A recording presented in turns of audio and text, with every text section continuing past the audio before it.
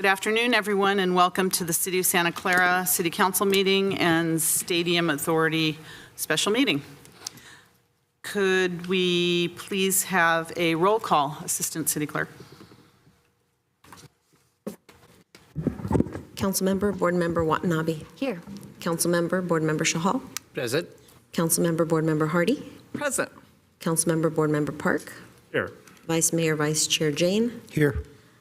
And let the record reflect that Councilmember, Board Member Becker will be late on arrival to closed session. And Mayor and Chair Gilmore. Here. Thank you. Thank you. We have 4 items on closed session. Is there any public comment on any of the items in closed session? If so, please come forward. Good evening, or good afternoon. We're still afternoon. Good afternoon, Mayor, Council, Board, et cetera. One of the items, actually 2 of the items that's coming before closed council is around a city manager and city attorney.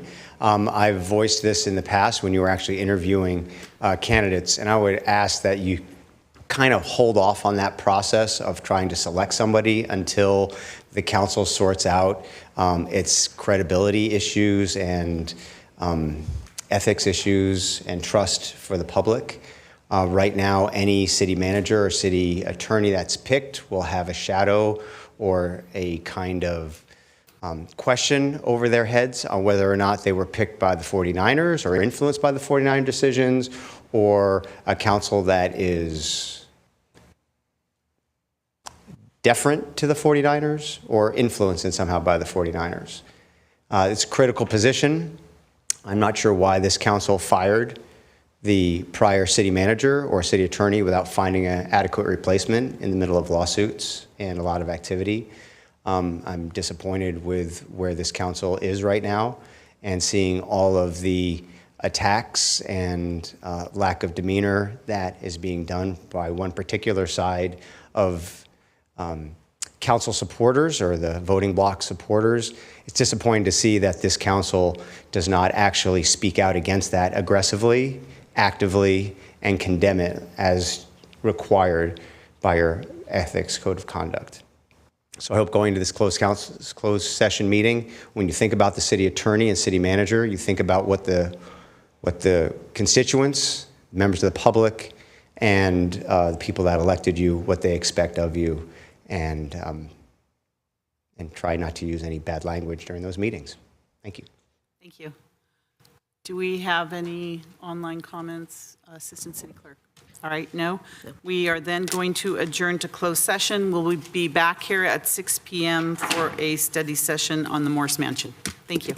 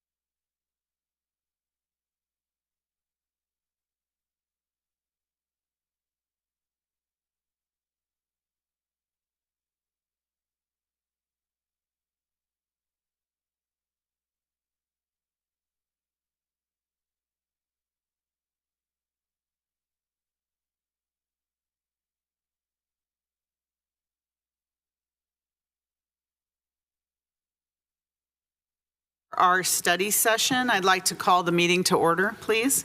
The first item we have, and the only item for our study session, is real estate and Morris Mansion study session.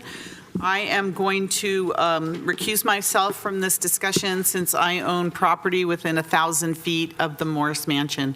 So I'm going to turn this over to Vice Mayor Sudge Jane to run this study session. I'll see you at 7. Thank you.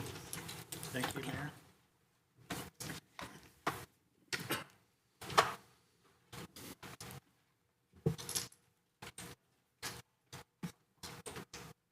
Okay, do we have a staff report? Thank you, Vice Mayor, members of the council. A couple months ago, you had asked us to bring back a report on Morse Mansion, and that's what we're doing today, because the lease on that facility, on that property, expires actually in June of 2024, and it's very timely, although we are slightly behind because of the workload, but here we are, and we wanted to have a discussion today and see where the council wants to go. Just give us an indication today. Also, Manuel Pineda, who oversees our real estate portfolio, in his spare time, he will make the presentation on this subject.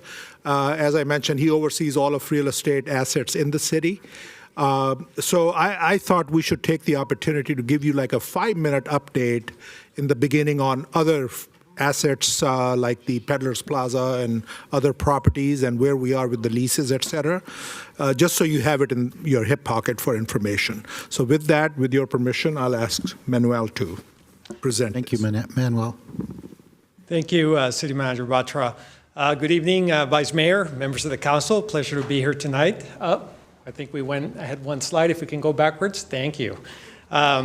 Sorry, I was over there. We were trying to figure out the presentation there for a minute to discuss with you real estate and Morse Mansion and hold this study session. From an agenda perspective, as the city manager mentioned, I'm going to have about 3 slides up front just to talk about real estate and kind of what we're doing with the program and with our current resources. And then we'll jump into Morse Mansion and give you some options that we're going to be considering as we move forward. And really the goal today is to get feedback from you as to kind of what you might think could be an option. So from a real estate perspective, I do want to note that the city currently does not have a real estate manager. The position was created in 2021 because there was interest to have somebody lead the real estate and really lead the real estate group and a real estate portfolio. However, that staff member left in May of 2022.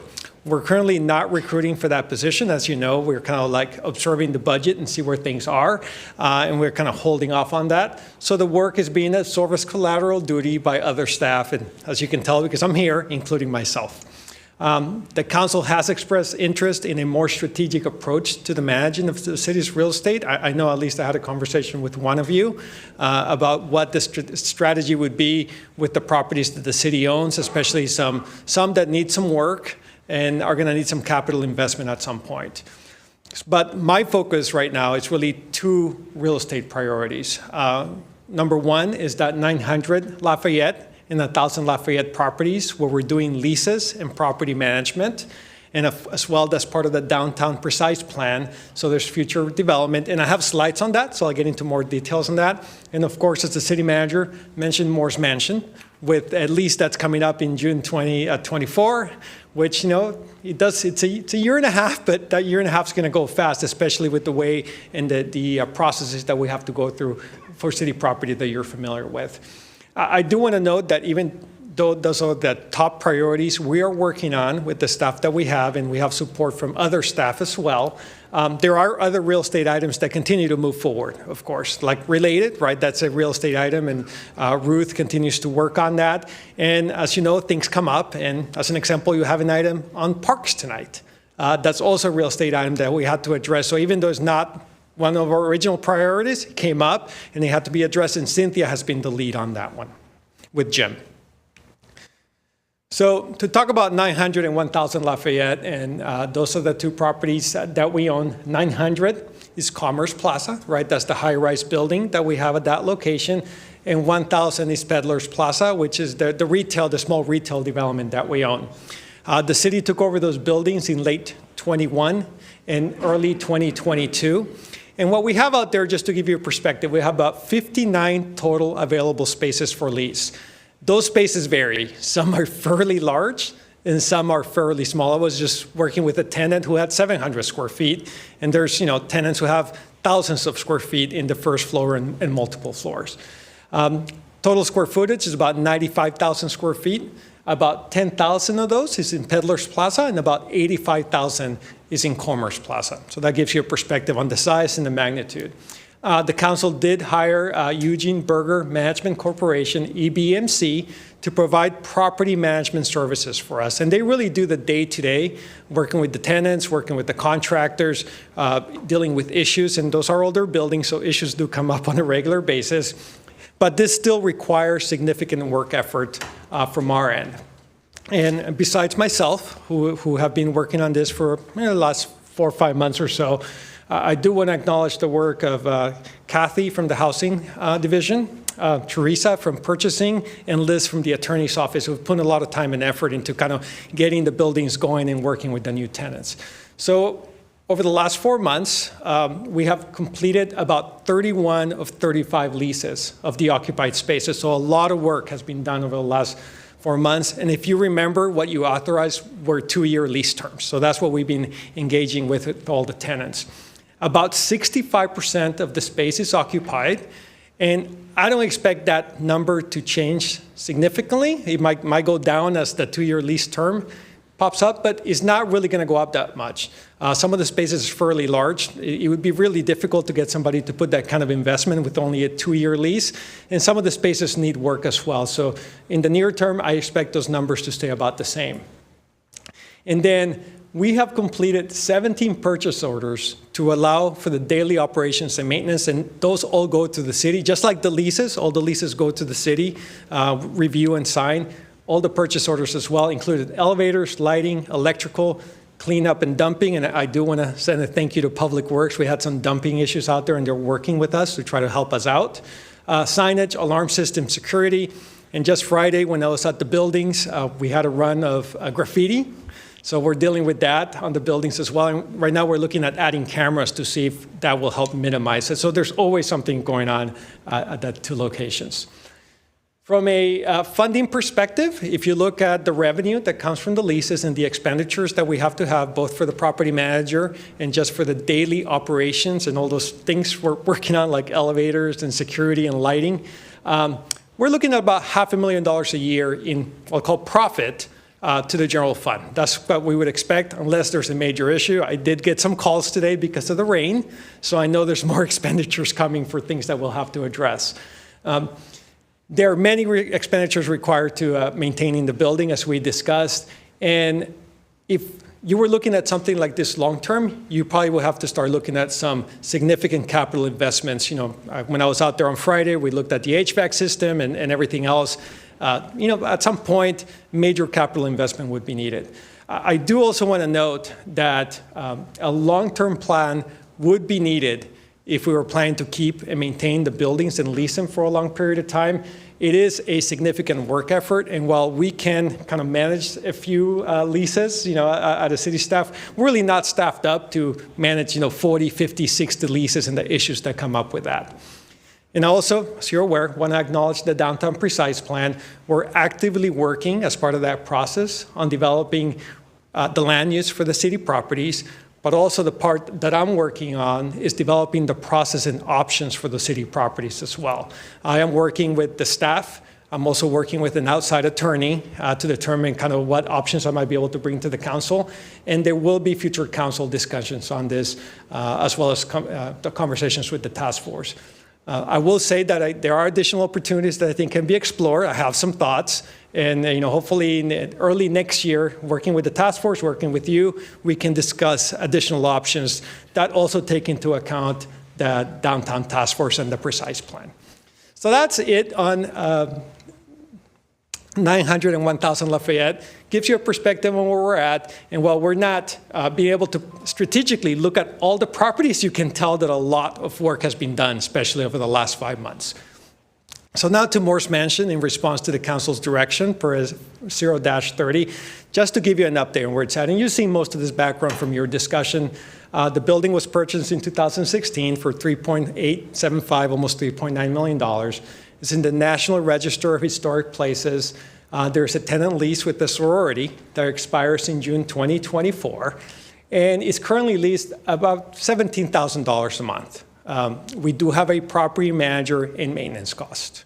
I'll tell you that I've been looking at the numbers, and best case scenario, it's break even, just with the regular maintenance cost that we have, the regular property manager cost that we have, and the lease revenue. The best case scenario we can hope for break even, maybe make a little, maybe lose a little on the property.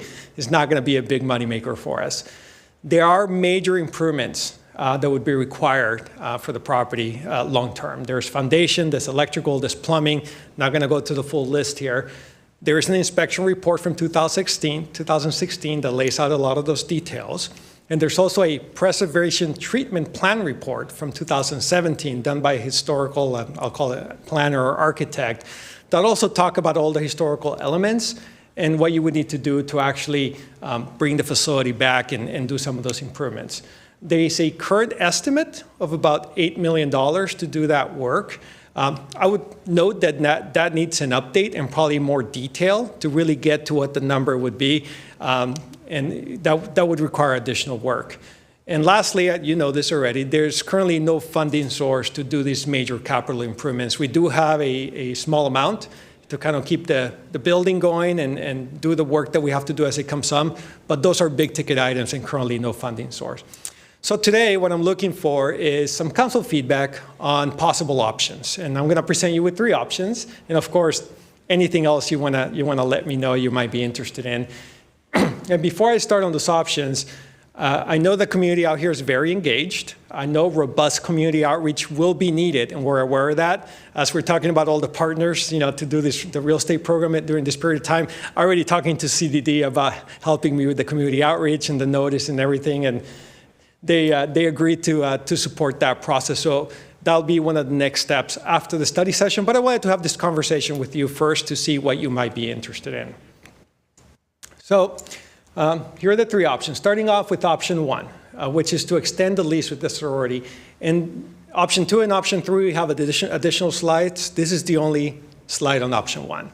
So I don't have all the background and history, excuse me, but I understand that there's community concerns with the use, and there has been discussions about no future extensions for that type of use with the neighborhood. So that's one of the conversations I will have with the community when we go out there and talk to them. If we wanted to extend the lease, I would recommend that we have to put additional capital investment beyond the current budgets, because there's some things that I think I would want to address as we move forward. And of course, as part of that, additional funding source would be needed. Option 2, sale of the property. So we'll have a slide on that later and we can discuss it more. But we would need to go, of course, through the surplus land act process to be able to sell the property. And option 3, maintain for city uses. It's an important historical property. I know there's a lot of attachment to it, and it is in the registry. You don't have too many buildings on the registry. City typically prefers not to keep property and not to sell. There's no policy, but historically, those are the kind of policy decisions the city's taken. And once again, if we wanted to maintain it for city uses, it would require significant capital investment. So let's go to talk about option 2. So option 2, I think we all have to acknowledge that historic designation will limit the use. I think that affects what people can do and cannot do with it. As part of the Surplus Land Act, we would make the building available to public agencies, school, et cetera, and also affordable housing providers. Not sure if there would be interest. We do think with the limited use, it'll be affected by it. I did have the housing staff make some calls and determine if they thought some affordable housing providers might be interested to buy the property. And the feedback we heard is just very limited interest, just because of the amount of money that has to go into the building and the limited use that it's going to have. But as always, right, until we go to the process, I don't know. So we would have to go to that process first. Of course, the second step would be sale on the open market. We would need to hire a realtor for that, and we would go through the process to do that. That's not an issue. If sold, the buyer would be able to use the building for residential or commercial uses. And I do want to acknowledge that, because my understanding is the neighborhood is concerned about what type of uses could be in that building depending on who buys it. I did talk to outside counsel if there was an opportunity to direct what kind of uses the building could have, and the council could also consider a deed-restricted sale. But of course, that would limit the buyers and value of the building. And thank you, City Manager, for the water. Now that he brought it here, I have to have some. So that's option 2. And then option 3 would be a city use. So we met with Public Works, Parks and Recreation, Community Development to discuss options, and no use was identified. We really couldn't think of anything. And of course, a big part of that would be the capital funding. As you know, we have very limited capital funding dollars used in our list. I'm not going to go through that. And this would likely have to be general funded. The historical designation limits uses. And then, we sat around, basically, I sat around thinking about this. And it's like, okay, is there something, unique, different that we could propose? And came up with one creative option. Don't know if the council would be interested for something that we could explore. But we could look at something like an SVP Sustainability Learning Center and Historical Center. And I sat down with Michelle Templeton and Kathleen Hughes, Michelle from our Sustainability Coordinator, Manager, and then Kathleen Hughes, who does a lot of our work with advocacy and education, to talk about that option. So Sustainability and Historical Center for SVP. In the past, if you remember, we were looking at doing a new SVP building. Staff did express interest in developing some sort of historic center. We have a lot of cool stuff, actually. And more recently, because of all everything we're getting out there with electrification and batteries and everything else, a sustainability learning center. So it's not a unique idea. Roseville has a utility exploration center. SMUD has a Museum of Science and History, although those are much, much bigger than anything we would do. The pictures you see on this slide and the next slide are from the Roseville Utility Exploration Center. As we talked about with Kathleen and Michelle and we brainstormed, we thought, you know what, if we wanted to explore this, Morris Mansion could be a really nice place to implement something like that, a learning and historic center. The historic nature of the building itself. We could demonstrate building and electrification, right? And we're a better place to show electrification in the building from the 1800s. There could be learning rooms because the building's set up with rooms, and that's typically like what you see, let's say, at the Fallon House in San Jose, where you travel from room to room and you learn different things. And the lot's big enough where you could have things like a sustainable yard, sustainable gardening, a landscape demonstration, and solar panels as well. So you could do different things like that in the yard itself. Could this be accomplished in a historic building? We would need to talk to a specialty consultant to let us know what they think we can't and cannot do.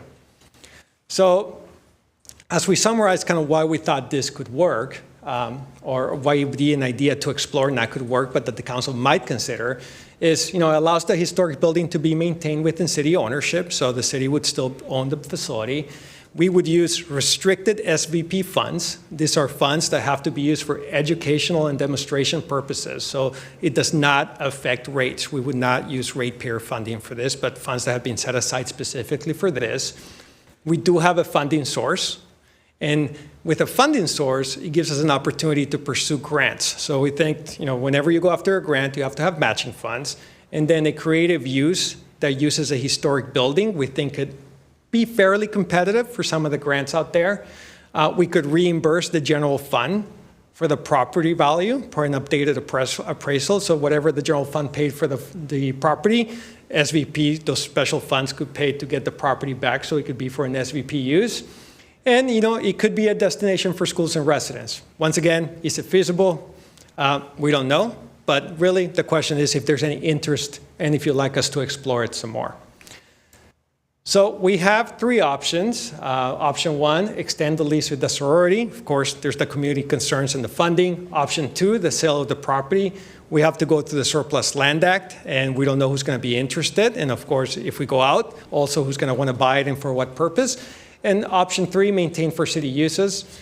There's the thought that maybe we could explore the Sustainability and Historic Center and see if that's feasible, and we do have restricted funds we could use. And of course, any other option staff hasn't thought about that you might be interested in. And I want to say, today you're not picking an option, right? If you're interested in all 3, you can let me know. It's a lot more work, but we'll make it happen. If you're interested in 1 or 2 or 3, but you maybe have a higher interest in one or have some concerns about it, that's what we're here today, just to listen to you. And just a reminder, in case, to acknowledge it to you and everybody else, we still have robust community outreach that has to happen. So this is just the first step, and we will be going out to the community next, and having feedback from you as part of that process will be very important. So that concludes my staff presentation, and of course, available for any comments or questions. Thank you, Manuel. That's actually why I raised it at this point, because we need time for that community engagement to see what the community wants. Councilmember Hardy. Thank you. I find this very interesting, option 3. My question is, several times you mentioned the limitations because of it being on the National Register. Do you want to flesh that out a little bit for everybody that has not been on HLC? Yeah, obviously, when you're in the National Registry, it limits what you can do to a building. And the building, I went out there and just kind of looked at it from the outside and read the reports. And it's got some really, I'll just say, it's got some really cool elements to it, right? And those really cool elements is kind of what to make the building interesting. On the other part is what limits some things you can do. I will say that I also have looked at some pictures of the inside of the facility from the previous inspection and the previous report. And without walking through it, it's pretty obvious to me that a lot of work has also already been done throughout the years. So that's why we really need to get somebody in there if we want to explore it. And I think anyone, whether we're selling it as well, people are going to want to see that, to see what has been done, what has to be preserved, and where the flexibility is to make changes and still keep the National Registry. We would have to hire an expert to help us through that process, just because a lot of changes have happened over the years. So I guess my point is, you're saying that we need foundational work on there. Has the foundation not been worked on at all? And also, because it's on the National Registry, there's certain, there shouldn't be taking out walls or moving, changing the sizes of the rooms, things like that. Yeah. So certainly, and I'm answering questions as we go, Vice Mayor. I don't know if you wanted to take all the questions first or just do it this way. I apologize if I probably have most questions. However you want to do it. I sorry about that, Council Member. I caught myself halfway through the process here. All right. Councilmember Chahal. Thank you, Vice Mayor. Thank you, Manuel, for the presentation. A quick question. Our lease for sorority, it's $17K right now. Is that a market rate, or do we have room to increase that thing? What's the market rate on that would be? And what is the total square footage on this building, basically? My other question is regarding if SVP has to do a project, they have to come up with some option to use it, basically. Can they provide all the funding to maintain it, including the so-called number of $8 million of capital improvement project on that? So those are my basic questions. Thank you. Okay, Councilmember Watanabe. Thank you, and thank you, Manuel, for the report. Regarding extending the lease with the sorority, I would like to find out what the community concerns are, because I was reading on Nextdoor today that apparently the girls in the sorority house were giving out full-size candy bars last night for Halloween, and I'm thinking that is definitely an asset for the community, so I don't think their kids would want to see that go away. So that's my initial thought about the lease. Regarding maintaining for city use, I think that's a really creative idea that you've brought up. And what I was thinking about also was, how we focus on STEM as part of, our education programs. And so I thought that would be a great partnership. And then also, would it be possible if we pursued that, to possibly bring in some of the tech companies as well, because we do have some tech companies that have in-house museums and also grants as well. They offer grants for STEM programs and again, focusing on education. So I really like option number 3 and would love to see how that could flush out some more. That's all I have. Thank you. Okay. I don't see any more council questions. I have some questions. What was there before? Was it always a sorority? And then why did the city buy it? Did we pay market rate for it? And then it seems to me that there used to be a garage there that fell into it was not maintained and then it just fell down or something, and then it was removed. Was that under our watch? Are we maintaining it? I hear that there's weeds that grow there regularly. So I wanted to know who's responsible for maintaining it, doing the yard work and the painting, and I imagine that's the city, but it doesn't seem like it's being done very carefully. So those are my questions. Thank you. All right. Councilmember Watanabe, I could go back to you. I apologize. I knew there was one more. Just out of curiosity, I know there are some historic homes in the city that have actually been able to be moved. And I know that this is a big structure, and maybe, when you let us know how many square feet it is, I'll give us an idea. But other properties, homes have been moved. I think the Heaton Inman House is one, and I think there are 2 over that were part of the Prometheus development that were moved as well. So I was just wondering if that was a possibility as well. That's all. Thank you. So if I miss anything, please let me know. And I'm going to go back to start with Councilmember Hardy first. So regarding the historic structure, so I think we have 2 elements. We have what I'd like to call the bones of a building, right? You have the plumbing, the electrical, the foundation, all those things, the roof. And typically, my understanding is from a historic perspective, you can address all those items. When you're talking about the aesthetic parts, and I want to thank Rena sent me a quick note, so thank you, Rena. From a flexibility perspective, the exterior, what you can do in the exterior is fairly limited, and I wouldn't want to touch the building too much on the exterior. Well, it needs a little work. It's a beautiful building, so you would want to minimize that anyway. The interior, there's more flexibility, and we will have to work through that flexibility to see what we can and cannot do. So make sure, did I get all the, all right, thank you. And then I think I'm gonna go backwards here and start with Vice Mayor Jane. So regarding the history, the background, why we bought it, and did we pay market rate, I did not go back and review all the paperwork from 2016 as I tend to do with projects, right? I kind of see what I have in front of me and how do I move it forward from here. If there's an interest from the council, I can certainly go back and research that or talk to people who were here at the time and get back to you. It looks like Rajiv might have some of the history. So my recollection, Vice Mayor and council members, is that we did pay the market rate at the time, and it was through the realtor, Mr. Von Dracefield. I forget the first name. And certainly if we wanted to do something now, we would have to do a new appraisal to see what the building's appraising at.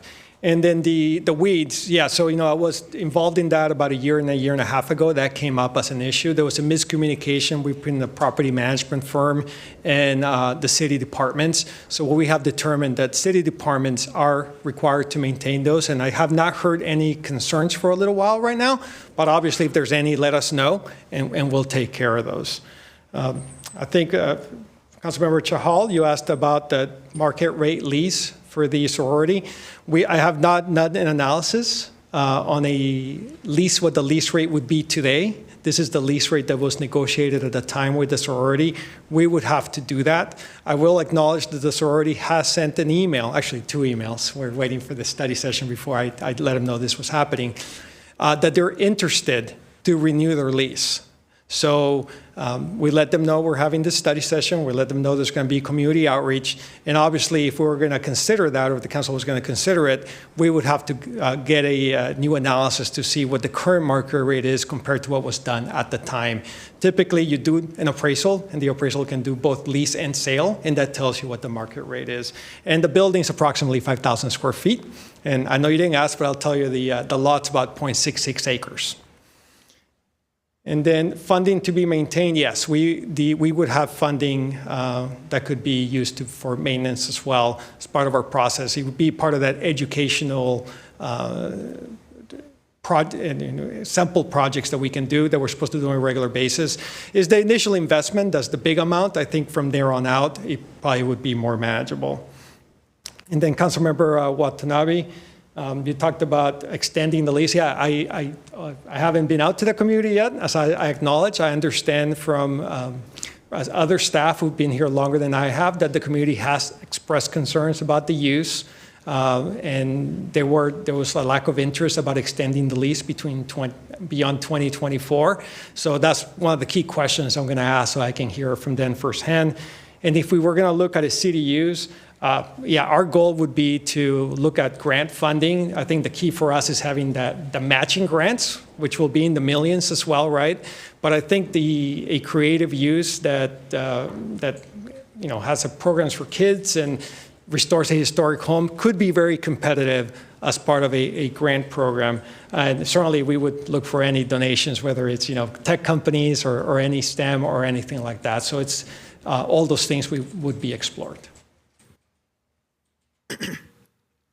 Okay, I don't see any more council questions. So I'm going to go to our HLC chair, Patricia Leung.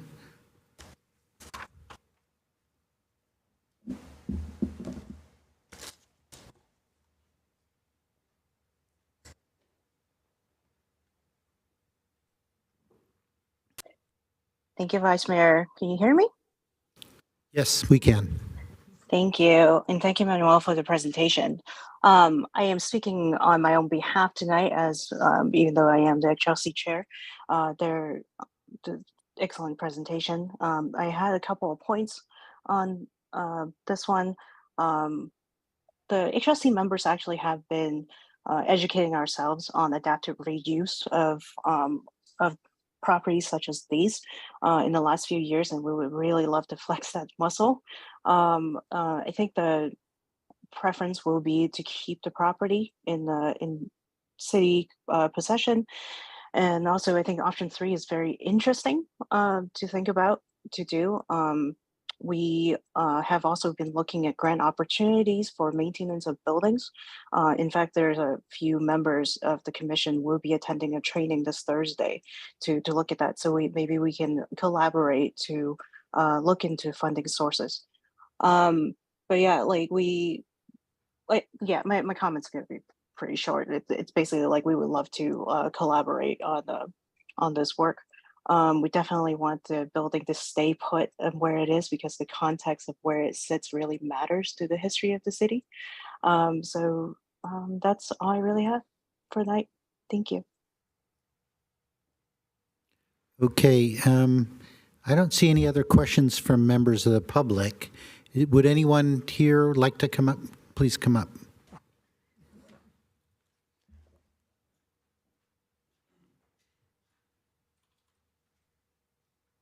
Hello. My name is Paul Robello, and I live on the corner of Harrison and Washington, directly behind this property. And first, I want to say thank you so much for purchasing it and making sure it preserved the history. I know it costs a lot of money to maintain a property like this, so I appreciate that.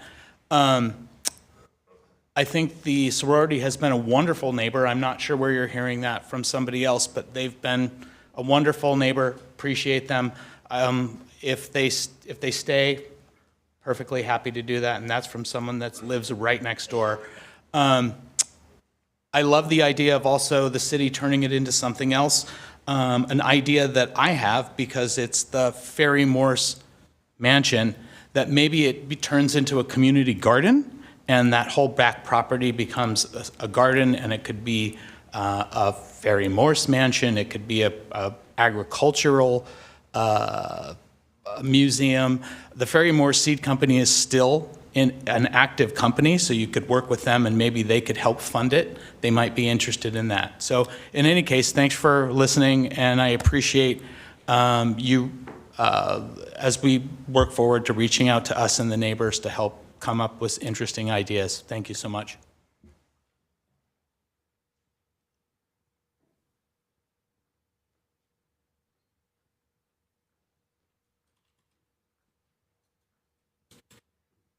Good evening. I'm Lou Faria. We live directly across the street from the Morris Mansion. And surprisingly, a lot of history is not known about the house among the council. But I kind of got in touch with this property back in the 70s, the late 70s, when, or mid 70s, I should say, when I was interested in purchasing the property. But then due to family circumstances, I had to leave the area for a while. When I came back, it was sold, and the couple restored it then.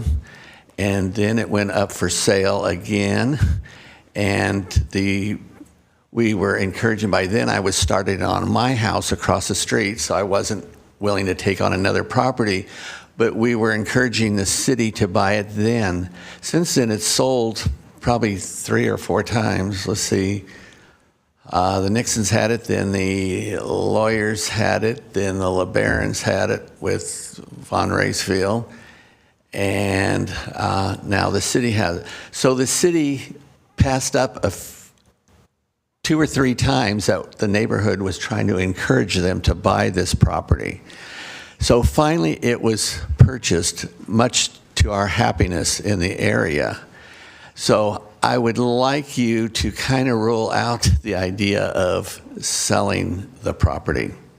Also, moving the property would really detract from it too. So those 2 options, I would say right off the bat, don't waste time even considering those and go on. The idea, I think there's many ideas like what Paul just said ahead of time, agricultural, if it's a learning center, whatever, but there are things that you need to open it up to the community. We need to be on the list to be notified. We were not notified even this meeting. So please let us know what's going on. Thank you. Anyone else who's here? Okay, we have some speakers online. Mario Buza. Good evening, Mr. Vice Mayor. Yes, I believe that option 2 shouldn't even be on the table regarding the property. One of the things that you got to take in consideration, we have the rebuilding the downtown, and this could be part of this. The mansion could be part of the downtown. See if we can tie in the funds while we're rebuilding the downtown, also to do the mansion, rebuild the mansion. Also, I would try to contact San Jose and see what ideas, because they had gone through the Haste mansion, and see if they can float some ideas for us to help us get something going here with the property. And don't even consider even moving that property, for God's sakes. That's the worst thing you could ever do. But I'm sure glad that the council is taking a really interest into this property, and this is one of our last piece of old Santa Clara that we have, and let's not lose it. Let's tie it into the rebuilding of the old downtown. Thank you so much. Thank you. Next, we have Kathleen Romano. Hi, this is Kathleen. Can you hear me? Yes, we can. Yes. Thank you. Hi, so Kathleen Romano. I am on the HLC, but I'm speaking on behalf of myself as an Old Quad resident. In fact, my house was originally owned by the Morse family. The property was before the house was built. found the report fascinating, and some of the ideas in the community were great. I am also interested in number 3 because of its close proximity to the downtown plan. I think it would be a wonderful location for some kind of community or learning facility. And I think there are a lot of options out there for city-owned properties that can be put to new use for the community. And there's a lot of examples of those that we've learned about over the years being on the commission and attending California preservation conferences. So I think there's a lot of resources out there that we could use. And I think the community would really enjoy having such a prominent property and resource available to the whole city would be wonderful. Thank you. Okay, I don't see any other speakers. I have a question. I don't see any other questions from the council.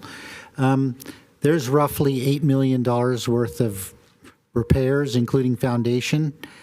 When would those occur? Let's say we kept it a sorority or we turned it into a SVP learning center. When would we have to do those? Are they urgent, or what's the time frame? Yeah, so, here we go. So we don't have information to let you know exactly what that would be. I think if there is interest from the council to explore, say, option number 3, first thing I would do is I would want to hire an engineering firm to do 2 things. One is to do like the bones of the facility, right? What it is. And I think, Vice Mayor Jane, that those estimates need to be looked at and updated. I'm not necessarily saying they're going to go up. Just need a little more detail than has been done in the past to really figure out what the actual number is. So we would have to figure out what the items are before I can even tell you what the schedule would be. Typically, you would do the basic work, if you need a new roof, if you need some foundation work, if you need electrical work, you do that before you do any of the other work, because that goes, behind the walls and it's hidden. So that would be the next step. And if you're interested in option 3, I would probably come back with you with go out through a selection process and hire the right firm to let us know. So I can't give you a schedule on that yet. I also do want to note that kind of when I came back with options for you, what I'm presenting, there's obviously other things that could be done, but I'm trying to be upfront about the funding, right? And the reason option 3, kind of as we brainstorm and then talk to Michelle and talk to Kathleen, because that's one of the few items where there could be a funding source for it, because we do have that specific restricted source that has to be used for things like this. But if there's interest from the council, we would have to go back. So from a next steps perspective, right, what we'd do is I'd like to hear from you if, is there an option you prefer? Is there an option you don't like at all, right? And certainly I haven't spoken to the community, and we acknowledge that right up front. That would be the next step. I'd probably do that after the holidays. I think it'd be very hard to fit something before the holidays. Get their feedback, fully understand kind of whether the history or background that I'm aware of is still correct. Come back to see what their ideas would be. Also having a frank conversation about funding, right? Because we need to have a funding source for any idea. And 2, we would come back to you. But certainly, things like getting an appraisal for the property are things that I would want to move forward with. If there's an interest in option 3, for example, I would probably just go ahead and hire the engineer so I can come back with you real numbers and schedules. And if there's an option for option 2, which is sale of the property, the Surplus Land Act and that process takes a long time. So I'd like to know if you're interested in that so I can have that frank discussion with the community and start that long process. So I'm still would like to get as much feedback as you're willing to give me. Next step, though, community outreach and analysis, and then come back to you for more discussion. Okay, thank you. We have Councilmember Hardy. Thank you. I'm quite intrigued. I happen to know that we have about 16 elementaries in the Santa Clara Unified School District. Of course, the boundaries are a little different from the city. We also have, at this point, a historic interpretive site called Harris Lass, and do have school groups that go out there. So if I'm hearing correctly for this option 3, the possible idea is to have SVP buy the property from the city, and then with these discretionary, non-discretionary funds that are for education, that could be how we develop the site. And the fact that it has a lot of land with it and the history of the Morris Seed Company, would the idea of it being a sustainability center, is that more, if I'm understanding correctly, and then if the SVP, are they able to buy that without going through the surplus land or not? And then would the city, here's the thought, then have some funds that could be turned around and used on some of our other historic homes and buildings that we're having some trouble with, like the Berryessa adobe? Yeah, so good questions, and I apologize. I think I used the wrong term. First of all, just buy, right? So the SVP is a city department. So what we would do is we would transfer the funds for the equivalent value from those restricted funds to the general fund. I think I think Ken's here. There he is. What the funds would be used for, of course, that would be part of the budget process. Obviously there's needs out there, and you could be able to have that discussion. From the funding perspective and what we want to do, Kathleen and Michelle, and once again, thanks to them and thanks to CDD as well for guiding me on the historic part of it. We started off with the Historic Center, right? And then looked at what Roseville's done, which is much bigger than what we could do, and look at what some other things in the area that happen. And we could have a lot of stuff for kids within the facility. We thought you could break up rooms, different themes, different ideas. Then the next part would also be a demonstration center, right? Electrify the house, do those things that we have been wanting to do. And then kind of, as we were fleshing it out, the idea a little more would be the sustainability part of it. And you have the lot and thoughts, right? You could do a yard, you could do landscaping, sustainable landscaping. You could do a garden, right, to show what a sustainable garden could be like. You could do composting, right, so you can do training on composting. Those are the kind of things we're thinking. Like I said, we kind of put our heads together. I was trying to figure out a creative way to maybe keep the building within the city, find a funding source, have something that the kids might be able to use and might be able to learn from.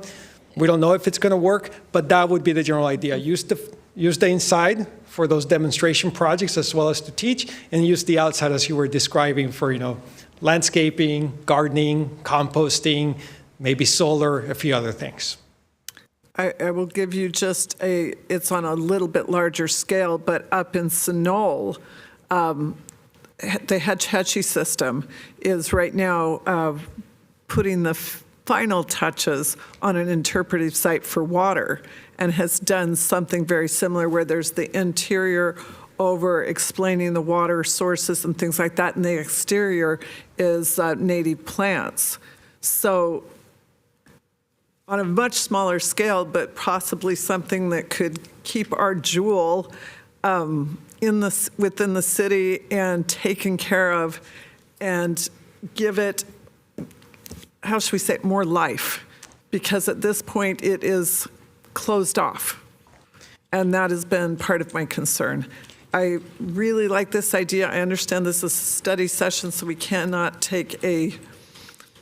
I don't think we can have any kind of emotion, but I will tell you from my personal perspective, I like option 3. Yeah, and I'll note that obviously we're not, it's a study session hearing feedback. I'm hearing a lot of feedback from you, feedback from the community. I think what I'm planning to do is take the next step and go through the process to hire the appropriate consultants, and obviously the council will have the opportunity to consider that contract and see if it makes sense or it doesn't make sense. But, just going out will take some time, so we'll probably get that started just based on the amount of feedback. And that way we know if it's something that really can be done, and because that's the key question for me. Okay, Councilmember Watanabe. Thank you.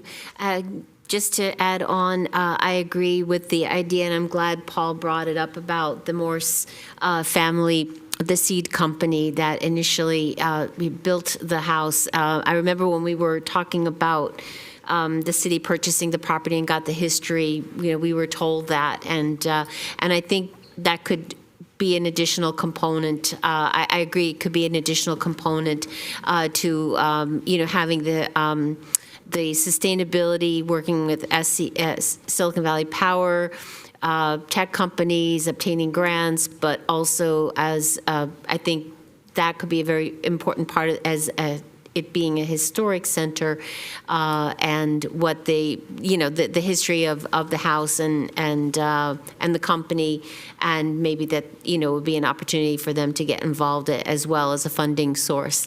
So as we continue to explore, so I think there's really good opportunities there.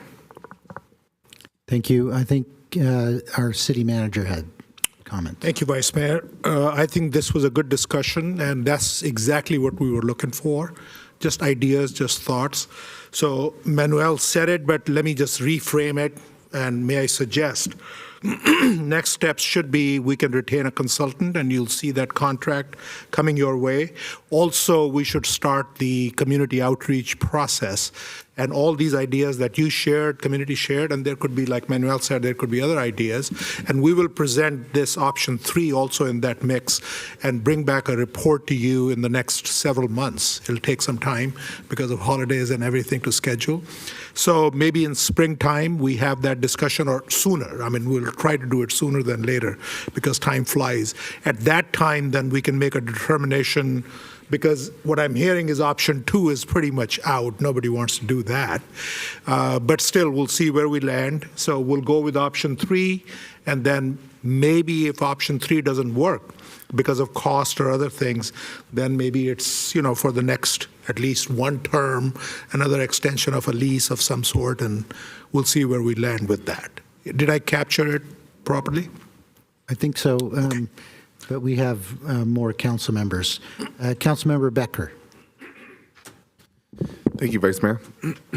So I see the options as this. Option 1, talk to the community. They don't like the sorority. They don't like more sororities in the neighborhoods. Option 2 sounds like a good idea, but at the same time, I know the neighborhood's concern is who's going to buy it. And then option 3 seems like the best option, even though I hate the fact that we have an extra piece of land on us that we have to take care of. The big concern is this. Well, the biggest thing I see is, I think, an asset. I look at other cities.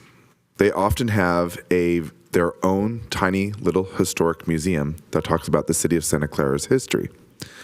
I've never really seen that here in the city of Santa Clara. At the same time, I see the opportunity.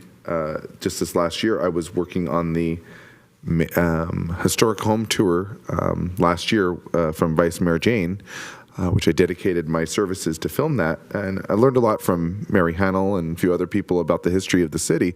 And I'm like, it would be great to have kind of a major location for a historic museum that ties everything to Santa Clara, not separate little spots that I think currently have, but I think a proper museum for Santa Clara right near downtown would be appropriate. I think it would be simple, easy, and something that maybe the city could either make money off of too. So just an idea. And I do want to note once again that certainly we'll explore all the options. In the back, not the back of my mind, at the front of my mind is always the funding, right? So as we looked at this and we focused on SVP and the sustainability and learning centers, because we do have a funding source for it that does not affect ratepayers, but certainly we can explore any other option that council wants. More than likely, any other option would require general fund. So just be aware of that note, and we will have to find a general fund source for it, but we can explore any other option as well. Councilmember Chahal. Thank you, Mayor. Vice Mayor. So when is the lease expiring, a sorority lease? Yeah, the sorority lease expires in June 2024, okay. And part of the community discussion I'm going to have is obviously nothing would happen that quickly. Kind of what the perspectives might be, even if we do like a 1-year extension or 2-year extension while we kind of go through the options. But then I also have other concerns beyond community concerns that I'll probably have to discuss with the council about doing additional extensions. So there's quite a bit in there.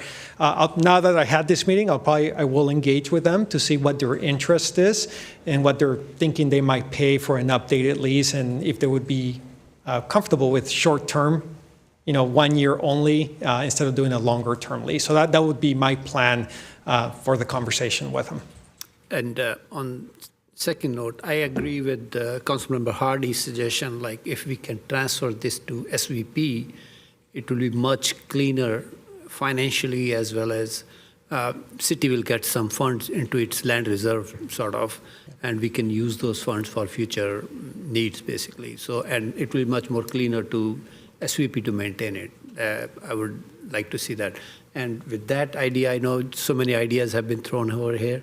We can even have a lawn bowling over there and a little club over there. That can be one place where we have our historical museum, our lawn bowling, and a gateway to our upcoming downtown.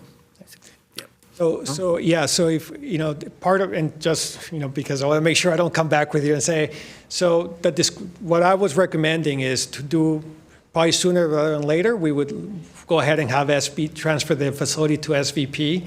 So just to be clear, that limits it to SVP uses at that point, unless the city's going to buy it back later on. I cannot use SVP funds for a non-SVP use. Okay. And of course, all the funding that we're talking that's available would also have to be for SVP use only. So that's why, and I know I repeated that a couple of times, it's because I don't want to come back in 3-4 months and let you know that this idea, it's a great idea, but there's no funding for it. So that's why I'm focused on this VP item, and to be able to do that transfer, I have to limit the uses to SVP uses. Got it. You lose some flexibility of doing That's correct. Okay. I'm going to call on Councilmember Park, and then we can close this up. Yes, sorry, I was trying to push this button, but it wouldn't push for a while. So I apologize. I had to listen to this largely remotely, but I do agree with Councilmember Becker that we could, there are a lot of historic houses, there are a lot of historic properties near the old downtown, but very few are open to the public. I know that every time I go to Campbell, Campbell has I believe it's the Ainsley House. I don't know if I'm pronouncing that correctly, but it's a place that's open to the public, and it provides historic context about downtown. They have movies. You can see how it was moved to that location. It has a store where you can buy things. Like, I don't know how much money they actually make, but I think it's a nice thing to have near a downtown, something that's open to the public, not just historic, but open to the public, that does provide historic context, not just of the Morse Mansion, but also of the city, tells a little bit about the area around, maybe even provides, that's the place where people go to get walking tours, to find out where a walking tour of the downtown or of the historic areas could start. I think these kinds of things, it would be really nice to have that. For option number 2, sale of the property, I know that maintaining the property is very expensive as well. But if we could find a partner that knows how to, I'm not saying that the Morse Mansion is the Winchester House, but I'm saying if we couldn't find a partner that can give us a business plan on how they could maintain, upkeep, and maybe even provide income for the city. We're not in the business of setting up souvenir stores, but it's possible that somebody else may have an idea for something like that, or they have something better than just a souvenir shop. I know that during Halloween, maybe there's a call to have a, themed or, holiday themed tours. I'm just trying to throw out ideas. I'm not saying any of these are good ideas, but I wouldn't want to throw out option 2. I'd like to see if there's anyone who would bid, if we could ask people, we have this property here, how could you maintain the integrity of the mansion and provide a business plan so we wouldn't have to maintain it, to provide an asset for the city and perhaps fit into a business plan of a third-party entity. So I'd just like to throw that out there. Thank you. Okay, I think that pretty much concludes this. The one thing that I would like to make sure that we do have a mailing list, or we do notify people of those community outreach meetings, because it seemed like a number of people didn't know about this meeting. Thank you. Okay, we can call the mayor. Vice Mayor, we had a hand that went up. Do you want to acknowledge that? Oh, okay, sure. We have Nancy Biagini.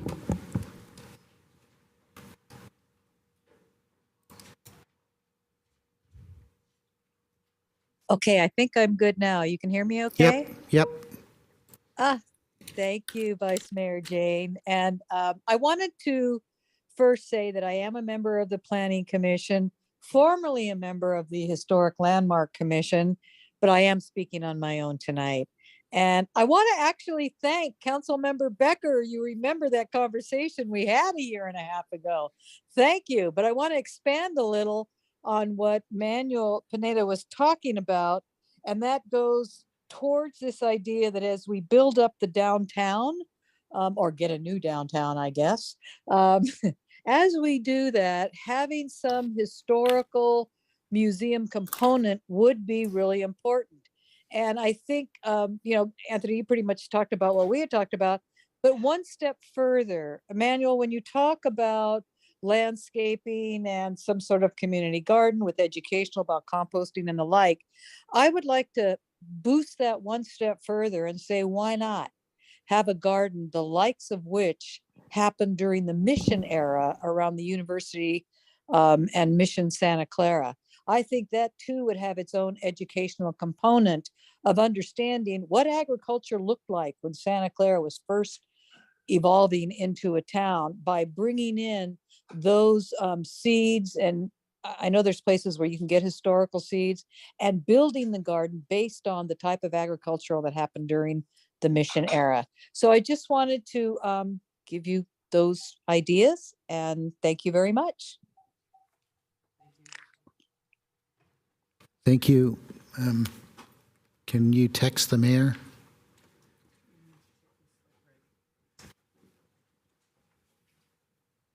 Yeah, we can take a 5-minute break if anyone needs.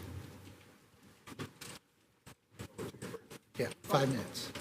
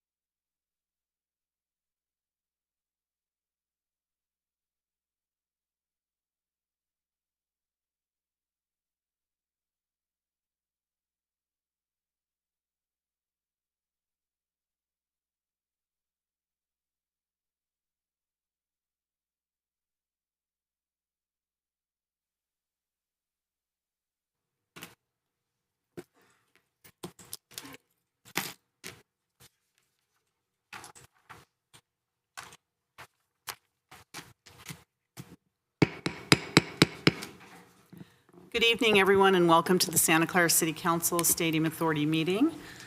I'm calling this meeting to order. Can you please rise for the Pledge of Allegiance and remain standing for our statement of values?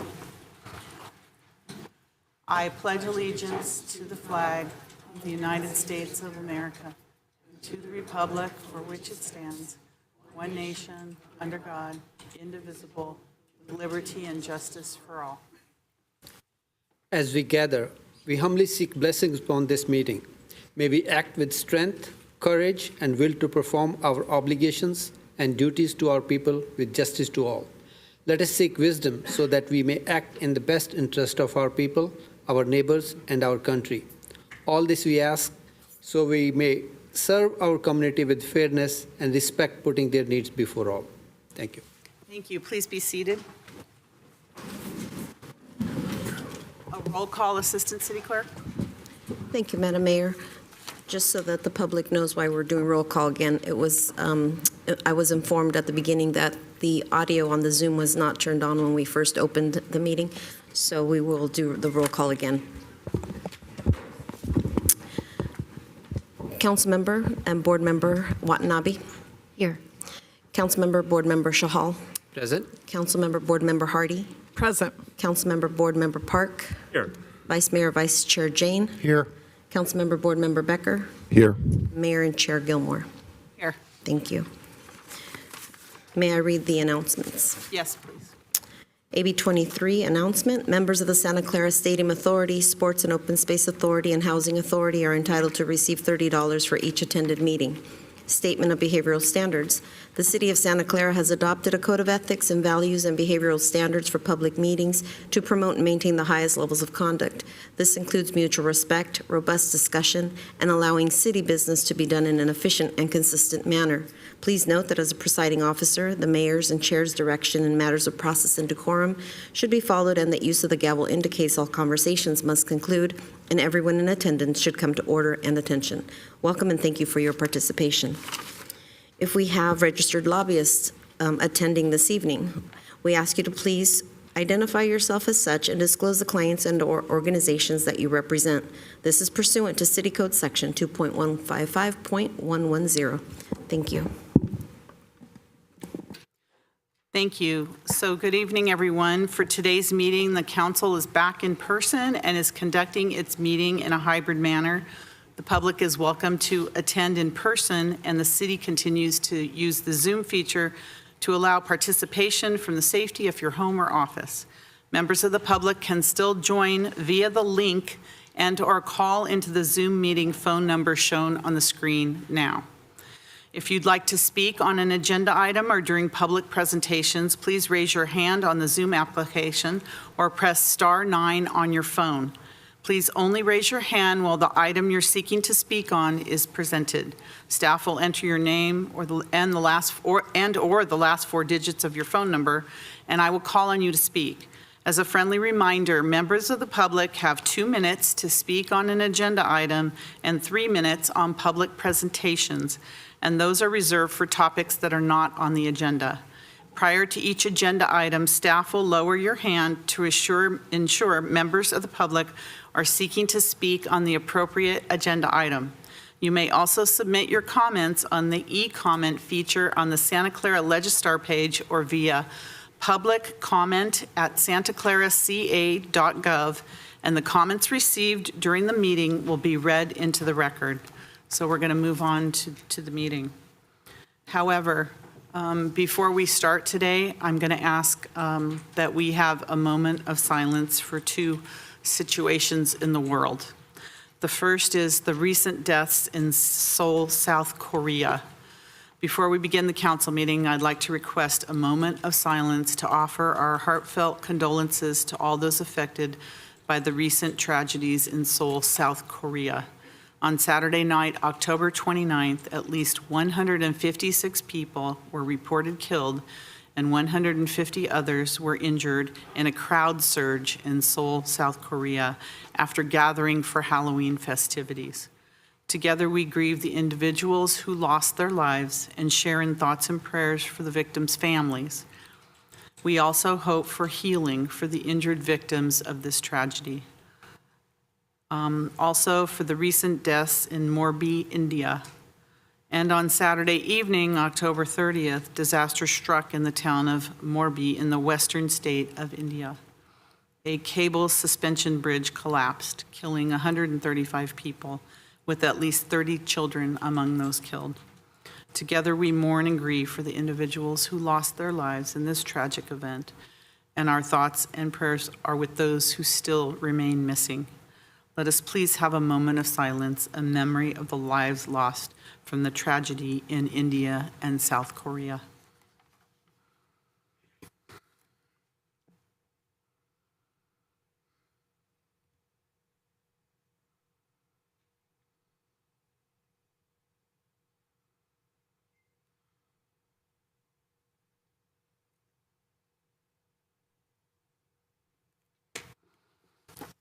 Thank you very much for that. So next we have reports of action taken in closed session. I don't have any reports from the first two items. Interim City Attorney, do you have any action? With respect to items 1C and 1D, Mayor, there are no reportable actions. Okay, thank you for that. All right, next we have continuances, exceptions, and reconsiderations. And I was asked that we move up item 11 after the consent calendar. So we will be moving up item 11 after the consent calendar. We have several items that must go this evening. So, but that one, there's organized speakers, quite a bit of them. So it's going to take a little bit of time. Does anyone else have anything? If you'd like to come forward, please.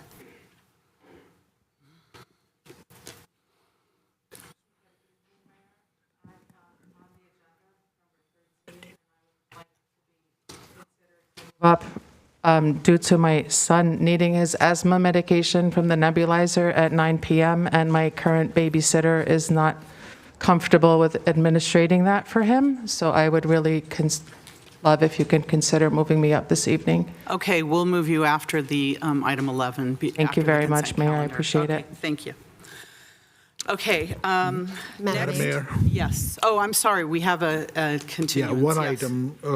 item number 4F, staff would like to continue. 4F is in Frank. As in Frank. Okay, and We that would like to item is. continue that to make some adjustments in the staff report. Okay, and that item is authorizing the city manager to negotiate and execute an amendment to the city's loan agreement and Monroe Street Housing Partners LP. Okay, that item. So item 4F. Okay. And okay, with that, we'll move ahead to our special orders of business. So today, tonight, for our first special order of business, the council is proclaiming the month of November as Sick American Awareness and Acceptance Month. The City of Santa Clara celebrates and recognizes the rich history, cultural diversity, and significant contributions made by Sikh Americans in our city and throughout the U.S. Sikh Americans represent many in our community and have distinguished themselves by fostering respect, equality, and understanding among all people.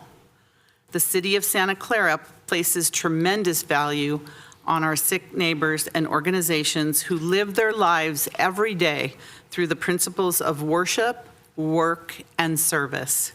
We are honored to have the Silicon Valley Gurdwara with us this evening.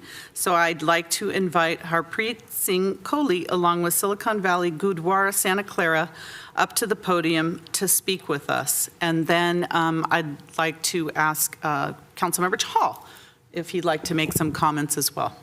So do we have Harpreet here? Yes, please come forward. Welcome. Hey, good evening. Thank you, Mayor Gilmore, the City Council members. I'm representing Silicon Valley Gurdwara. Really thankful to the City of Santa Clara for this proclamation. And Sikhs have been a grassroots community in USA. And in fact, if we look at the diversity in the City of Santa Clara, means Sikhs are there in almost all the professions here.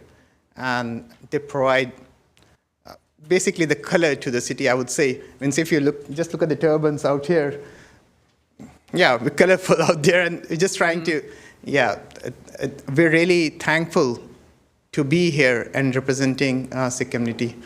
Anybody else would like to speak? I would request this members from the Silicon Valley Gurdwara to please come up, and then probably we can have the proclamation. And may I request Raj Chahal if you would like to speak something. Yes, that would be great if we have Councilmember Chahal, and then we can all come up for a photo with the proclamation. Go ahead, Councilmember. Thank you. Thank you, Mayor. And thank you, everyone, for being here to celebrate basically Sikh Awareness Month in California as well as in our city. So Sikhism basically is a very, very progressive religion. Like in late 1400s, Guru Nanak laid sort of the foundation of Sikhism, and he was such a progressive person that during those times when India had such a caste system, different caste system was there was no equality among the human beings, and there was, women did not have equality of rights basically with the men. And even those times, Guru Nanak gave this light that each human being is equal, whether it's from any religion basically. And all human beings were very well respected. Women got equal rights on that. And he basically started the concept of langar, free kitchen. And Sikhs worldwide are such a great volunteers, and they have done tremendous work volunteering in any place where calamities have hit, whether it's earthquake, whether it's war zone, or whether it's some riots, they have stepped up. Just imagine, Sikhs are just less than 2% of India population, and their contributions towards Indian armed forces, Indian services. We had a former Prime Minister, Manmohan Singh was a Sikh. Their contribution goes much beyond their percentage of population we are over there, and it doesn't stop there. Sikhs have probably, from India, highest percentage of people who have migrated to other countries. You go to any other country, probably every country must have a Sikhs on there. So being a very progressive and very up-to-date religion, I'm proud to be myself be a Sikh, and I brought some of these golden rules of Sikhism. I can just read Naam Jap, like remember God's name in every single endeavor you undertake. Kirat Karni, earn your livelihood through hard work and honest mean.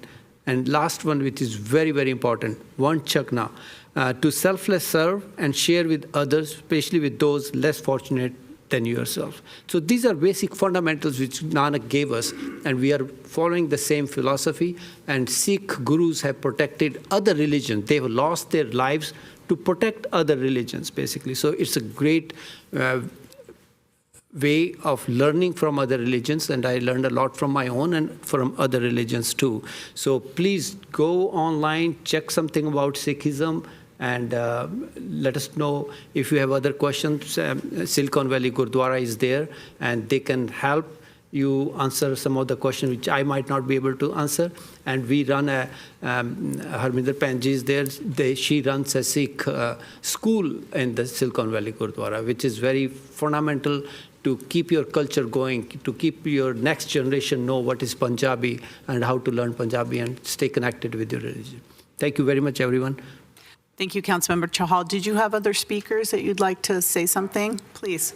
I think, first of all, I really want to thank Raj Chahalji for the insight into Sikhism, and just to give an idea, like, again, the main motto of Sikhism is like selfless service. And one of the reasons why we do wear turbans, and I want to inform, because this is the way we look different.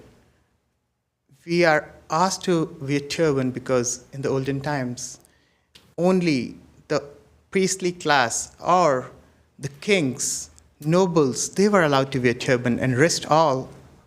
No, that was the way to distinguish. And when Sikhism came into existence, like everybody is a king. So we were given last name as Singhs. Everybody is lion. And all the women folks were given last name Kaur. Kaur means princess. Everybody is equal. And with the turban, the way it works is like we cannot escape by doing anything wrong, because if we do something, we'll be spotted in millions, thousands. So yes, we have to follow a good way of living, and we have been given a thought that, okay, if you have to be there to help others in need. So if somebody is in need and we are wearing turban, basically it's our moral responsibility to go and help. We cannot escape. That's basically, it's like serving others. And if we look at how the servings are happening, means wherever there's a calamity, even though, as Raj said, even though there's just 2% in India, but wherever there's a calamity, where there was a need, whether it's in India or across the world, means if you look at Ukraine, you look at anywhere, Sikhs are at the forefront, even though they are a very minor community. I would like to invite Harbi to just add a few words on the kind of service that's been happening in Ukraine. She actually just returned from Ukraine last night. So Harbi, would you like to say some words? Sure. And that's the reason my voice sounds like this, because I'm like a little bit jet lagged. So hello, everybody. Thank you, Mayor and Council. This is the 9th year this proclamation is being heard, so this is quite amazing. And as all calamities are, there's so many people from Silicon Valley Gurdwara, when COVID started, made it into a food center, and then have been taking care of 1,000 families. And in terms of Ukraine, nobody thought that there were Sikhs out there, but it wasn't about that. There were about 10, and that's about it that we've met so far, but have been feeding about 10,000 people for the last 8 months. And so I just came from the war zone, and seeing it firsthand, it reminds me of why, and being just timely, being here, being at the war zone and seeing, I even had the bombs drop and we had to run to the shelter, was reminding me that we are always here to wish everyone well, and the wellness for all. And if we're going to commemorate Sikh Awareness Month, then it is to commemorate that we should all wish each other well. And we hope those all around the world, with all the suffering that is going on, whether it's the natural disasters, whether it's the war in Ukraine, whether it's the floods in Florida, whether it's, there's just so many disasters are piling up.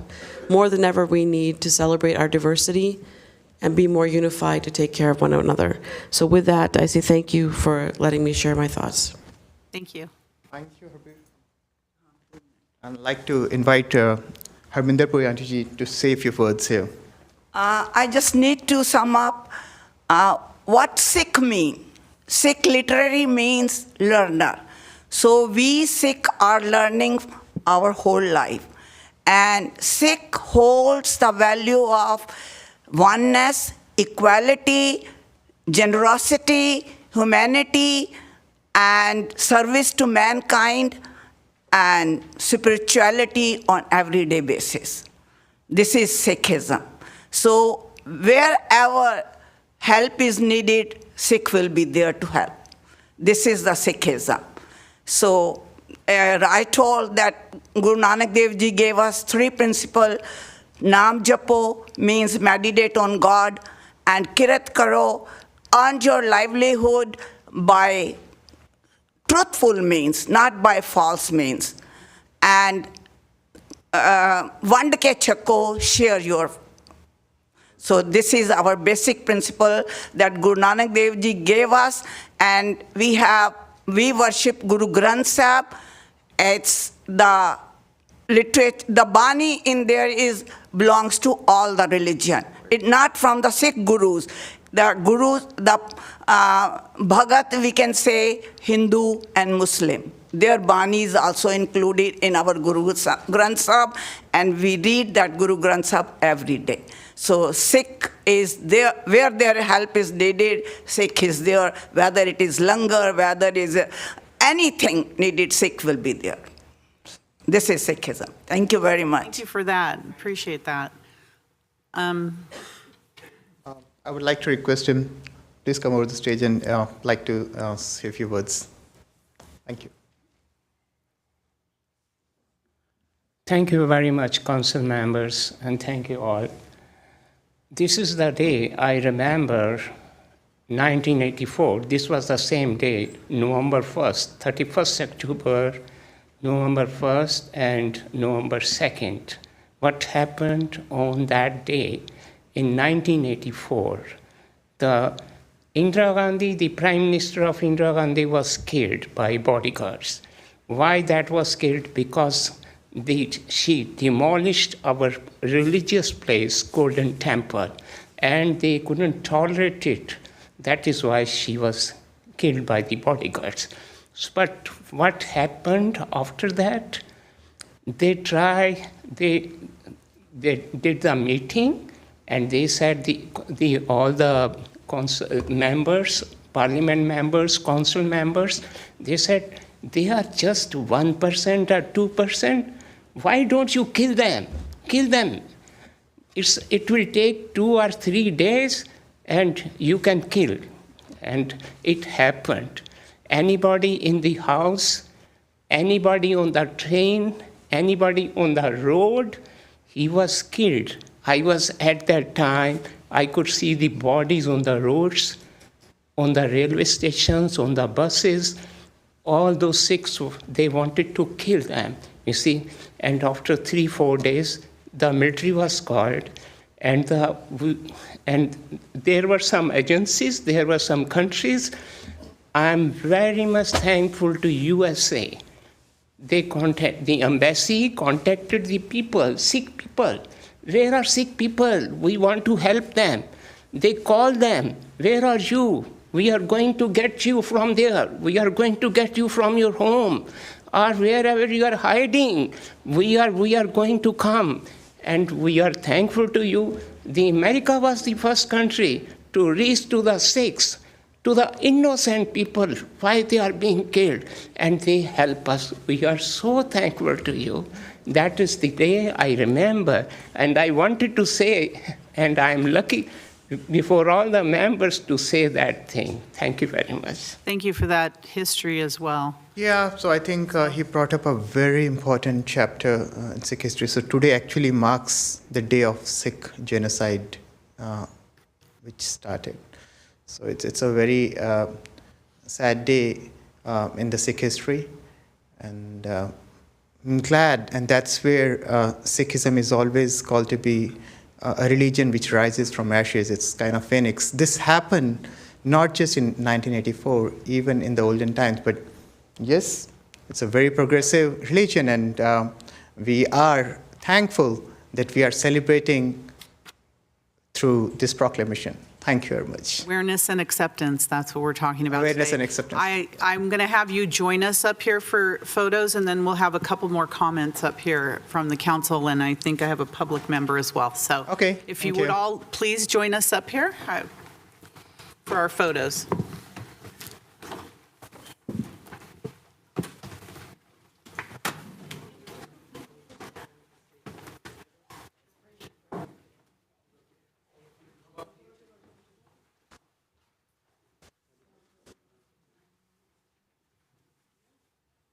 Thank you very much for bringing that up.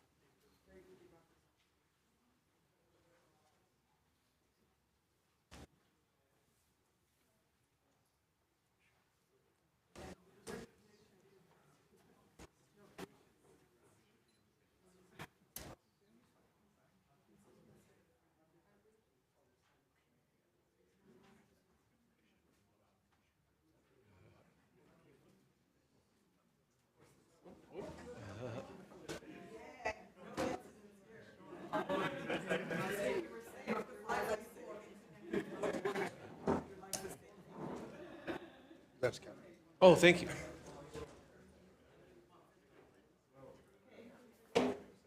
Good? All right.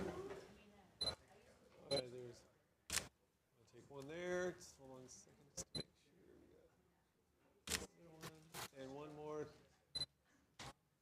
All right. Thank you.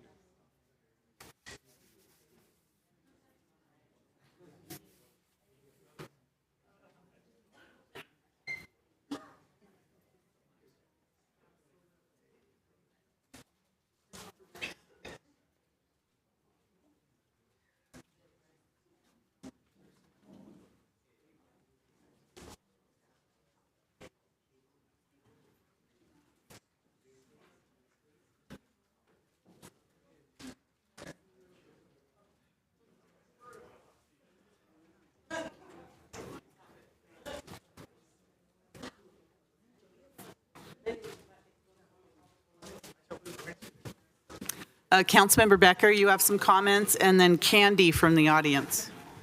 Thank you. Go ahead. Thank you, Mayor. So I'm proud to be a part of this and celebrating this Awareness Month and Appreciation Month. You know, one of the three things on the third golden rule of Sikhism, to selflessly serve and share with others, especially with those less fortunate than yourselves. I've seen that in action. I've seen you do it during COVID. I've seen you doing it with homeless. You've invited me into your homes. Raj Chahal, Councilmember Chahal, you have been there for me in very hard times when I was on the Planning Commission. Your community has been with open arms, and especially to the LGBTQ community, and we appreciate that. So thank you very much, and I'm very proud to have you guys here tonight. Thank you. Candy, is Candy here in the audience or online? Candy, go ahead, please. And this is on this special order of business. You're muted, Candy. Hello? Hello. Hi. Hello? Yes, can you hear me? Yes. Oh, okay. First, congratulations on the Heritage celebration. And I'm here to support the community park project for the. Okay, Candy, that's not this item. We're not there yet. Oh, okay. So all right. we'll tune in with you later. So that's item 11 on the agenda. But thank you. Thank you for calling in. We'll talk to you soon. Vice Mayor Jane. Yes, I just want to appreciate the community for all the seva. I know in the middle of the pandemic, you drove your own cars to deliver food to all the people. I know Gurdwaras feed thousands of people all over. And then, you know, just seeing what Harbir is doing, you know, going to Ukraine and putting herself in harm's way. That is really admirable. Thank you. Thank you. Councilmember Park. Yes, I also wanted to extend my thanks to the Sikh community. I know that they have been doing work. I see it. It's one of those things, it's not just tenets on paper, it's not tenets on a wall, it's tenets that are actually followed, and I have a lot of respect for that. I'd also like to thank Councilmember Raj Shahal and Herbir Bhatia in the back as always being a good interface to the community. I appreciate that. I think that every community where there are differences needs allies and needs people to provide a good interface. And I'd like to appreciate these two people in particular for providing a great introduction and relationship with the Sikh community here. Thank you very much for coming. Thank you. And again, thank you so much. I'm happy we could do this on November 1st. It has a significance. So thank you all for coming this evening. Thank you. For our next special order of business, the council would like to recognize November as National Native American Heritage Month. The city of Santa Clara prides itself on diversity and recognizes Native American cultures and encourages the community to learn and celebrate Native American heritage, history, art, and service. Native Americans have inhabited the Bay Area region for many millennia and have contributed significantly to the growth, prosperity, and identity of our country from before its inception to the present day. Native American Heritage Month recognizes the unique challenges Native Americans have faced both historically and in the present, and the ways in which tribal citizens have worked to conquer these challenges. In honor of this month, I am honored to have members of the Mawikma Ohlone tribe with us today. The ancestral lands of the tribe traces lineages through the entire San Francisco Bay Area, including through the city of Santa Clara and Mission Santa Clara. I now invite Gloria Gomez, former tribal councilwoman, to accept a proclamation on behalf of the tribe and to say a few words. So Gloria, if you come forward, please.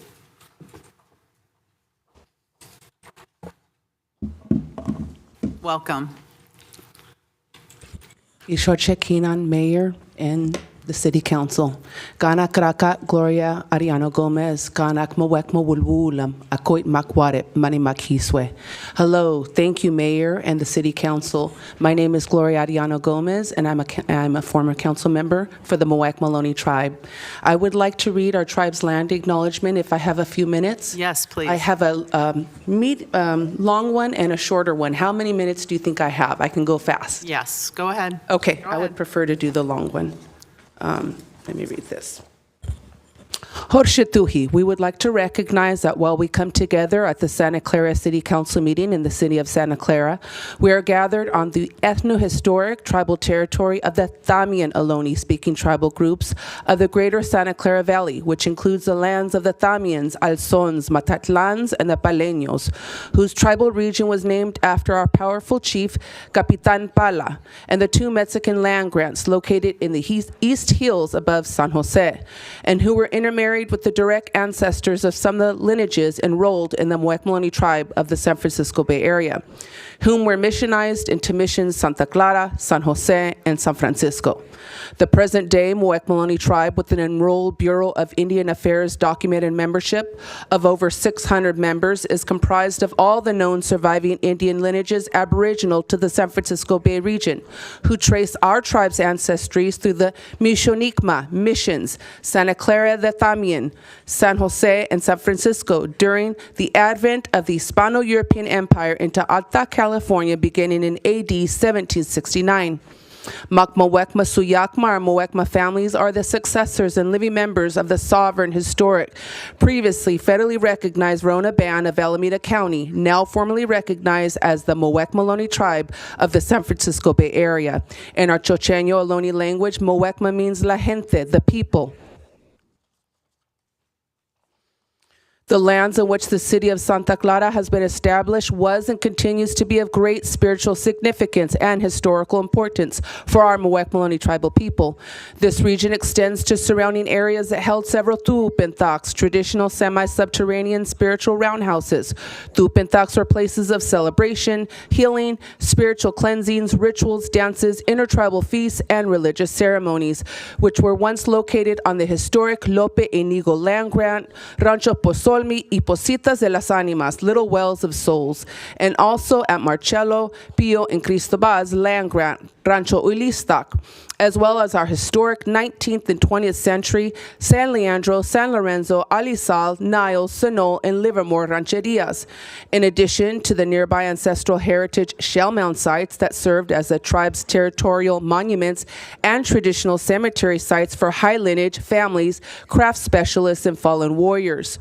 The region surrounding the city of Santa Clara is where many of our tribe's ancestral heritage cemetery and village sites are located, especially adjacent to freshwater corridors such as the Calabazas, San Tomas Anquino, Stevens, Saratoga, Los Gatos Creek, and the Guadalupe River, where many have been destroyed as a result of unbridled development.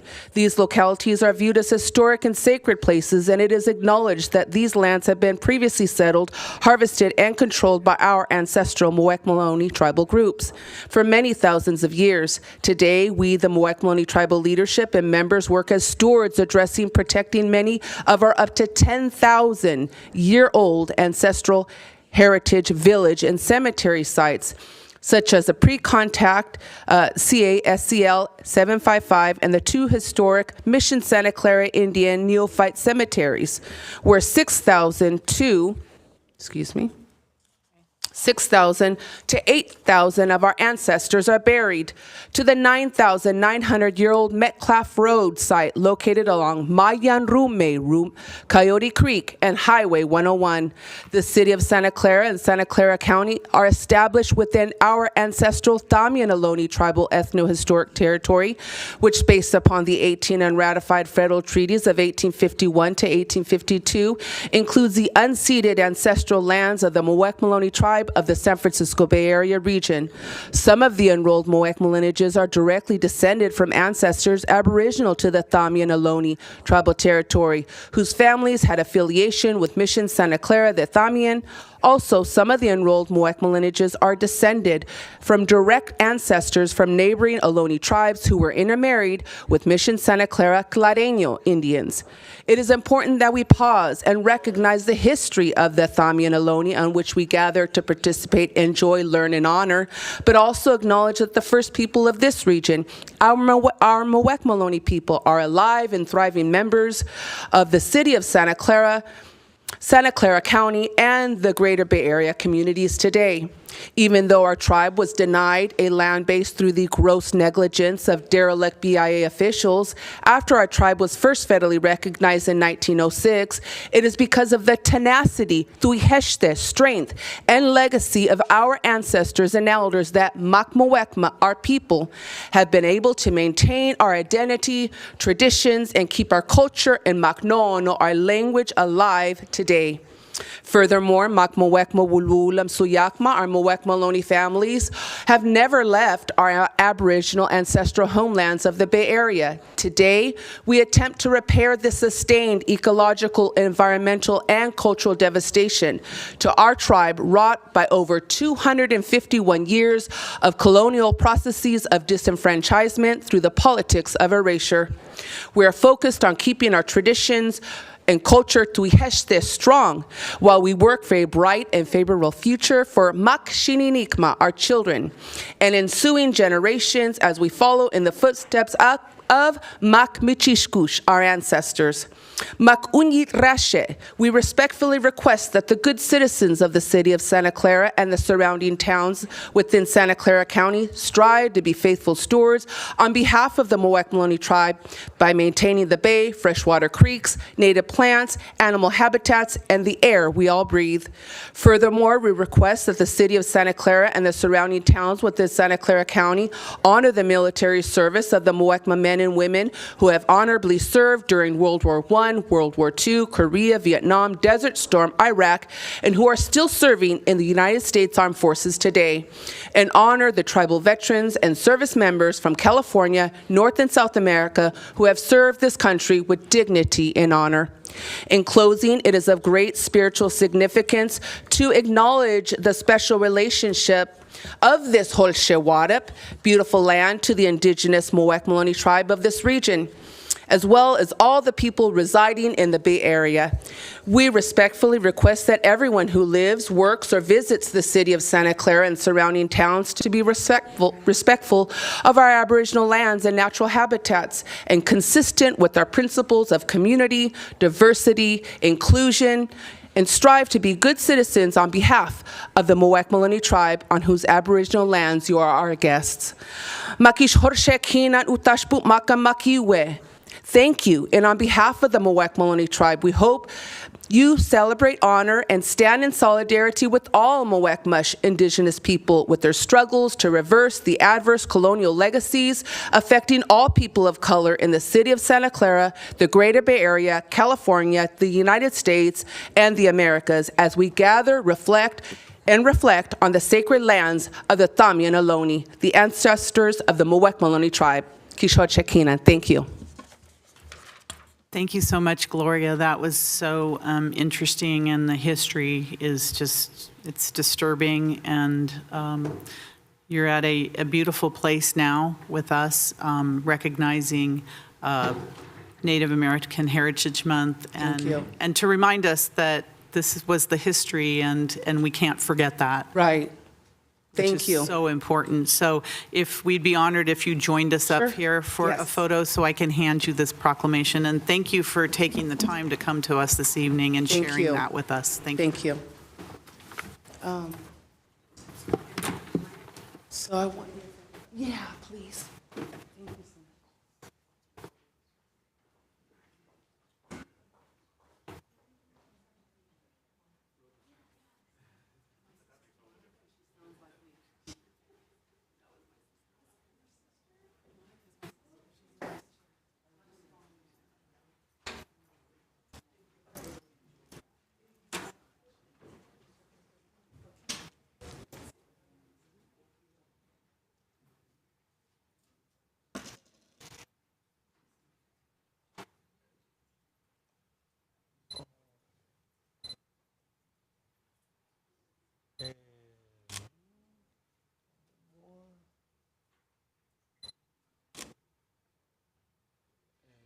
one for?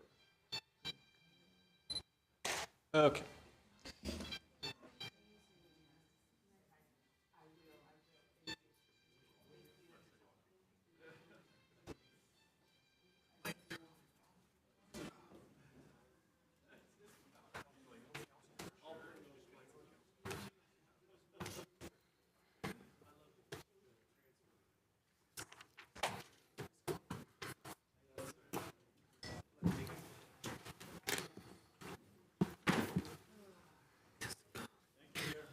Thank you very much. Have a wonderful evening. Thank you for joining us tonight, everyone. Thank you.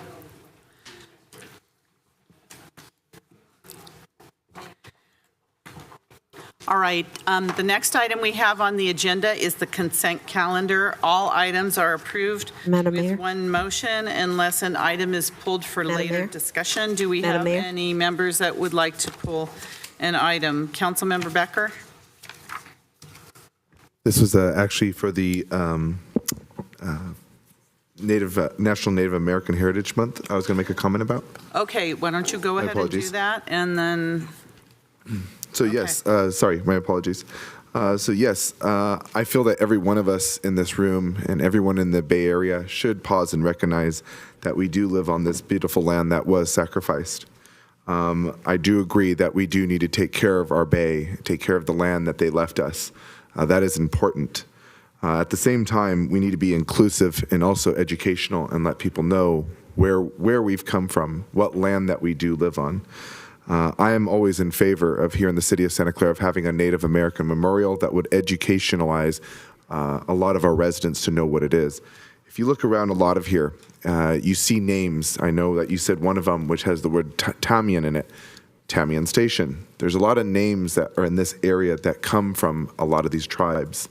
And I think it is very inclusive and very required, because one thing that I noticed growing up and taking classes is, why didn't we learn? We used to make all those little missions, and those are cool to make and everything out of old pasta and everything like that.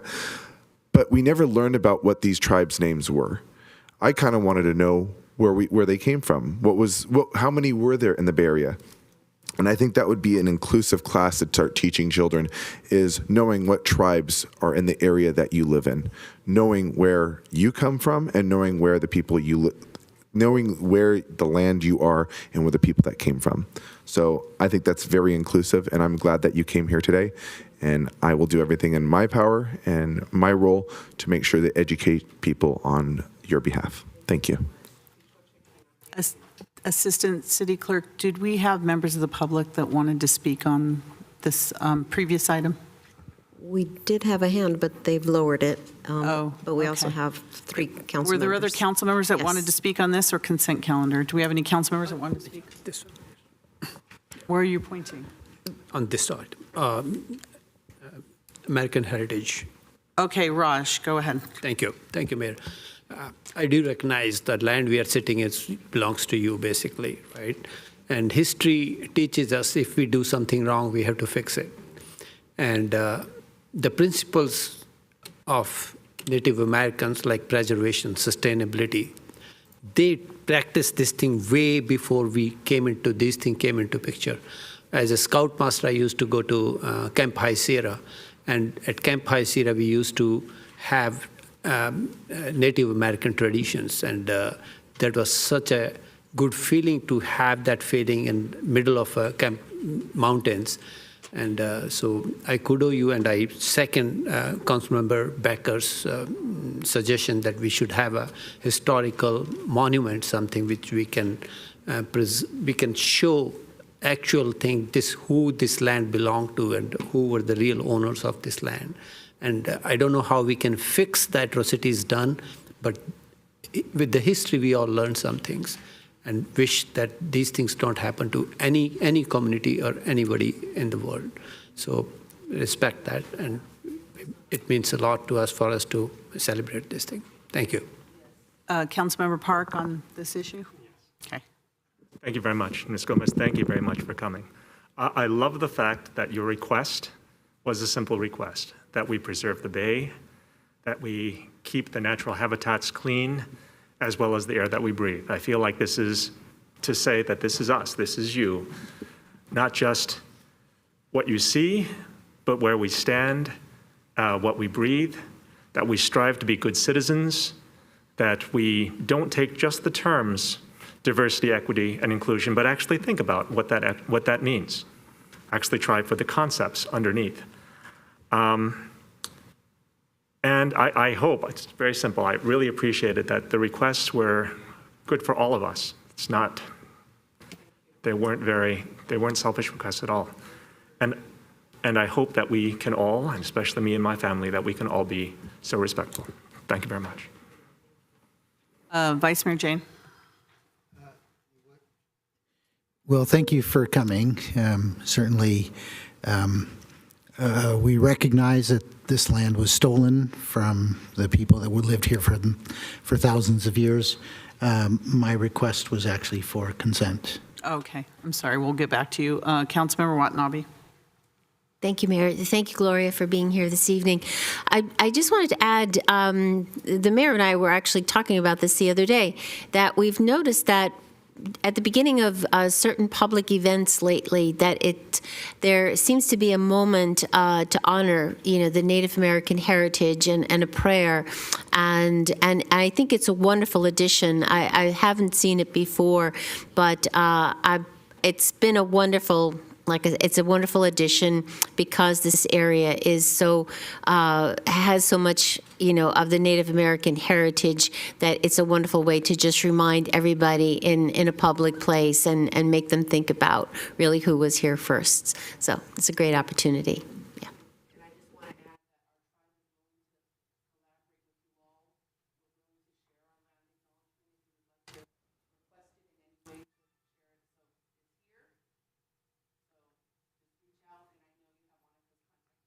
I do. Thank you. Thanks. Councilmember Hardy.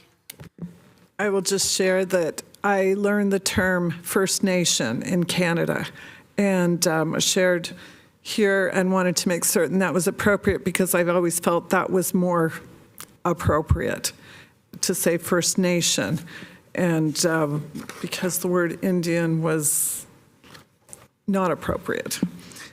And we also have in town, we have the Eulistat Nature Preserve, and that is along the Guadalupe River and that is there for that purpose, and it is 40 acres of land. I've heard many developers say, how dare you, that's prime land, and I said, how dare you, keep your hands off. So we have kept that and are working to make that start from the south up to the north of what that was like and how it changed with the horticulture. And we have a space also for a small village that we're hoping to build at some point. I wanted you to know that. All right, thank you so much. Seeing no other speakers, we'll now move to our consent calendar. All items are approved with one motion. Councilmember Vice Mayor Jane, did you want to pull an item? Thank you, Mayor. Yes, I would like to pull items 5A and 5C. Could you just give a brief description of what they are? 5A is the report on the financial status of the Stadium Authority, and 5C is the audit. Okay. Is there anyone else that would like to pull an item? Seeing none, do I have a motion to approve the balance of the consent calendar, noting the continuance that the city manager had referenced earlier? All motion. Second. And that was for 4F. Okay, Assistant City Clerk, did you get that 4F continued, 5A and 5C pulled for discussion? So we have a motion and a second. Do we have any discussion from the public or any testimony from the public on that? Seeing none, when you're ready, Assistant City Clerk. Thank you. Councilmember Board Member Watanabe. Yes. Councilmember Board Member Shahal. Yes. Councilmember Board Member Hardy. Yes. Councilmember Board Member Park. Yes. Vice Mayor Vice Chair Jane. Yes. Councilmember Board Member Becker. Yes. Mayor and Chair Gilmore. Yes, and that passes unanimously. All All right, our next item I moved up on the agenda, which is item number 11, action on a written petition 030 related to the possibility of acquiring 1601 Civic Center Drive for the purpose of establishing a city park. Welcome, or did you want to kick it off, City Manager? No, Mayor. Cynthia is here, Assistant City Manager Cynthia Bojorquez. And I just wanted to say that this is based on the 030 request from the neighborhood in the vicinity of 1601 Civic Center Park for a discussion on that property being used for park purposes and if there's any other appropriate use. So Cynthia has a brief presentation for you to give you the facts on the property value, et cetera. And then we'll defer to the council for discussion and you can take public input. Maybe after this, we can bring up the written, the gentleman who wrote the written petition as well. Okay. Good evening, Mayor and City Council. Can I get the slides for item number 11, please?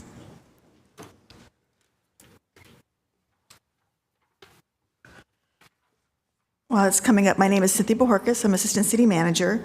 On September 16th, the City Council requested that staff respond to the written petition asking the city to explore the feasibility of purchasing the parcel located at 1601 Civic Center Drive for the purpose of establishing a neighborhood park. This petition was submitted on behalf of 4 area homeowner associations: Civic Center Village, Civic Center, Boulevard, and Park Vista. On September 30th, I met with representatives from the homeowner associations to gain a better understanding of their petition. I am here tonight to share with you their input as well as to provide background information related to the city's ability to purchase the parcel located at 1601 Civic Center Drive. On this slide, you will find the input I was asked to share with the council regarding the residents' interest in 1601 Civic Center Drive as a potential city park. As you can see, their primary concern is the impact of area-wide density and development on the quality of life in their neighborhood. They feel that parks and amenities have not kept pace with development and that a park would serve as a community hub. They also ask that I share with the council that they are exploring outside sources of funding as they are willing to be partners in addressing neighborhood concerns. Oops, I went the wrong way.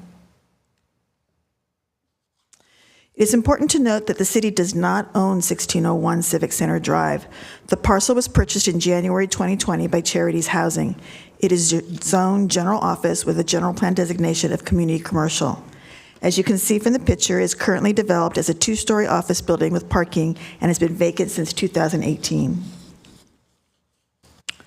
After speaking with the neighborhood residents, the next step was to determine whether the property owner had any interest in selling the site.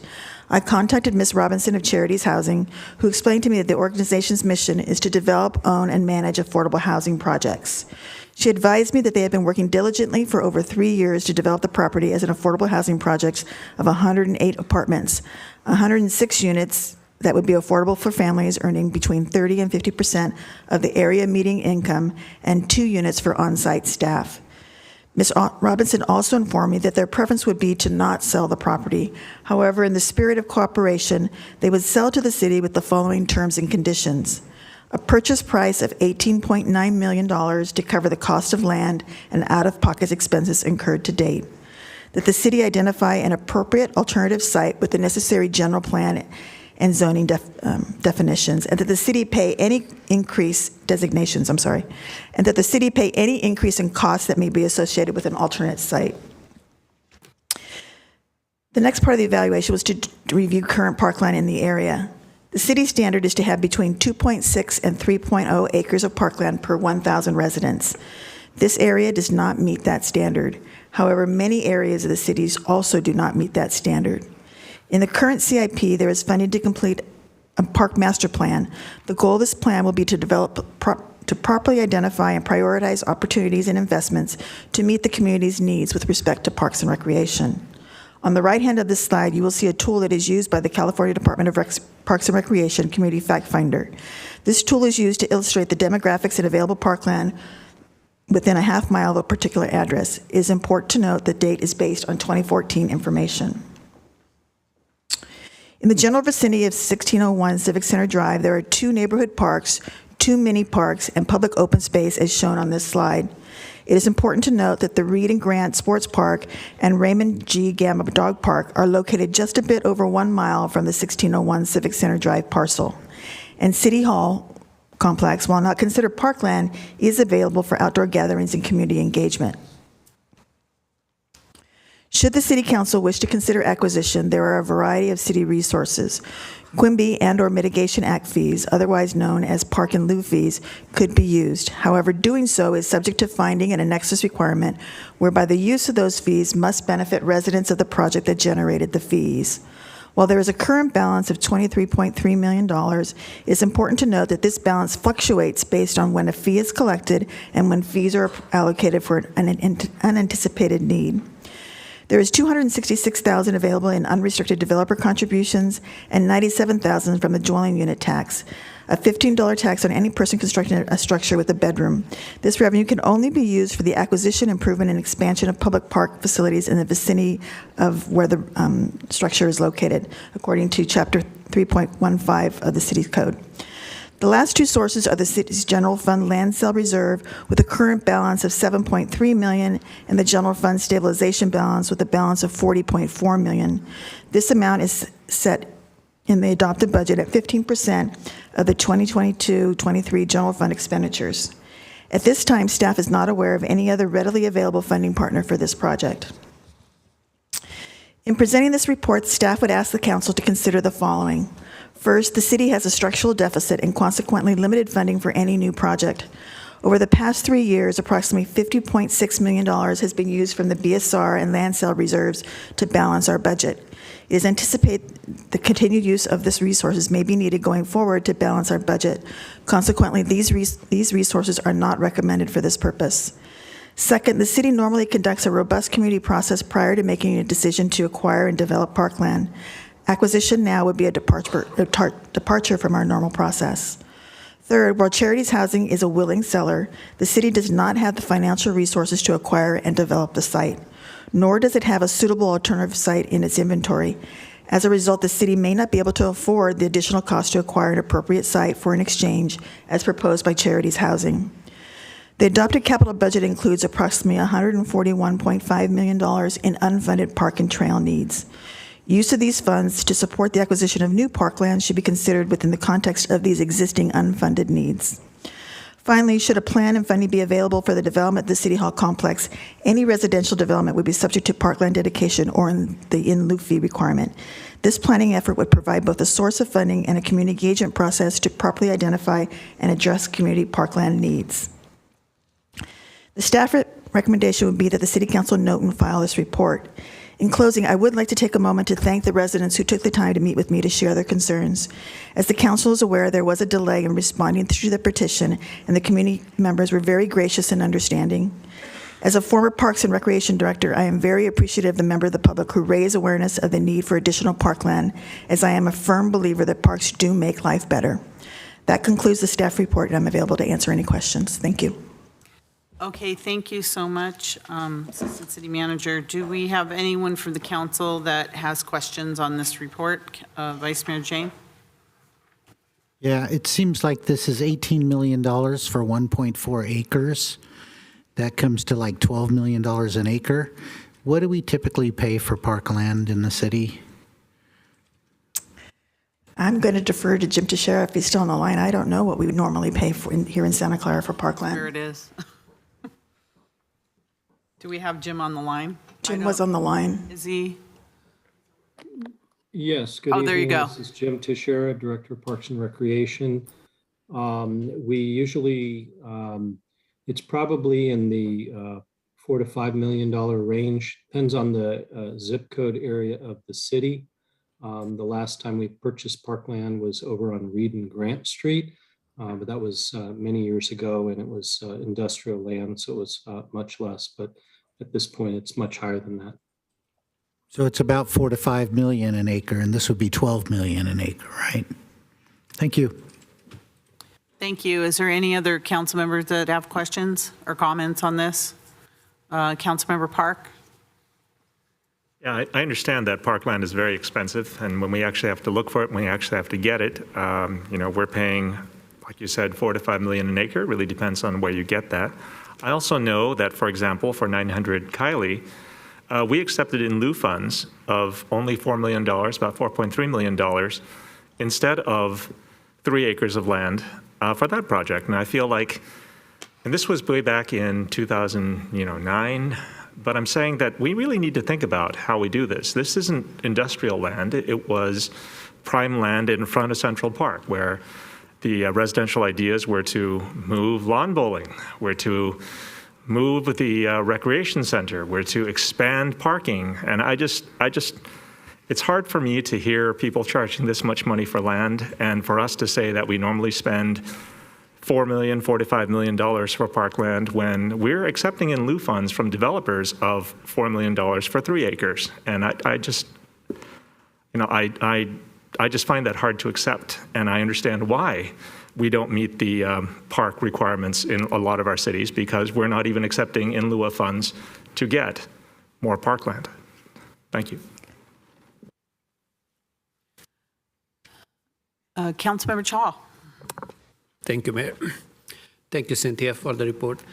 My question is, this particular area, you mentioned that our park deficient numbers are 1.2 acres per 1,000 residents, right? So if I could just clarify, our city standard is a 2.6 to 3, and we currently have 1.2. That's citywide or for this particular? For that particular area. That particular area. What is the citywide park actual number is? Because we are deficient, definitely less than 2.6 to 3, right? So what is the citywide number for that? I am again going to defer to Jim to see if he knows what the citywide number is. Again, I've only seen it done by neighborhood. So our current standard is the 2.6 each year when we come forward with the park in lieu fees. We show you the Mitigation Fee Act standard, which is our existing standard citywide, which is 2.6. The Quimby Act state law allows us to account for 3 acres as our minimum. No, my question, Director Teixeira, is what is our actual number for per 1,000 residents is citywide? That's my question. 2.6 acres. Is the okay? That's the actual number we have. So we have 2.6. That is the actual. So therefore, you're actually able to charge fees due in lieu of the parkland dedication of 2.6 acres to the value of 2.6 acres per 1,000 new residents. So basically, if we have 100,000 residents in the city, as per your statement, we should have 260 acres of park. Is that correct? We do have that, or we are deficient less than 26? No, we do not have a deficiency. That is our amount, and the inventory is available on the city's website. So we do publish that as well. We also give you that information again each April, May, when we come forward with our in lieu fees in the resolution. Okay. Okay. So if I take 2.6, so this particular area is deficient by a huge delta, right? 1.2 versus 2.6 citywide. So we have to acknowledge that this is a very park deficient area, at least in this particular zone. And one of the reasons I'm pointing this out is because I know affordable housing, or there are some other issues which are very pertinent, but having parks, as former park director Cynthia mentioned, is one of the quality of life of residents. So I think this council should be putting more attention when we are developing any plan in a particular region, that focus on park development should be given. And I'm surprised that this one is a very, very deficient park area, and that's not a good quality of life for our resident in this particular area, at least. I just wanted to make those comments. Thank you. I would be remiss, because Jim has already clarified this for me. The area is not deficient in parkland. It does not meet our standard. And I know that sounds like a technical, but that is the appropriate language, is that does not meet the city's standard. I differ to that, because if we have some standard and we are deficient, we are deficient. Why do we set standards? We set standards to compare something to. If we have that standard, that means we have to provide that standard, basically. And definitely, I would disagree with that. We are deficient. Definitely, we are deficient of that. Thank you. I respectfully disagree with you on that. Councilmember Park? I'll talk. I agree with Councilmember Chahal. Like when we say that it doesn't meet the standard, I think that that actually is the definition of deficient. I think that we're trying to do terms, try to make things look better. And I do want to clarify what standard means. Standard doesn't mean a good level, it means the minimum level. And it usually means where I come from, the level below which you have a lawsuit. And I feel that when we have standards, when we set standards, and then we fail to achieve those standards, in this case, we don't even get 50% of that standard in this area. We would be remiss in not acknowledging that and making it known to everyone that we need to work on this a little bit more. I'm also reading that we don't have a parks master plan. As a park myself, I think that a park master plan would be a good thing. I feel like if we don't think about what we want, then it will never happen.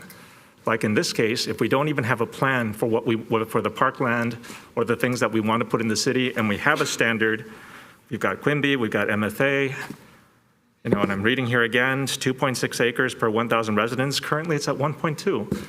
I feel like if we don't have a plan, if we're not focused on what we're trying to achieve, we're never going to get there. And it sounds like we're just falling further and further and further behind. Thank you. Can I just provide some information? I think two important parts. I think the council has taken recent action in recent years to get us to 100%, our park fees to 100%. You'll remember 2 years ago or 3 years ago, we did it as a phased-in approach because we could not get to 100%, and now we are now at 100% of our park and lieu fees. So we agree with you. Our goal is to get to 100% park fees, and so we are doing that.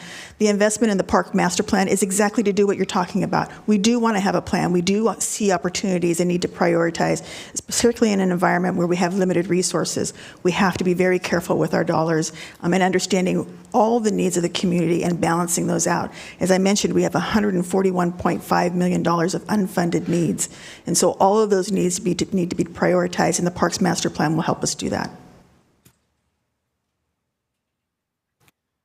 Okay, so I have now members of the audience that would like to speak. I'm going to ask Morteza to come up first since you submitted the original request and give you the opportunity to speak first. Thank you. Welcome. Thank you, Council Member, and thank you for listening to us. So parks, community centers, and children playgrounds are essential to the fabric of any neighborhood. In the past few years, all the new low-density developments in our neighborhoods, such as stores, strip malls, car lots, and single-family units, have been turning into high-density and multi-story units. We are losing open and green spaces, and more residents getting deprived of such basic necessities. We are asking our council to consider and use resources available to us as a community to purchase and develop 1601 Civic Center Drive as a park for existing and future residents. Thank you. You have a lot more time, and if you want to say something else, okay? Thank you. All right, thank you very much. Now, we had an organized list of speakers. So, Assistant City Clerk, are they in order? Oh, they are. Of course they are. Of course you put them in order. Kihan, if you'd like to come up first. So, Madam Mayor, for Kihan, there are 3 folks that have conceded time to him, so he will have 8 minutes. Are they listed there, or Yes, you know who I have they are? 2 cards, one from Maria Espinosa and Veneranda Cruz, and then we have Sunil on the line. Okay, very good. Well, thank you. Okay, whenever you're ready, welcome. Into the microphone there. Thank you. Thank you for. Honorable Mayor and Council, thank you for allowing me to speak on behalf of Civic Center Village HOA. We are wall-to-wall neighbors with 1601 Civic Center Drive. First, I'd like to thank you all for your service on the council. It's a tough and oftentimes thankless job. So thank you for all of us. Second, I'd like to thank the city staff and Cynthia for preparing a report on such short notice. We want to urge you to vote yes to approve the purchase of 1601 for a park. We have the overwhelming support of our neighborhood, 7 HOAs as of now, basically all the HOAs in our neighborhood. And we find it very interesting because the city staff report finds that our neighborhood is severely park deficient. The ratio is 1.2 acres per 1,000. And as you have all heard by now, the standard is 2.6 to 3.0. And that really puts us in a very low ratio. And it's really not in accordance with the provisions of the State of California's Cumbi Act and Mitigation Fee Act. And I like Councilman Park's comment about the fact that the standard is really a minimum. So what I want to say is that we did not get here overnight to such a miserably low ratio. And I mean miserable in a literal sense. It is miserable sometimes in our neighborhood. I would say oftentimes. Just walking around, trying to find a parking spot, all the dirt and material that's collected on the side streets, it's just not, really appropriate for our city. We find that this deficit brewed over time because there was no priority or long-term plan for sustainable and balanced development. The result is that we have to suffer daily from congestion and a visible decline in our quality of life. In this context, our demand for a park is not discretionary. We feel shortchanged. Most of us are working people with little time to actively engage, and we have entrusted the protection of our rights and our neighborhood to the city and our council. We now have to face the threat from a dense development on 1601, which will further add to the congestion and decline in our quality of life. The 1601 site is the last and best option for a neighborhood park. There are no guarantees that other park options proposed by city staff will materialize in our lifetime. I've lived here 31 years. We need a park now, not in the next 10 or 15 years. The city must prioritize quality of life issues and balanced development in our congested neighborhood and focus dense housing in new neighborhoods such as East Tasman and Patrick Henry, where it can enforce a more livable ratio of parkland. In our view, there's an indisputable, urgent need for a neighborhood park on 1601. Now, we realize the funding to purchase the park is a challenge, is a huge challenge. However, we feel shortchanged here too. And the reason is we reached out to several corporations in the state of California. We discovered there are substantial resources available for such a project. Regrettably, we missed the state budget cycle because our petition was not considered in a timely fashion. We've been willing to do fundraising and do our part, but now our hands are tied.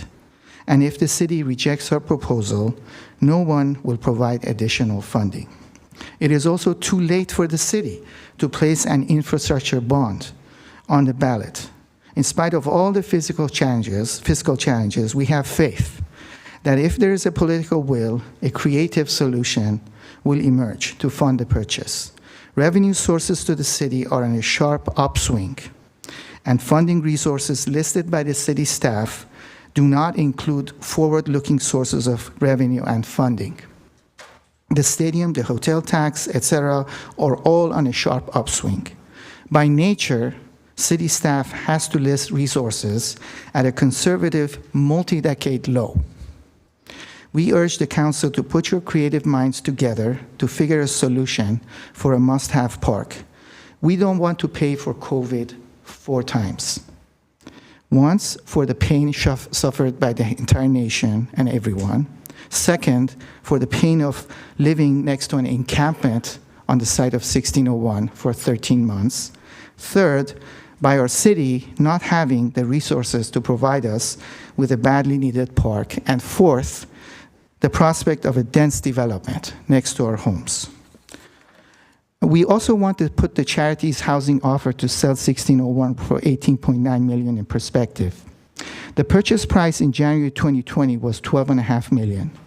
Charity Housing claims the difference of $6.4 million is due to expenses incurred to date, including approximately 3 years of staff time that has been spent on the project. This expense, $6.4 million, is a staggering 51.2% of the purchase price. Consider that Charity Housing put up the fence that now protects us, visible in the pictures, probably at a cost of somewhere between $2,000 to $5,000. This is after 13 months of tormenting us, and only after the threat of a citation by the city, after a RV dumped its tank behind our homes. 13 months, and they spent somewhere between $2,000 to $5,000. And so our question is, we wonder, other than the cost of the fence, how much of that $6.4 million was spent to protect us neighbors? How much? We also looked at Charities Housing financials, which you all have, published on ProPublica.org. For fiscal year 2020, Charities Housing revenue is listed as $9.702 million, and the total functional expense was $5.88 million for all their projects, not just 1601. How could Charity Housing incur $6.4 million in 2021 and 2022 when the total for all the projects in 2020 was $5.88 million? We believe their proposal to sell at $18.9 million, we want to put it in a, and they're willing to sell only at $18.9 million, only if the city helps them find a replacement lot, pushes really the risk and burden of their bad business decisions on the city and its residents. It is bad business when one ignores and bypasses stakeholders such as neighbors. $2,000, $5,000. The choice of this lot is an already congested neighborhood, and subsequently ignoring and hiding us from its residents for 13 months and concealing their plans while reaching out back to their neighbors were all bad decisions that have now backfired. Are they willing to face the consequence for their decisions? Thank you. Thank you so much. Thank you. All right, we have Jean. Madam Mayor? Yes. Jean will have 4 minutes. We have Jeff Chen on the line who's giving 2 minutes. All right, very good. Thank you. Welcome, Jean, when you're ready. Okay, my name is Jin Song. I'm the president of Civic Center HOA. I speak in support of the park. During the past 4 decades, the population in our neighborhood has gone up by at least 5 to 10 folds, where there have been no new amenities or parks added. Future growth from the El Camino Real corridor will spill over to this neighborhood and make matters worse. We desire safe, clean, and workable community services that our families can access and enjoy.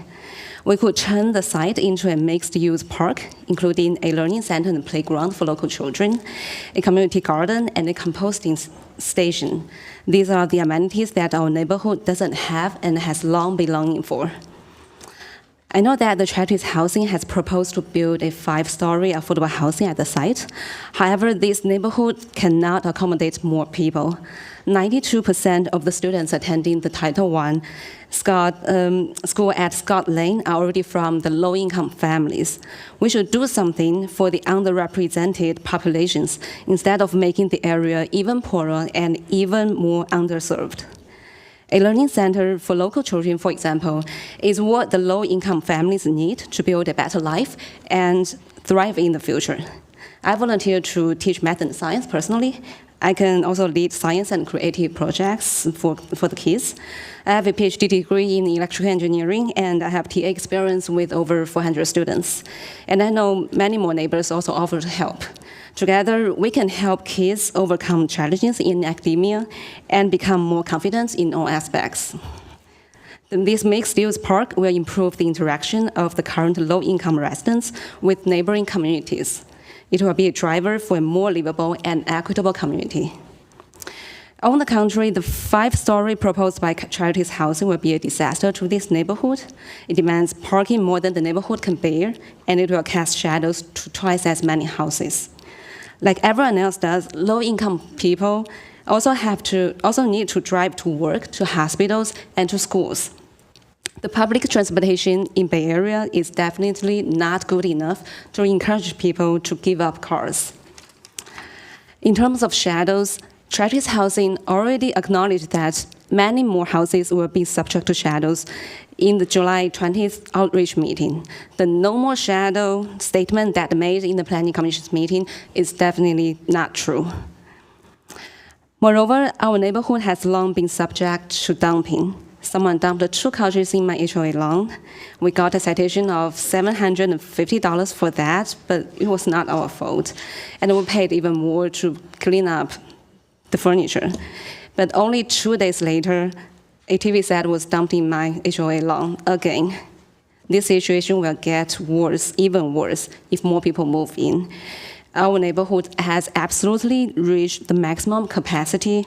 It is the amenities, not the population, that need to grow.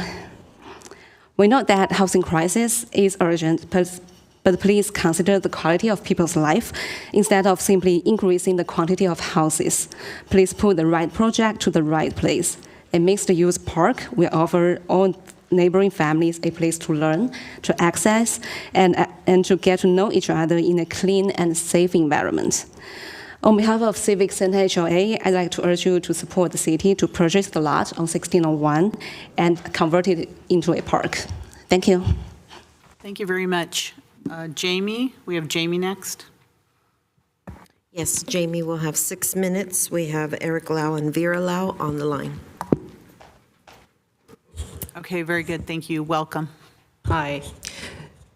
Good evening, council members. My name is Jamie. I have been living in Santa Clara for 15 years.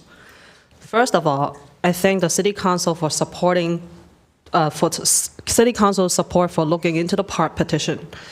Since nearby commercial lots and City Hall are already planned for residential in Santa Clara's general plan, I think 1601 Civic Center will be a great place to have a park serving the future need of green space and recreation. I understand the staff report has recommended the City Hall to include parkland if it were to put up for housing development in the future. But that could be a very long time from now, and we don't know if that's going to be another affordable housing, which entitled to concession of not having a parkland and sufficient parking spaces, if being built on the land with residential planned use. Also, because the City Hall land is already planned for residential, and affordable housing may entitle for a speedy approval process, bypassing City Council and go straight to developmental review and get approved within 60 days or 90 days. The problem is right in front of us. The city should provide immediate solution while still having the land control, instead of pushing it to the next development that it may not have control of. Some ideas for a park would be a community garden, children's playground, or a recreation center. These are amenities that we need and don't have. The Civic Center neighborhood is lacking these amenities as of now. By adding a high-density housing, such as charity housing, will only add stress to it. A community garden will be very desirable for the space, because Civic Center neighborhood is mostly condos, apartments, and townhomes that do not have backyard for gardening. The charity housing plan will not have a community garden or a park. Not only charity housing will not have a park, it will not have enough parking for its future residents.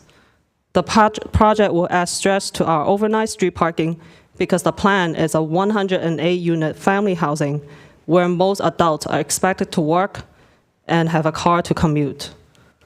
The developer has proposed creating a parking district on Lincoln and east side of Civic Center as a solution to the overnight parking issue.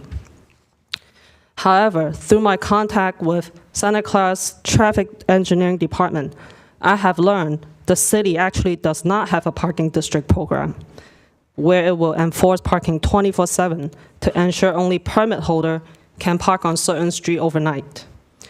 Since the developer is proposing a parking district as a solution to the overnight parking issue, but this proposal has never been done before, I'm curious to know what does it take for the city to create a parking district? How much would it cost to the city to maintain a 24/7 enforcement and the annual fees to be paid by the developer? Also, what if one day the developer decided not to pay for these fees? Therefore, before determining for the rezone on November 15, I would like to request the City Council to consider a study with the Traffic Engineering Department and engage existing Civic Center residents on creating a parking district. The developer expressed that although the city does not currently have a parking district program, if the City Council orders one to be done, the city will have to look into it. If the City Council will look into creating a parking district, can a study be done before making a rezone determination? Because if the study shows that a parking district is a workable solution, perhaps the council can make it as a contingency on the rezone. But that's only if it's a workable solution and the city is willing to do it. Besides a request to look into the parking district study, I recommend the council to take serious consideration for a park at this location. Because if it's a park, we'll not have the same parking issue, and the future quality of life at Civic Center will be much better. That's all I have. Thank you. Thank you, and I just want to remind everyone, we're not talking about the zoning on the property now. That discussion is scheduled for the middle of November, but just on the park issue, which is all we can discuss tonight and vote on tonight. Just a little reminder. So Sunil R., please come forward. Welcome. Good evening, Mayor. Thank you. And good evening, council members. I would like to ask the staff to share the exhibits I printed out. Okay, thank you. Sure. Maybe we can restart his time as well. So the exhibit actually has a community crime map report, which shows that the high percentage of motor vehicle incidents within a mile range of the City Hall and Park Vista community. I am on the board of the Park Vista HOA and the president. I have been in touch with the Traffic Engineering Department for the last several years. Mr. Chase, associate engineer, has been communicating with me. I have been requesting stop signs as well as speed bumps, as well as asking for regulating the parking because of the overflow of parking into the streets. And there have been various incidents of vehicle collision in front of my home. And I believe it was last year, there was a shooting which happened, and the cops came to my home to ask for video footage because I have cameras in front. And apparently it was a parking issue because both the cars left the scene. And we see this incidents happening quite often, and also collisions impacting pedestrians, because there have been numerous occasions where people are going speeding through the area because of no stop signs, And I believe that because of the projects like community housing is going to worsen the situation because of parking, as well as the overflow of residents, new residents, due to community housing project. So I would request the mayor and the council to do a study on the park or alternative to parks instead of the community housing project, and help regulate the traffic in the area. Thank you very much. Thank you. Perfect, thank you. All right, next we have Sabina. Please come forward. Welcome. Thank you so much for your time. We really, really appreciate you taking the time to consider the park proposal. My name is Sabina, and I live with my 4-year-old son in Catalina Housing. Our community has 93 units, and a majority of which are occupied by families and young children, with young children such as mine, or couples aspiring to have young kids. So this will bring an infusion of young kids into the community. Voting in favor of this park proposal will be a significant win for our neighborhood kids, new and existing.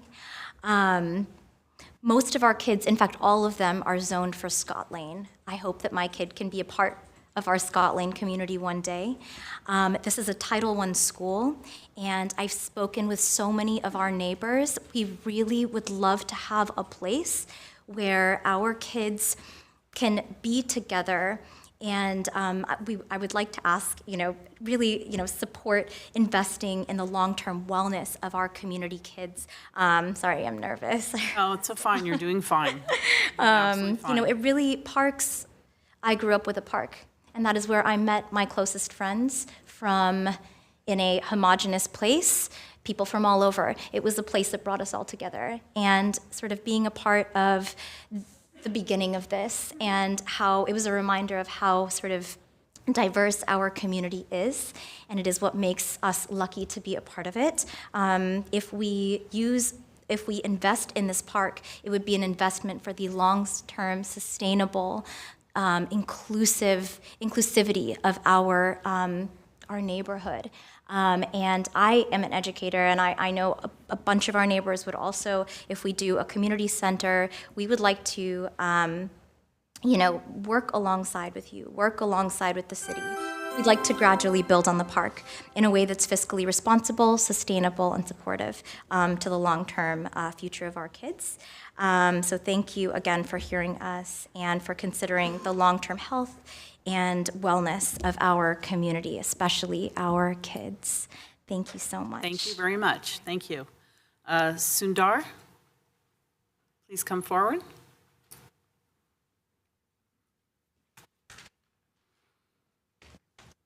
Welcome. Good evening, Mayor and Council members. I'm Sundar Ram, and I'm a resident of Boulevard community for over 13 years. After living in the different parts of the Bay Area during the past 3 decades, my family moved to this area to enjoy its easy accessibility for various aspects. We would like to make this area as our retirement place as well. It's a known fact that the population in our neighborhood has gone up in significant proportion during the past decades. And it's rather unfortunate that there is a real lack of a park and green space for the community. In this day and age, scientific studies are indicating the role of parks and green spaces in nurturing well-being and improving the environment. Parks are now recognized as powerful tools for urban communities and local economies. It's high time that we, as a community, plan on developing a park for people residing in townhomes and apartments as a place to relax after a day of hard work, breathe fresh air, and spend time with family and children. A community park can provide active and passive recreational opportunities, and moreover, it appeals to people of all ages. We are concerned about the impact of area-wide density and development on the quality of life in our already congested neighborhood. The community would like to have a safe, clean, walkable services that our families can access and enjoy. On behalf of the Boulevard HOA in Civic Center neighborhood, I would like to urge the city to purchase the lot on 1601 Civic Center Drive and convert it to a park. We view the park as a golden opportunity at this site to address the long-term quality of life issues in the immediate neighborhood. Thank you. Thank you so much, Sundar. Simon, please come forward, Simon. Welcome. Thank you. Good evening, Council and Mayor. This is just a quick statement in support of the park.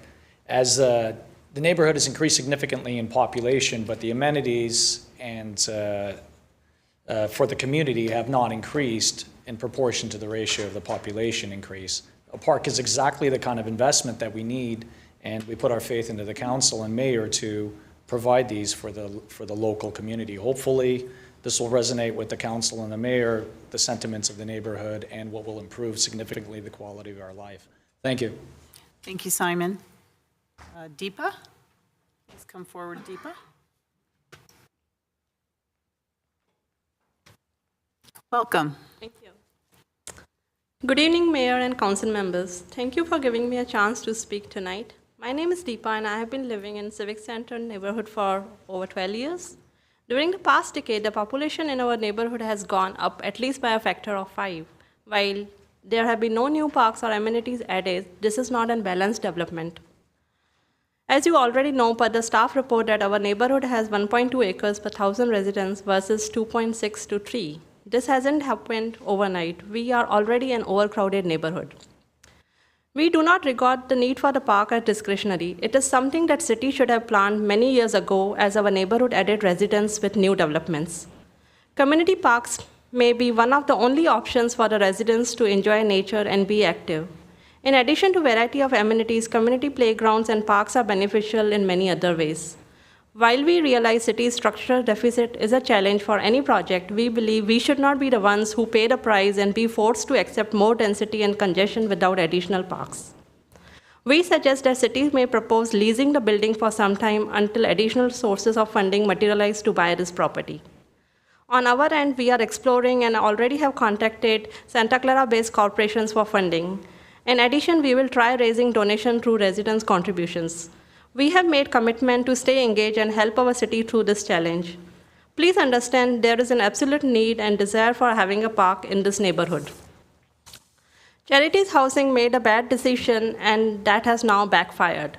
We would like to ask Charities Housing to work with the city to come up with more equitable and creative way to finance this purchase and to move their dense project to suitable site that can tolerate the densities they find so hard to reduce in spite of our numerous requests. This would go a long way towards mending fences with the stakeholders and the city and set a positive bar and standard of conduct for tax-exempt organizations funded by us taxpayers which bear the name of the charity. Thank you. Thank you very much. Linda Kay, you hear Linda? Or online? So the Can following. you hear me now? Oh, yes, we can. Go ahead, Linda. Okay. This is at least the second time that people have been upset about low-income housing being built, and they've used parks as a reason to say no. I want to ask the ones who have spoken tonight, how many parks have you visited in the last year? Have you had kids play at Scott Lane, which has a decent play structure?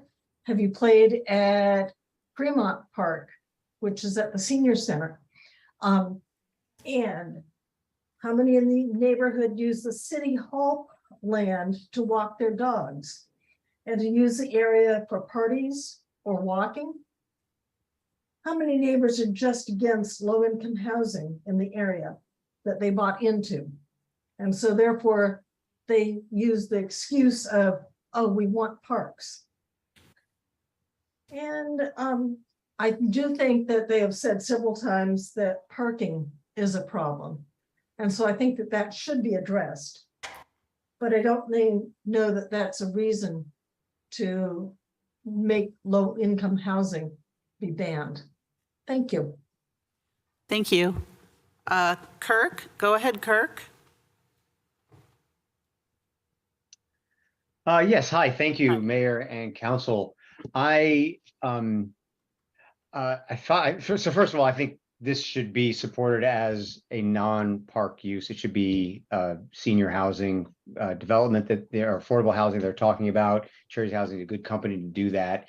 And they can make some placemaking space around it. Maybe it's some interactive spaces that are not just private for the residents, but for the community.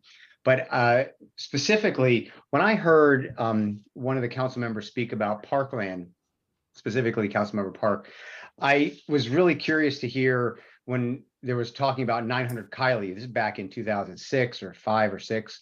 And there was talk about, well, there's only $3 million and we're right across from Central Park. Well, I'll make it maybe you weren't paying attention over the last decade or so in what's happening in local politics here. But when Lisa Gilmore was in the minority of the council, it was her, Teresa, and Debbie were there with, I think it was Matthews and Kolstad and Caserta and Marsali. There was a park ordinance that came up. It was a developer fee ordinance. And specifically, Kolstad and others of the majority of the old guard, as was defined, spoke against having any park fees increase in any kind of substantial thing. And not only did Mayor Gilmore, at the time, Councilmember Gilmore, go up against that and say that was wrong, she got, I don't know how it did not pass, but it did not pass. And she made a counter motion right after that for 100% park recovery, fee recovery. So that dollar for dollar, whatever the land is worth, she was able to get a motion through and get an ordinance passed so that developers pay their fair share, dollar for dollar. And that happened immediately. It was not just a couple of years ago, it was alluded to by staff. That happened straight away. And that was something that Mayor Gilmore did. Thank you. Phil? Go ahead, Phil. You're muted. There you go. Okay. Can you hear me? Yes, we can. Go ahead. All right. So just a little bit of context. I've owned at EHA, Executive House Association, since 1979, when essentially EHA was essentially the only housing on Civic Center Drive. So I watched this development happen. And it's obvious to the people that you're hearing from tonight that they have been squeezed into the Civic Center Drive neighborhood, and that the population density has increased without any commensurate increase in parks. I've seen it. This has negatively impacted the quality of their lives, and the neighbors are now voicing their approval for the addition of the park that will address these quality of life issues. I strongly support installing the park. Below is an excerpt from an American Society of Planning Officials document, which highlights the importance of parks. And this is, I quote, "A number of factors contribute to the making of slums and blighted areas. Whether the condition of the dwelling structure or the condition of its physical surroundings, the park, is the most significant in slum building is difficult to determine. Certainly environmental conditions are near the top of the list. One characteristic of the slum in many cities is its inadequate park and playground space. And one lesson that the slum has taught us is that once a subdivision and development has taken place, it is virtually impossible for the city to provide that open space without either demolishing buildings or completely redeveloping the area. Therefore, now is the time for the city of Santa Clara to act on the behalf of these very patient Civic Center neighbors." One last, do I have any time left? Yes, you do. Go ahead. All right. So as population density increases, land values also increase. Therefore, if the city has been negligent in keeping up with park development as population density has increased, it's likely that the city will have to pay up for parkland to correct this situation. Essentially, that's it for me. Thank you. Reshma, go ahead, Reshma. Hi, can you hear me? Yes, we can. Go ahead. Good evening, council members. So why a park is a question today. Ours is a neighborhood that has seen a steady rise in housing over the past 3 to 4 years, even during COVID. However, we haven't seen a corresponding improvement in our home schools, open green spaces, or even crime rates. Scott Lane Elementary School, that's our home school right here, has been placed in the bottom 50% of all schools in California. Adding one more ultra high density project will only make matters worse, not better. We need a means to be able to uplift this neighborhood that is fast declining. Parks and gardens are the true community centers for our city. They help to promote better mental health in the community, allowing people to bond with nature and people in the real world, not in metaverse. A place to exercise and breathe fresh air. Currently, most of us in this neighborhood are driving down to neighboring cities to use their parks and schools, like Sunnyvale or Mountain View. So our neighborhood has suggested a mixed-use park that could provide a community garden, a learning center, community hall, and play structures for all age groups. 92% of Scotland Elementary School is low income. Even they can use these resources to augment their better learning and reduce school dropouts. A park is a place where families from all income levels interact with each other and can work towards building a more sustainable, healthy community. With the constant demands of everyday jobs and responsibilities, a park will provide the channel for better well-being of the neighborhood and surrounding communities, and make living in the city less overwhelming and more like a place that can be called home. Thank you, guys. Thank you. Brenda, you're next, Brenda. Go ahead. Okay, can you hear me? Yes, we can. Go ahead. Yeah. So thank you, Mayor and City Council, for this opportunity to speak in support of the petition for a park. This evening, the council can make a decision to right or wrong. The Civic Center neighborhood has grown over the years, but one key component that has been missing during our development is a park. A mixed-use park would provide for the growing population of children in our community, a place for them to learn and play. A park will support diversity, equality, inclusion, and accessibility for the 73% of the economically disadvantaged children attending the Scott Lane School and living in our community. There are few venues for social outlet that is free, and a park is one place where family and friends can enjoy being together without incurring costs. It is well documented that parks contribute to improving and controlling the environment. For the 95050 zip code, we are predicted to see significant upticks in hot days in the future. A mixed-use park will help to abate some of the effects of heat reflecting concrete, asphalt, and buildings. I am from the Boulevard community, and we are in support of a mixed-use park development as a positive move to foster mental, physical, and spiritual health. Having a park within walking distance for children and seniors, or some of our most vulnerable citizens, will support their sense of belonging and improve their quality of life. In closing, a planned mixed-use park with the Learning Center will further encourage the educational success of children, making a tangible difference in their ability to pursue a college degree. As a person who works in education, the ability to engage children at a young age in science, technology, engineering, and math is critical as a society. We need to be competitive in a global economy. Thank you. Thank you, Brenda. Tahir, go ahead, Tahir. Unmute. There you Can go. you hear me now? Yes, we can. Go ahead. Okay. Hi, as I understand it, tonight's meeting is to discuss the park petition rather than the development of the lot per se. So I will speak, while I support parks, I don't think this particular lot should be developed as a park. I think it's already held in private hands. It's got a good use. Just around the corner is a 7-story building, I believe, and this building is shorter than that.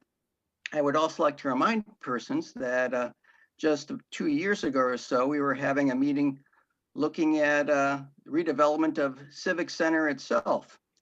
And I would like some consideration given to thinking about the future here, that the City Hall grounds could be redeveloped as a park. City Hall either moved or move elsewhere or move forward to El Camino itself and some underground parking built.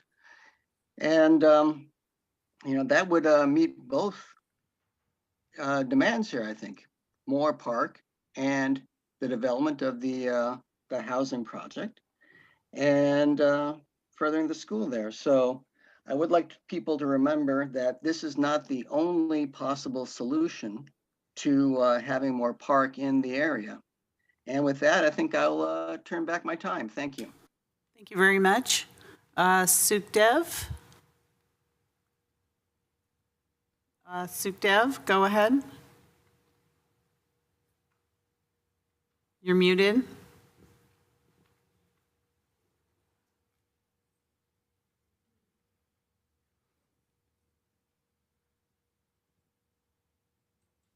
Sukhdev Singh, go ahead.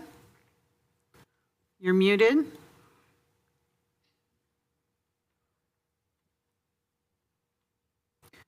Okay, let's go to Wesley.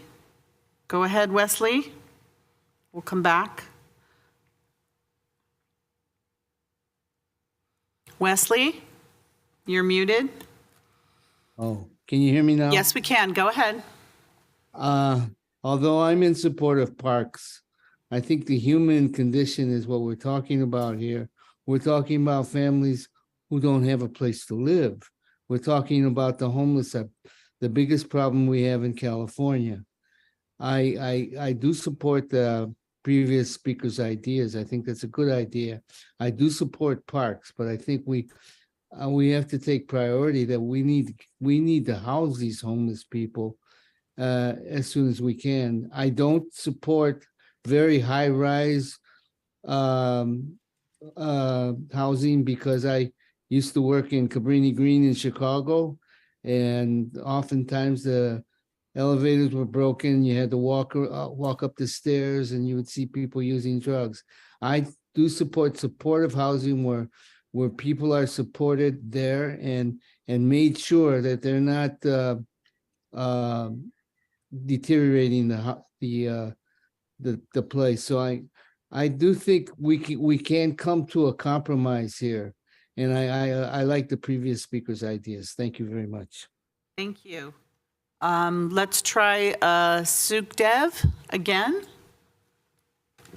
You're muted.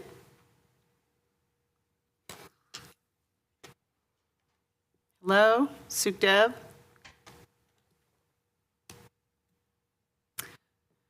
Okay. I can't get them to unmute.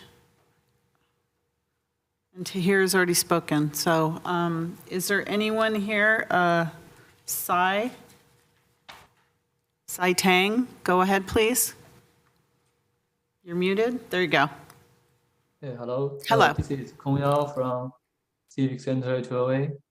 I also basically understand we need more affordable houses. And I fully support we need to build more of that.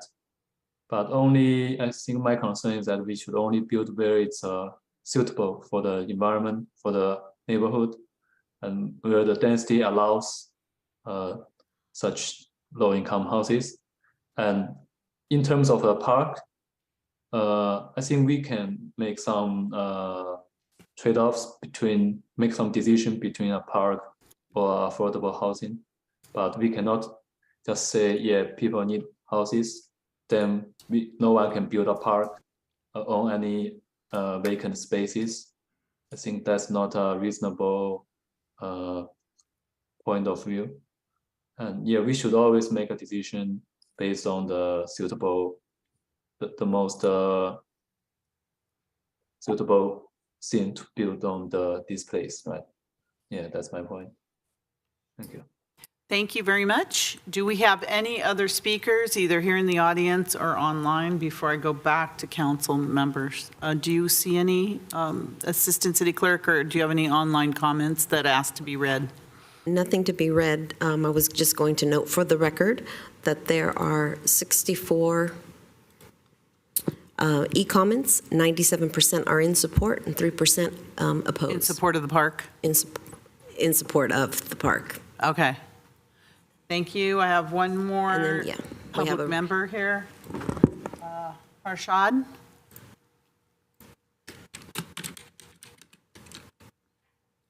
Harshad?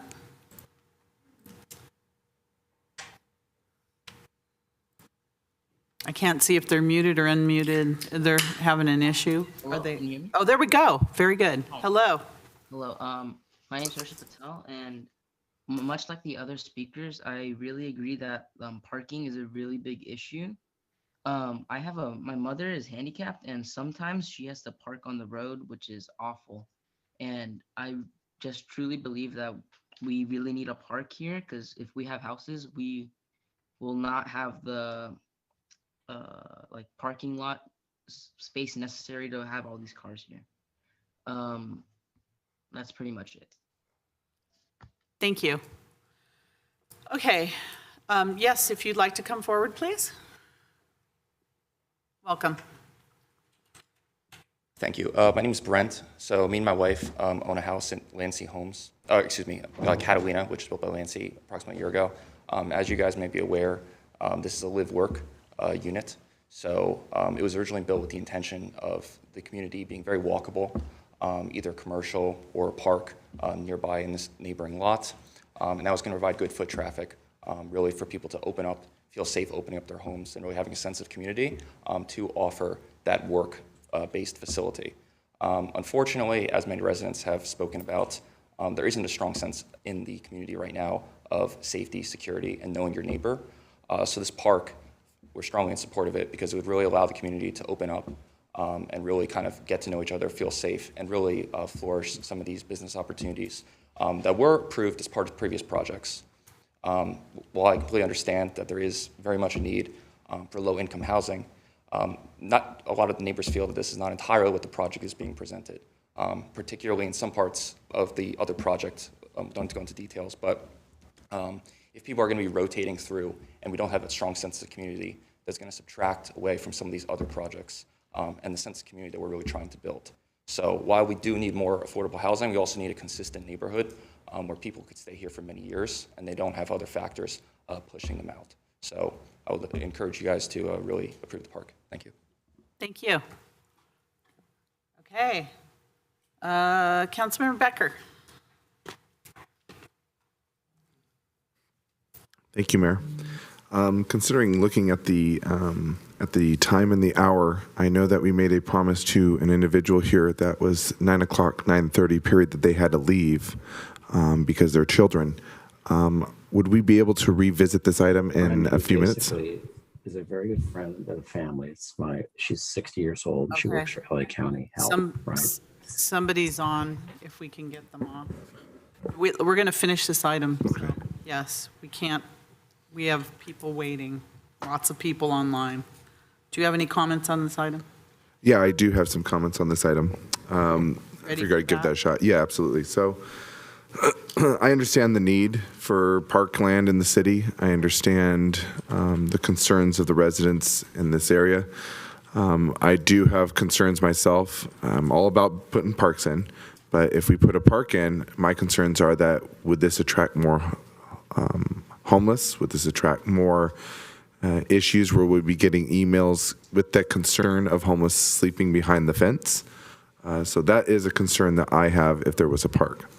Other than that, I do love the ideas of parks. I do like the other idea that someone mentioned on the phone that was about basically if City Hall was ever to be redone.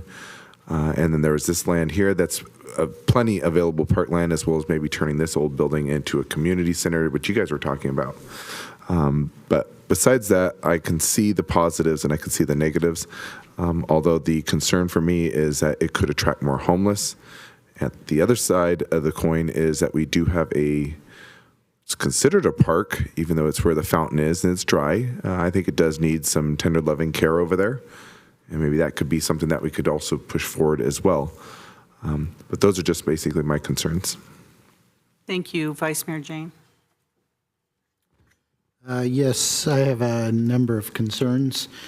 First, there was a slide about the source of fundings, and we have a $27 million deficit. If you look at the current council agenda here on item 4H and 4I, we had to do a budget amendment to the general fund to increase the fire department budget by $143,000 and take it out of the land sale reserve. So that land sale reserve was used to increase fire department salaries for unclassified fire management employees. And item 4I, we did the same thing. We took $446,000 out of the land sale reserve to support public safety non-sworn employees. So we are desperately looking at land sale reserves just to fund the basic operations of the city, to pay our employees. So to take $18 million for a park where I see that the Civic Center Park right there on Civic Center Drive is 500 feet from 1601 Civic Center Drive, and the acreage is larger than the 1.4 acres of this project. Then if I go 866 feet, I end up at the park behind the Triton Museum, which has the Heaton Inman House and the Jameson Brown House, and that park is actually bigger than the Civic Center Drive Park. So it's not clear to me that people talking about a community center and a learning center where the Hayden Inman House and the Jameson Brown House are underutilized, that we couldn't do something there, which is, you know, far less than a quarter mile from this project. So it's not clear to me that we're that park starved. It's perhaps that these parks don't have the amenities that we need. And that's where we need a parks master plan to put in the tot lot or whatever we need that the people want. But it just doesn't seem to make sense to take this project, which will support working families, people that are Starbucks baristas or they're letter carriers, and displace them to some other part of the city that is not served by as good transit as this one. Thank you. Councilmember Chahal. Thank you, Mayor. First of all, I would like to thank the residents who participated in this thing and gave ideas and highlighted the quality of life of issues related to a neighborhood, basically, when there is a park deficient area into that. And I would also like to thank the council for listening to this session, basically. I know it was a late and we should have discussed this thing way back in October, November last year, so that we could have made some, as pointed out by some of the residents, if they had some time, they could have dwelled on different sources of funding or maybe looked at different options.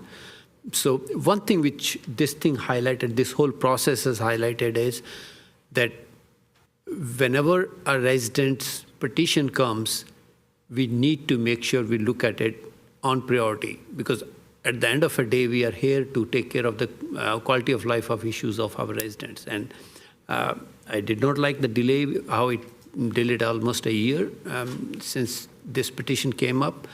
But at least we had an opportunity to discuss this thing and come to a conclusion that there are bigger quality of life issues for the residents. And as residents pointed out, like it's a lack of vision that we are not adequately discussing all the important things at the same time. And I don't disagree that affordable housing is not important. It is important, but at the same time, there are some other competing interests, competing quality of life of issues for the resident, which are equally important. And that's the reason the smart, balanced growth is very important. And we need to look at that in a totality, not in a piecemeal approach, basically. I'm not sure what the council will decide on this particular thing, but I would like to say that these issues have been highlighted, and this issue has been highlighted to a large extent, and it's important for us as a council members to listen to the residents and decide on these things. Thank you. Councilmember Hardy. Thank you. I have a few comments, then I'll make a motion. The reality, as Councilmember Becker said, is if you have a park, then you have other problems that maybe that's what you were trying to avoid in the first place. It is pointed out that we have Civic Center Park right across the street. We have City Hall, which is not declared a park, but it is open area where a lot of people walk. We have behind the Triton. We have the Heaton Inman House and the Jameson Brown House, and there's all that open space there. And behind that is the Rotary Park, where there is a playground. And that playground, I sat and figured it out. It's half as far as any park that was close to my place when I walked my kids to the park. So the reality is, even though it's not designated as park, you have a lot of open space that maybe other people in the city do not have. I heard a lot of comments about helping out at Scott Lane Elementary. I work for the school district. They will definitely take any help anyone's willing to offer and any time to volunteer. That would be lovely. I did take notes, and we can look at what's going to come before us on the 15th, but I'll make the motion to note and file this report. I'll second. Councilmember Park. So I have a couple of things to say, but I want to know if I can take a point of personal privilege to ask if, no disrespect to the people here or people came for this item, but can we consider item 13, maybe 5 minutes, which was moved? I already said earlier, we're going to finish this. Understood. Like, I feel that next time, if we have an 030, which shouldn't take more than 5 or 10 minutes, maybe we should have it We're just before about the bigger finished one. with this, and we have dozens of people online. Understood. So I'm going to say that $18.9 million is huge, right? A 51.2% increase over 3 years is a great business investment. I think everyone can understand that. But to tell you the truth, even the original $12.5 million is a pretty big, it's pretty expensive.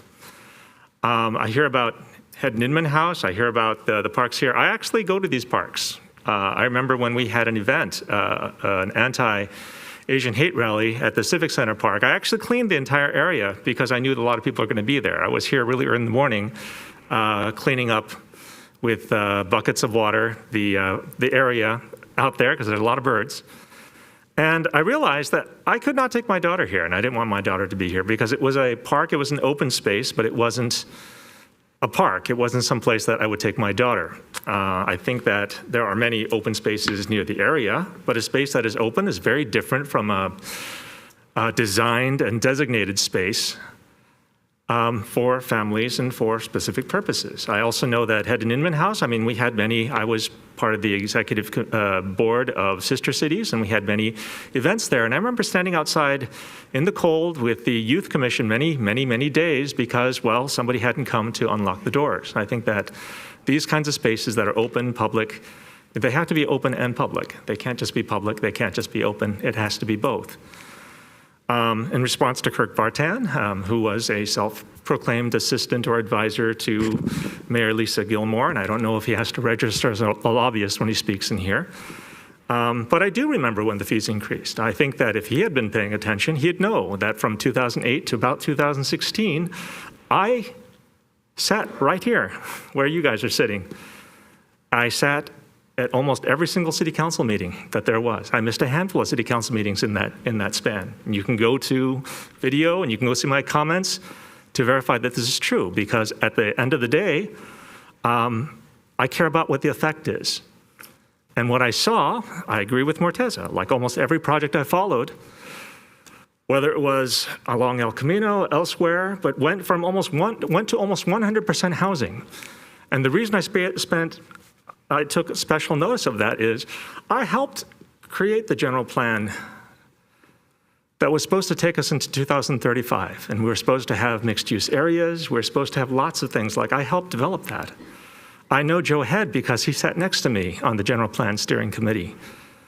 And that was the last thing that I did officially for the city, because there is no way that someone like me that has very strong views about not just development, not just park space, but appropriateness. I think that Tahir said that very well, right? But if Kirk Vartan, self-proclaimed assistant to Mayor Gilmore, if he had paid attention, he would know I was here. I do know that after 2016, I attended more sparingly because I got married and had a daughter. And hello out there. I hope you can go to sleep seeing me on television. But I can't help think that if we had actually collected the park fees in 2009, 2010, appropriately, the in lieu fees for 900 Kylie, you know, we could have used the anywhere from 12 to 20, $30 million, anywhere from 3 to 6 acres, use those proceeds to purchase 1.5 acres, bless you, right here next to City Hall. Right, instead, and I remember this, and I know this very well, and I have lots of notes. In fact, I'm taking a look at them because I have them online. That we didn't care about park space at that time. We said, here's open space, here's open space, here's open space. And at the time I said, well, there's a lot of open space, but none of it's connected. It's not useful. I said, it's like having a pile of sawdust and calling it a chair. And I think that's the difference between simply having wood, simply having open space, and having usable open space, having usable wood, something that's designed, built for a purpose. And I also do agree that, you know, it'd be a great location for transitional housing and for low-income housing? City Hall.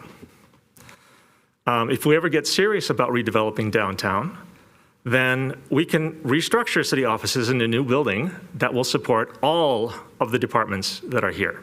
We'll have a development that would be designed to fit between a church, a museum, historic sites, the historic houses, and residential. It would expand and enhance the parks in the area to better meet residential needs, not just have open space, but address a need. It's not just about having a space, it's about having a useful space. Right? I mean, we talk about giving people homes, but we're not. It really seems like a business opportunity. I'm not going to talk about the development, but I will say that this area here seems much more appropriate for transitional housing. And we've got lots of land that nobody uses. I see people walking their dogs, but I'm sure that people can walk their dogs if there were a development here with open space. I heard somebody say that there's a 7-story building right next to the residential, and that's not actually true. I actually walked there the other day, and it's pretty far north, and it's to the north. There's no shadows that ever come on the residents or on this area. But when we talk about a park space, instead of buildings that are, to be honest, a lot taller than some of the things that we had planned for El Camino, that, you know, I have to think about that. I mean, I would prefer to see something here in this space, much taller, maybe even taller than the 7 stories that are over there, because this is more appropriate. It's away from the people. The shadows won't touch any of the residential houses. And I know that a lot of people are going to disagree, and I know it's all about housing, but I agree. I like housing too. Anyone knows me, I've been fighting for transitional housing for years. But at the end of the day, it's not just, do you have housing? It's where do you put it? Is it appropriate? I have my meat analogy, my ice cream analogy. You don't put ice cream in the closet because that's where you have space. It has to be appropriate. If you don't have space in the refrigerator, then either you need to clean out the refrigerator, which we probably should do. We should probably do a better inventory, have a parks master plan. But you don't just put things there because that's where it'll fit. That's one of the reasons I ran for city council. That's one of the things I'd complained about since 2008. That ice cream analogy, the meat analogy, goes way back to 2008. And to be honest, in the last 10 years, I don't think we've made too much progress there. We say, this is what we need, this is what we need, this is what we need, and I agree, we need that. But we also have to think, I mean, the planning part of planning is, where do you put it? How do you make it so it's the best use and preserves the existing neighborhoods? So, I mean, I can't really vote for purchasing this park space. It's way too expensive. I would really like to go back in time and say, well, let's collect the money. Don't know how I'm actually going to vote here, but for expediency, I've said what I have to say. Thank you. Councilmember Watanabe. Thank you, Mayor.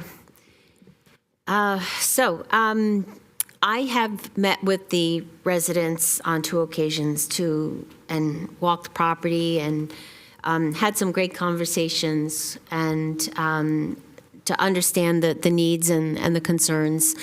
And I really had it gave me the opportunity to have a firsthand look at how dense that area is, and really there are no amenities right there on site.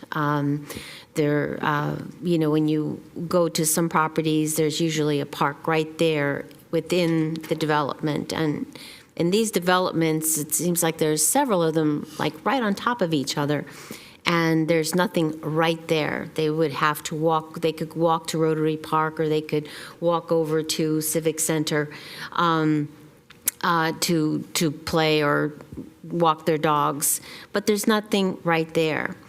And so I understand that request, about the amenities and how they weren't planned for. However, I'm also going to add that when I met with the residents, that they did, as much as they expressed concerns about the project, the Charities Housing Project, they also did say that they were in favor of affordable housing, and that it wasn't that they were against affordable housing. And so listening tonight, somebody that called in, I think it was Kirk Vartan, mentioned senior housing. And would it be possible to turn this into a senior housing project? I don't know that we've had those discussions with Charities Housing, but listening to that, then I thought about workforce housing. We have a lot of firefighters, teachers, police officers in this area. We're very close to, a lot of schools, the fire department, police department. Or would it be possible to have an agri-hood type project that would incorporate what people are talking about, a community, amenities,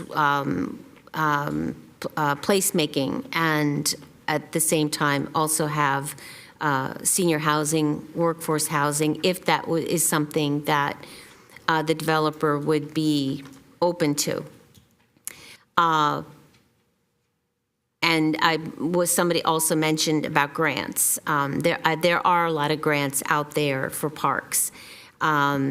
So I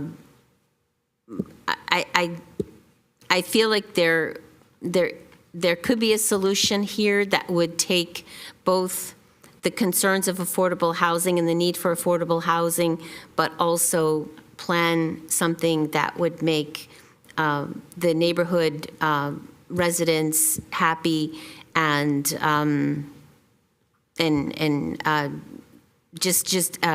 come to a good resolution and negotiation that would make that would provide for all of the needs that everybody is looking for here tonight. So this is not an easy decision, but I do think that there are opportunities maybe that we haven't explored. So those are my thoughts. Thank you, Mayor. Thank you. Thank you for everyone's comments. I just wanted to say also thanks for all the residents that came out tonight and are concerned about their neighborhood and their quality of life in their neighborhood. I think it's admirable that you've all organized, gotten together, and are advocating for what's best for your neighborhood.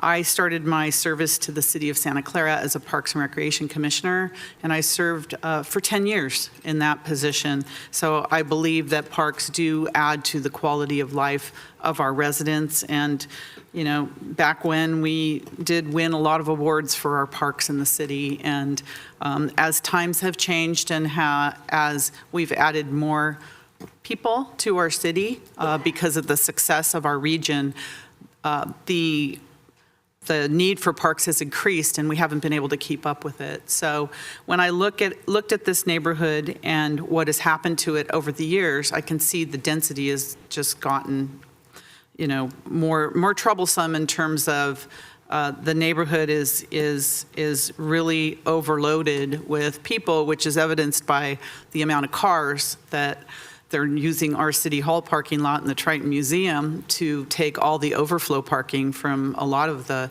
units, because the capacity with numbers of people living in units because of the cost of living here has gotten so so big and crazy, and the streets are packed with cars, and the crime, because of the proximity to the El Camino, has gotten worse. And, you know, I really looked at this property, and first of all, thanks to Charities Housing, they are willing to sell it to us. They are. Now, their price is outrageous and enormous, but that doesn't mean we can't negotiate something better. I mean, when someone offers you a price, you just don't take it. There's a certain amount of negotiations. But I think that for me, quality of life is important, and I know that we're under a lot of pressure to provide more housing in Santa Clara in many areas. But I also believe density is needed, but not in every neighborhood. And I look at this neighborhood, and it's one that is very dense right now, like extremely dense. So I would be more interested in seeing how we could make something work on that property, whether it's a purchase, a trade, you know, something that we can explore to have the ultimate goal of having some open space there in an area where the neighborhood could collaborate, meet. I remember when I had my 3 children, walking to parks was my only lifesaver that kept me sane, because I would meet other mothers and fathers there, and we would commiserate of how tired we were and everything else. But it was part of the community, and I was lucky because I had a park 2 blocks away that I could do that. And I see this is a young neighborhood. There's young children being born there, and it is a community, and the fact that you've all gotten together, you've made it a community as well. So I'm interested in seeing what we can do as opposed to just dismissing it. I'm not in favor of paying $18 million or whatever they're asking, but I think that either we can look at negotiating something, or even working with charities to take maybe half of it or do something there. But I hear you loud and clear that we need a park in that area. So I'm not going to support the motion of note and file. I think there's more we can do on this to achieve the goal of providing a gathering place, a park, an open space area for this neighborhood that very, very much needs this park. So we have a motion and a second on the floor. Councilmember Chahal. Yeah, thank you. And I just want to remind everyone, we have agenda item 15, which we need to discuss in closed door, and that pertains to discussion about this item itself, basically. So if this item is separate than that item. That item is basically council to discuss in closed session what they plan to move forward, what they want to do, basically. As Mayor mentioned, there are several options, and we want to explore during that item number 15 what we can do about it. Thank you. Thank you. So we had a motion and a second to note and file the request. Assistant City Clerk, roll call vote, please.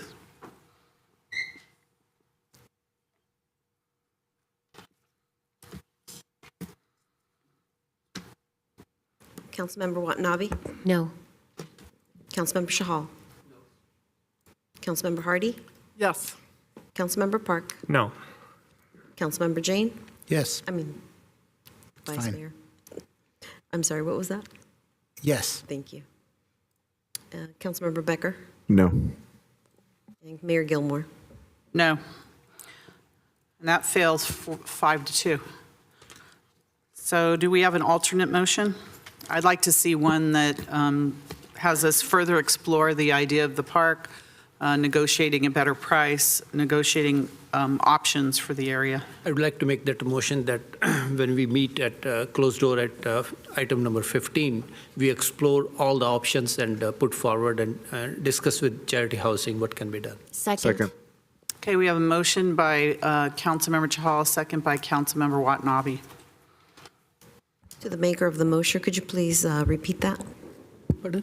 What was that, Nora? To the maker of the motion, if he could please repeat the motion. Sure. Thank you. I would like to make a motion that we discuss this item in closed doors today under item 15 and explore different options pursuing further discussion with Charity Housing. What can be done on that? Is that clear? Thank you. Thank you for that motion. All right, we have a motion and a second.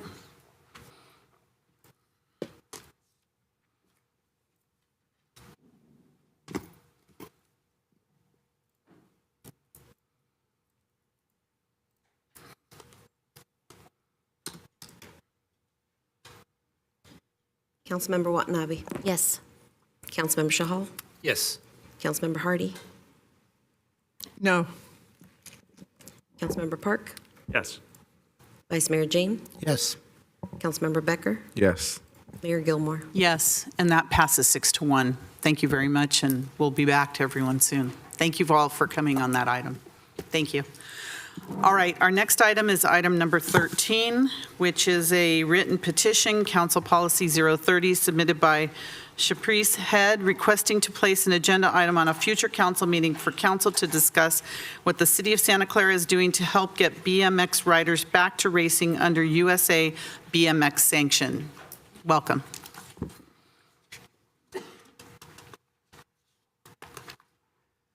Good evening. My name is Shpress. Excuse me. Ms. Freeze has 4 minutes, as she has another speaker who has given her 2 minutes. Oh, very good. Thank you. Thank you. I'm here tonight representing the majority of the Santa Clara BMX community that is desperately wanting sanctioned USA BMX racing returned to the Santa Clara track. The current practice-only program at the track today is falling well short of what the community and children desire. I'm the one voice speaking here tonight as to not inundate the City Council with hundreds of speakers, out of respect for your time. Simply put, we need the Santa Clara track sanctioned for racing under USA BMX as soon as possible. Tonight, I'd like the City Council to consider the following. From the last public meeting on the topic in May, the City Council wanted to have our world-class BMX track reopened for racing under USA BMX sanction as soon as possible for the benefit of our kids, families, and athletes in Santa Clara. Is this still the position of this council?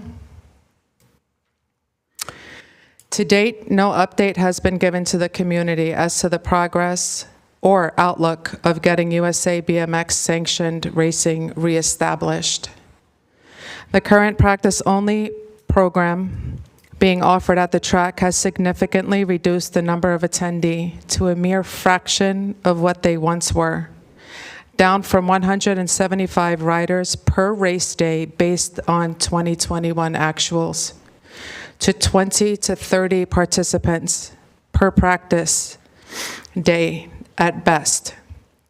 That's 85% drop in daily program attendance. Again, based on data from 2021 actuals, the local ridership has lost out on 130 local USA BMX sanctioned races, which equates up to 12,000 district points per rider as a result of the track no longer being sanctioned from March of this year. With the 2023 USA BMX schedule now published and without an established sanction, Santa Clara has lost the coveted Golden State National event along with other large draw events like Gold Cup, state qualifiers, and state finals.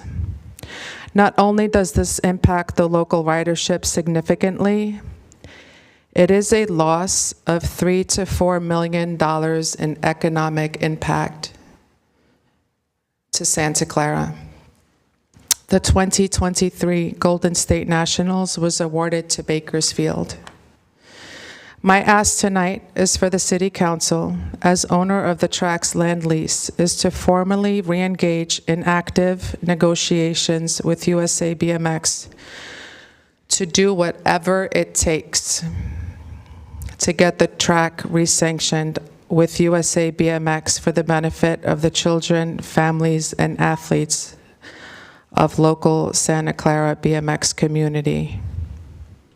8 months of waiting has already been too long. Thank you for your time. Thank you. So do we have a motion to put this on a future agenda? A motion. Manager? Mayor and council staff is proposing to bring this item back on December 6th. It was planned already to give you a status report. If that's not the meeting of the swearing in of the new council, then yes, that's okay. It's not? It's not. Okay. Okay, so bringing it back December 6th. December 6th. Could we also have PAL representatives and report on what's, I think City Manager Bajorquez, you were our liaison with the USA BMX people. That's correct. So if we can make sure we have everything brought back to that meeting about what the status is. So that is correct. We are scheduled to come back to the council on December 6th. We've already asked PAL for an update to be able to provide the information to the council. Was this already scheduled? Yes. Oh, it was already scheduled. Okay.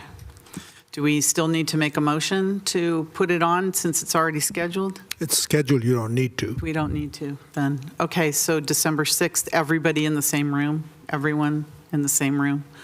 Everyone in the same room? May I ask why it's scheduled on December 6th? Without, like, I don't, it was already scheduled before your, I guess, before your request came in. I assume, this is can the that first be I've moved to heard the of it. 15th of November?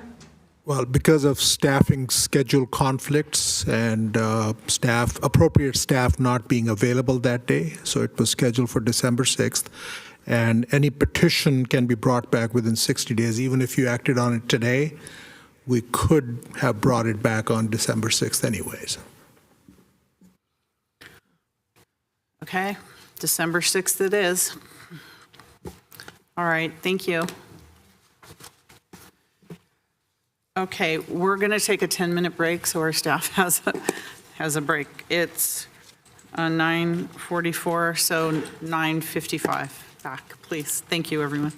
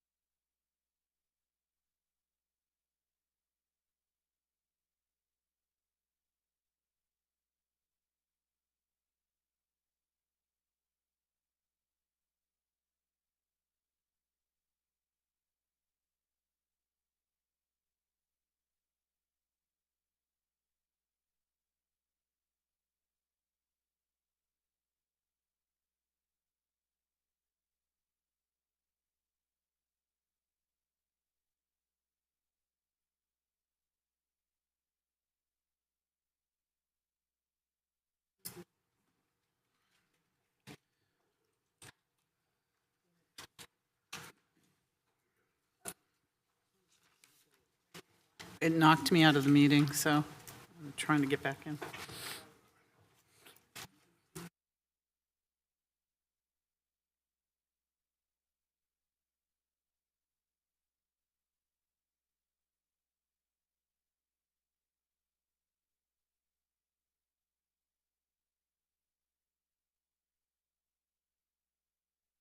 Hey, welcome back, everyone. Thank you for that short break. We needed that. The next item we have on the agenda is public presentations. Do we have any members of the public that would like to make a presentation on an item that's not on the agenda? City Clerk? Kirk, go ahead, please. Yeah, thanks, Mayor and Council. Appreciate the opportunity to speak again to you. The real concern that I continue to share in a program that Dr. Tom Shanks and I have been doing for the last few weeks is the amount of money that's being spent on this current election, which is upwards of over $4.1 million now. And that's over $2.1 million for Councilmember Becker. And what I haven't heard any of these council members running talk about, other than that it's free speech, which we all know it is, and we all agree that it is. But what they haven't done is denounce all the inaccuracies and the problem of having this kind of money involved in local politics. I've heard someone say, well, I don't take any money, I don't take a dime, I don't need any of that or don't want it, but they're not really saying that loudly. They're saying it as an afterthought. They're not really stating how concerning this is and how chilling this could be for running in the future and future elections, or anybody else that wants to participate in local government. And that gets to how does that affect themselves? If you look at people's campaigns, you'll see it's measured in the $10,000, $20,000 total raised versus the $4 million that the DeBartolo 49er Corporation has put into 3 council members. That's really concerning to hear and to see, especially when members of this council were activists that fought against the corruption of past councils and saw what the old guard looked like, and to talk about various things without people knowing their references. And it's really disturbing as a fellow activist to see people do those things without context.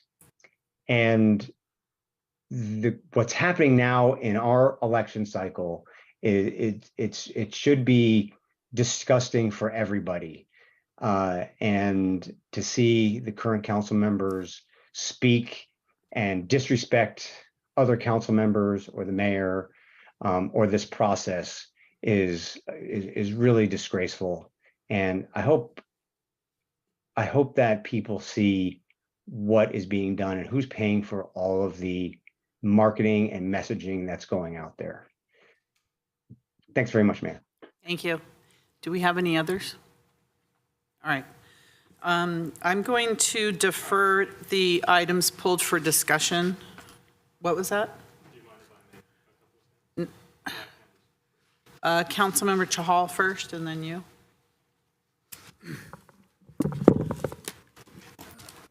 Mayor, as this has been pointed out, like public comments as being politicized, but that's okay. I would like to point out Mr. Kirk Wartan, go read San Francisco Chronicle, go read Mercury News, and you will find my comments. What I said and what you're saying was completely wrong.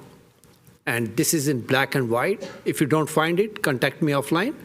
I'll get you the exact URL, what comments I gave, and what concerns I have with campaign finance reform, what is going on over here.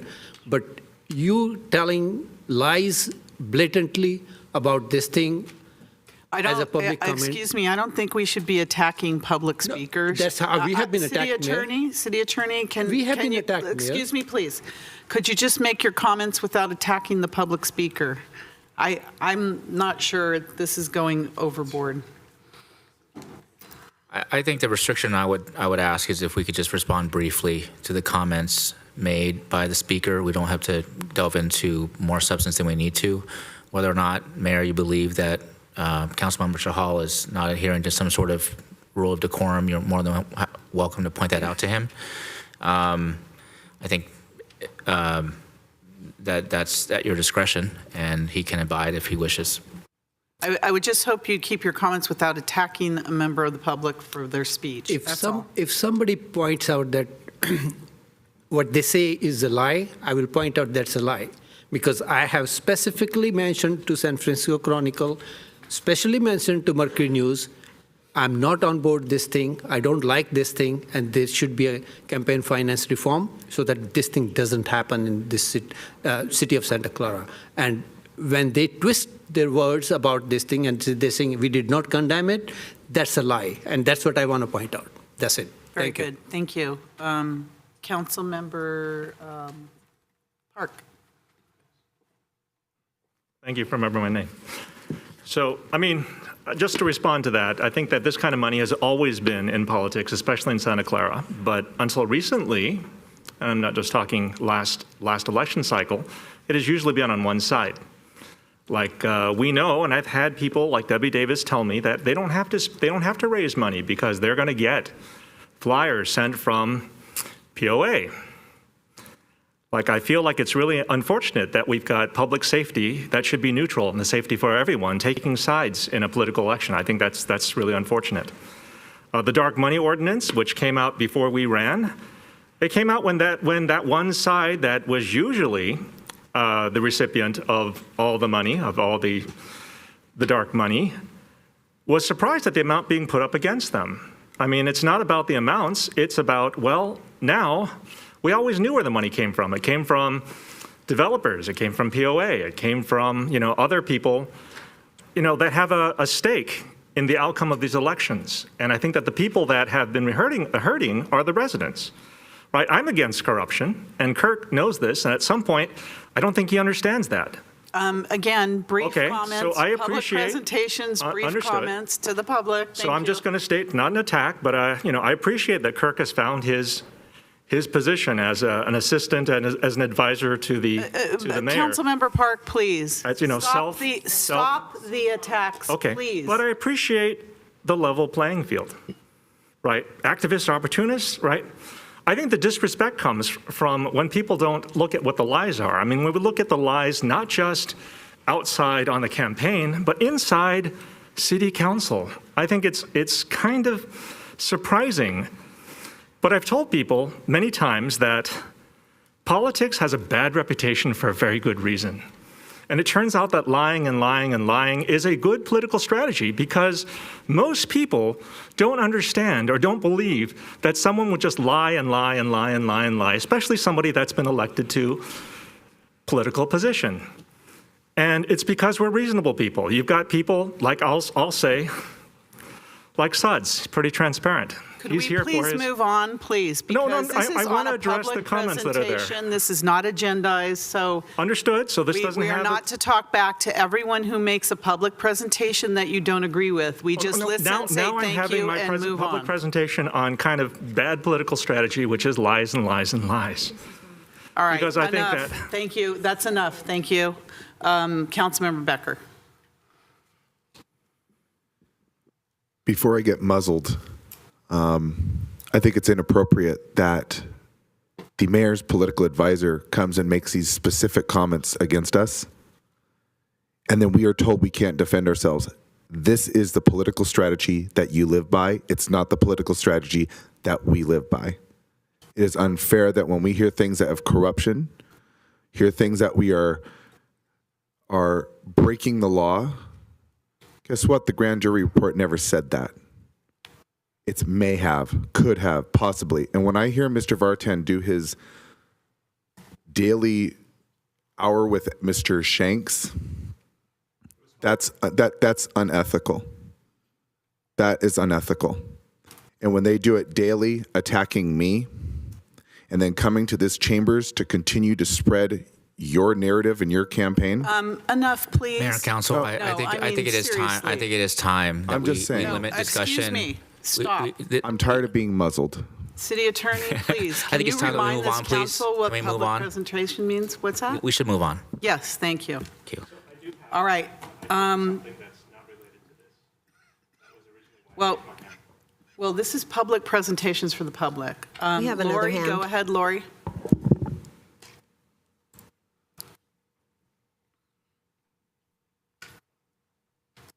You're muted. Hello. Well, I'm going to start off by saying, Kurt, what a great picture of you and the mayor. It's really sad to see that you're bringing all this up at this hour. Everyone can see the transparency that you do all this news writing that's a joke and is bogus. And then you're going to come on here and you're going to once again continue to push all of your, agenda. And the lies are coming from you. Nobody is asking. All this money stuff is coming from both sides. And like has been stated, it's coming from different entities that are supplying, I'm really upset right now because just to see the mayor tried to shut everybody down because this person, you should at least find someone else to come on and say something because there's only a couple people that say something and it gets really frustrating. And I've never been a person to want to be in politics, but when I see such dissension and such embarrassment, it makes me want to stand up and say something. So the world has so many other issues with addiction and suicide and the mass shootings and all this stuff. And to see all this nitty petty crap happening all the time, excuse me, but it's an embarrassment to our city. So Kurt, go sit down, go write for somewhere else. Thank you. Thank you. We're going to move on now to the agenda. Go ahead, please. Quickly, I need to move on to the agenda. Yes, and as a Korean American, I know that we had a moment of silence for Seoul, but I want to put things into context because this has really affected my community and it's affected me. I have a lot of family in Seoul as well. This happened in Korea and in one of the most popular places in the capital city. And they were celebrating an American event that's not even common in Korea. And while there were some Americans and other people from foreign nations at the event, a great majority of the victims were Korean. I believe it's something like 130 victims out of 155. And we talk about the effect of Korean culture, of K-pop, BTS, Blackpink, and cartoons and music on American youth. But we need to understand that culture sharing goes both ways. Teenagers, people in their 20s and 30s. I don't think there was anyone in their 40s, and we don't know if there's anyone else. There's some buddies that haven't been identified, but these were all young people. Twice as many women as men because they were caught in a crush. And it's not just a deadly disaster, but the second deadliest disaster since the sinking of a ship with children on it back in 2014. And it's the largest casualty since the collapse of a department store in 1995.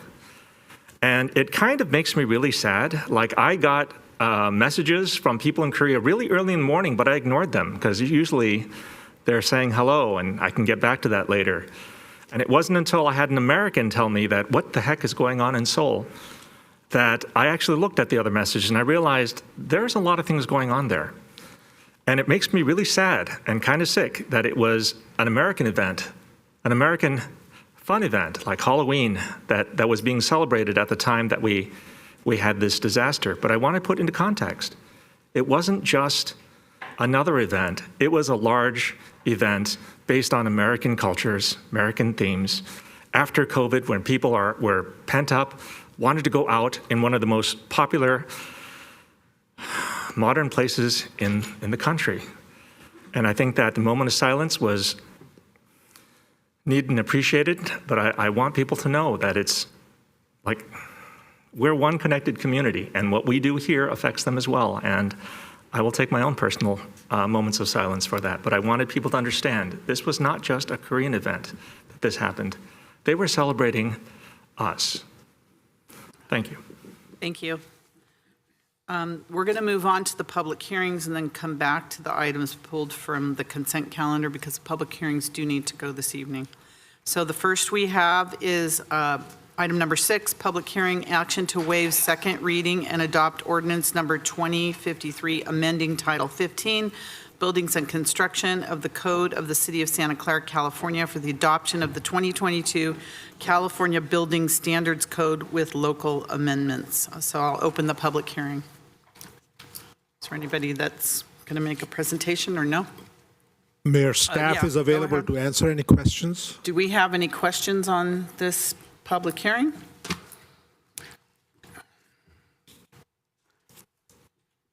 No. Do we have any questions or comments from the public? Lori, are you on for this public hearing? You're muted. Yeah, no, sorry about that. I'll turn it off. Thank you. All right, thank you. So do we have a motion to close the public hearing? So moved. Second. Motion by Councilmember Becker, second by Councilmember Watanabe to close the public hearing. Is there a motion to approve this item? Motion to move staff recommendation. Is there a second? Second. Okay, we have a motion from Councilmember Watanabe for staff recommendation, second by Councilmember Becker. Oh, did we not vote on the first one? So this is for closing the public hearing. First to vote to close the public hearing. Councilmember Watanabe. Yes. Councilmember Shahal. Yes. Councilmember Hardy. Yes. Councilmember Park. Yes. Vice Mayor Jane. Yes. Councilmember Becker. Yes. Mayor Gilmore. Yes, and that passes unanimously. Thank you. Now we have a motion for staff recommendation. Councilmember Watanabe, second by Councilmember Becker.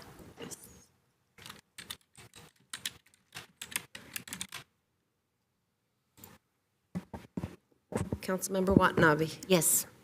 Councilmember Shahal. Yes. Councilmember Hardy. Yes. Councilmember Park. Yes. Vice Mayor Jane. Yes. Councilmember Becker. Yes. Mayor Gilmore. Yes, and that passes unanimously. Thank you. All right.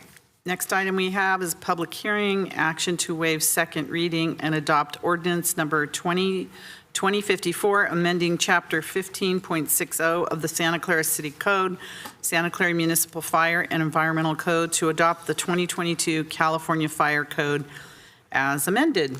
Do we have any questions on this one? All right, do we have any members of the public that would like to speak on this? Public hearing's open. All right, do I have a motion to close public hearing? Motion to close. Second. Motion by Councilmember Becker to close public hearing, second by Councilmember Park.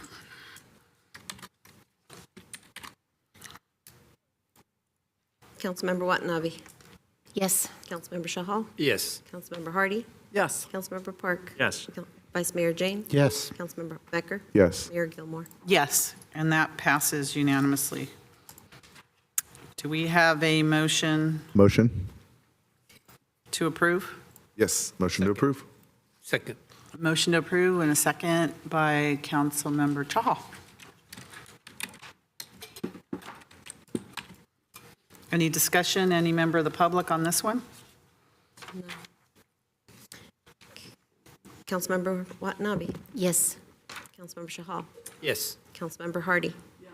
Councilmember Park. Yes. Vice Mayor Jane. Yes. Councilmember Becker. Yes. Mayor Gilmore. Yes, and that passes unanimously. Thank you.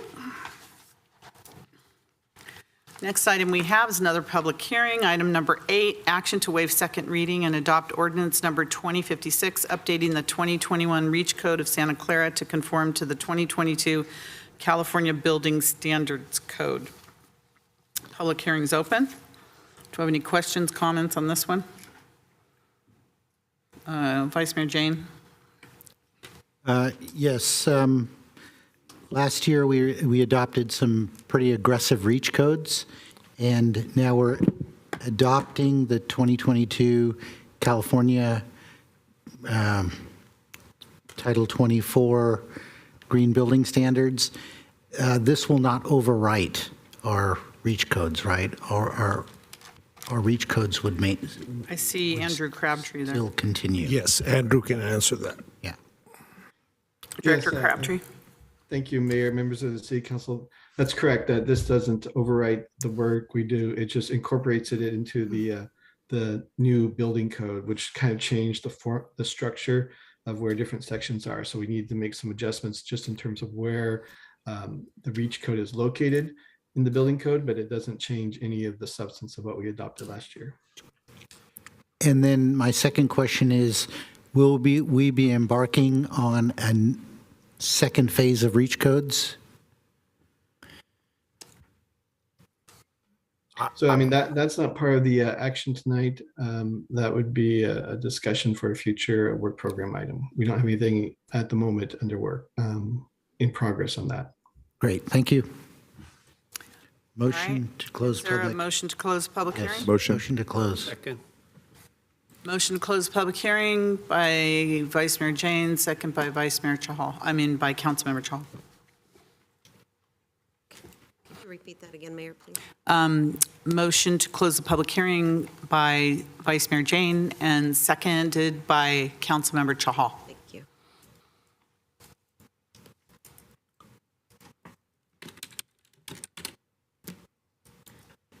Councilmember Watanabe? Yes. Councilmember Shahal? Yes. Councilmember Hardy? Councilmember Park? Yes. Vice Mayor Jane? Yes. Councilmember Becker? Yes. Mayor Gilmore? Yes, and that passes unanimously. Is there a motion to approve this action? So be it. Second. All right, so we have a motion by Councilmember Becker, second by Vice Mayor Jane to approve the action. Is there any member of the public that would like to speak on this? No. Seeing none. Councilmember Watanabe? Yes. Councilmember Shahal? Yes. Councilmember Hardy? Yes. Councilmember Park? Yes. Vice Mayor Jane? Yes. Councilmember Becker? Yes. Mayor Gilmore? Yes. And that passes unanimously. Thank you. All right, next we have a public hearing, action to accept the 2022 report on the city's water quality relative to public health goals. And this is a public hearing, which is open. Welcome. Mayor, Council, City Manager, Gary Welling, Director of Water and Sewer Utilities. Let's see if he's got the PowerPoint here. Okay. Here tonight to talk about the 2022 report on water quality relative to public health goals. We do this every 3 years. It's required by state law.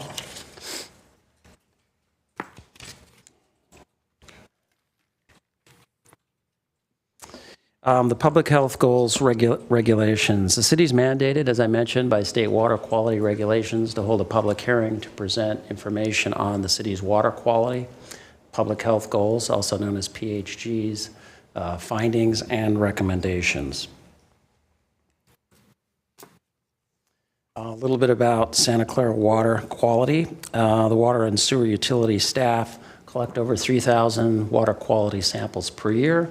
We have 34 sample stations located throughout the city and 19 active wells currently.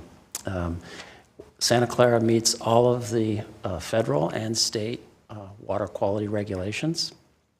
And every year we send the CCR, Consumer Confidence Report, to all customers, both residential and commercial, and that goes out with the Inside Santa Clara Summer Edition.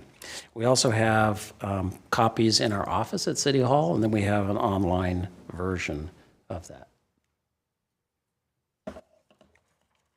So background on public health goals. The California Office of Environmental Health and Hazard Assessment establishes 95 public health goals for chemical contaminants in drinking water, and that's changed. That's actually increased from 3 years ago.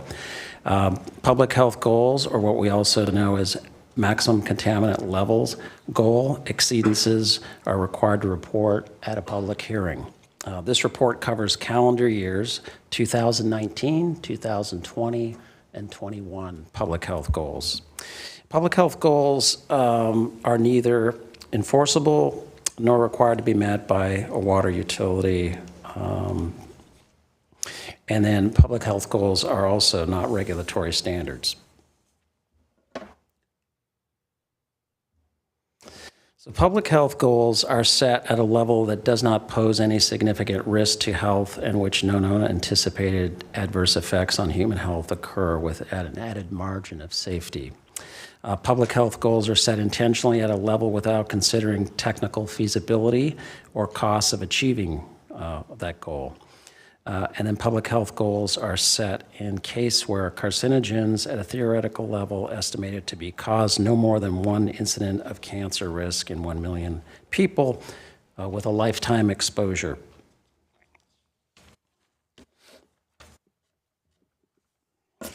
So our monitoring results for this 3-year period, we have one constituent that exceeds public health goals, and that's arsenic. We have a maximum contaminant level, which we consider safe from a regulatory standpoint. That is the regulation, and that's a 10 parts per billion requirement. Our sampling results are either non-detect or 1.7 parts per billion, and that's the range from sampling we've done over the last 3 years. The public health goal is 0.004 parts per billion. So you can see we're well below the MCL, which is the regulatory contaminant level, the regulatory level that we have to adhere to in our water quality sampling with Department of Drinking Water, which is the state agency that oversees the regulatory framework. So the report conclusions, the water utility will continue to regularly monitor drinking water quality and is not proposing to change its current operations based on information provided. The city's drinking water, as I mentioned, meets all state and federal regulatory requirements for safe drinking water. Benefits of reductions are uncertain, but the costs associated with possible water treatment options are significant.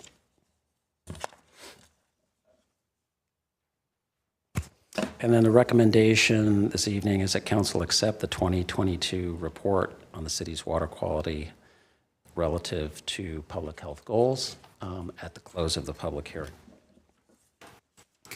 Okay, thank you. We have questions. Vice Mayor Jane? Yeah, I see that for some things, the public health goal is actually 0, which is basically impossible to meet. Right. So I understand that a lot of them, like you said, does not consider cost. The arsenic, we have 3 sources of water, Hetch Hetchy, surface, and then ground. Is the arsenic coming from the ground, or it's coming from the ground? It's groundwater, yep. Okay. And it's just... So it affects certain parts of the city and not others, is that correct? Correct. There's a handful of wells that typically we get we register some type of concentration, but not all wells. San Jose also has a public health goal exceedance on arsenic. So, it's the same basin, essentially, but it does vary. 3 years ago, we were at ND to 4 parts per billion. So the levels actually dropped, but it's substantially below the regulatory requirements. Okay, that's all I had. Thank you. Councilmember Chahal. Thank you, Director. Actually, Vice Mayor stole my question. I had the same question, like which of the 3 this report is from, specifically arsenic, and you already answered that. Thank you. Sure. All right, the public hearing's open. Do we have any members of the public that would like to speak on this? I don't see any. City Clerk? All right. Thank you, Gary. Do we have a motion to close the public hearing? Motion. Second. Motion by Councilmember Becker, second by Councilmember Watanabe to close the public hearing.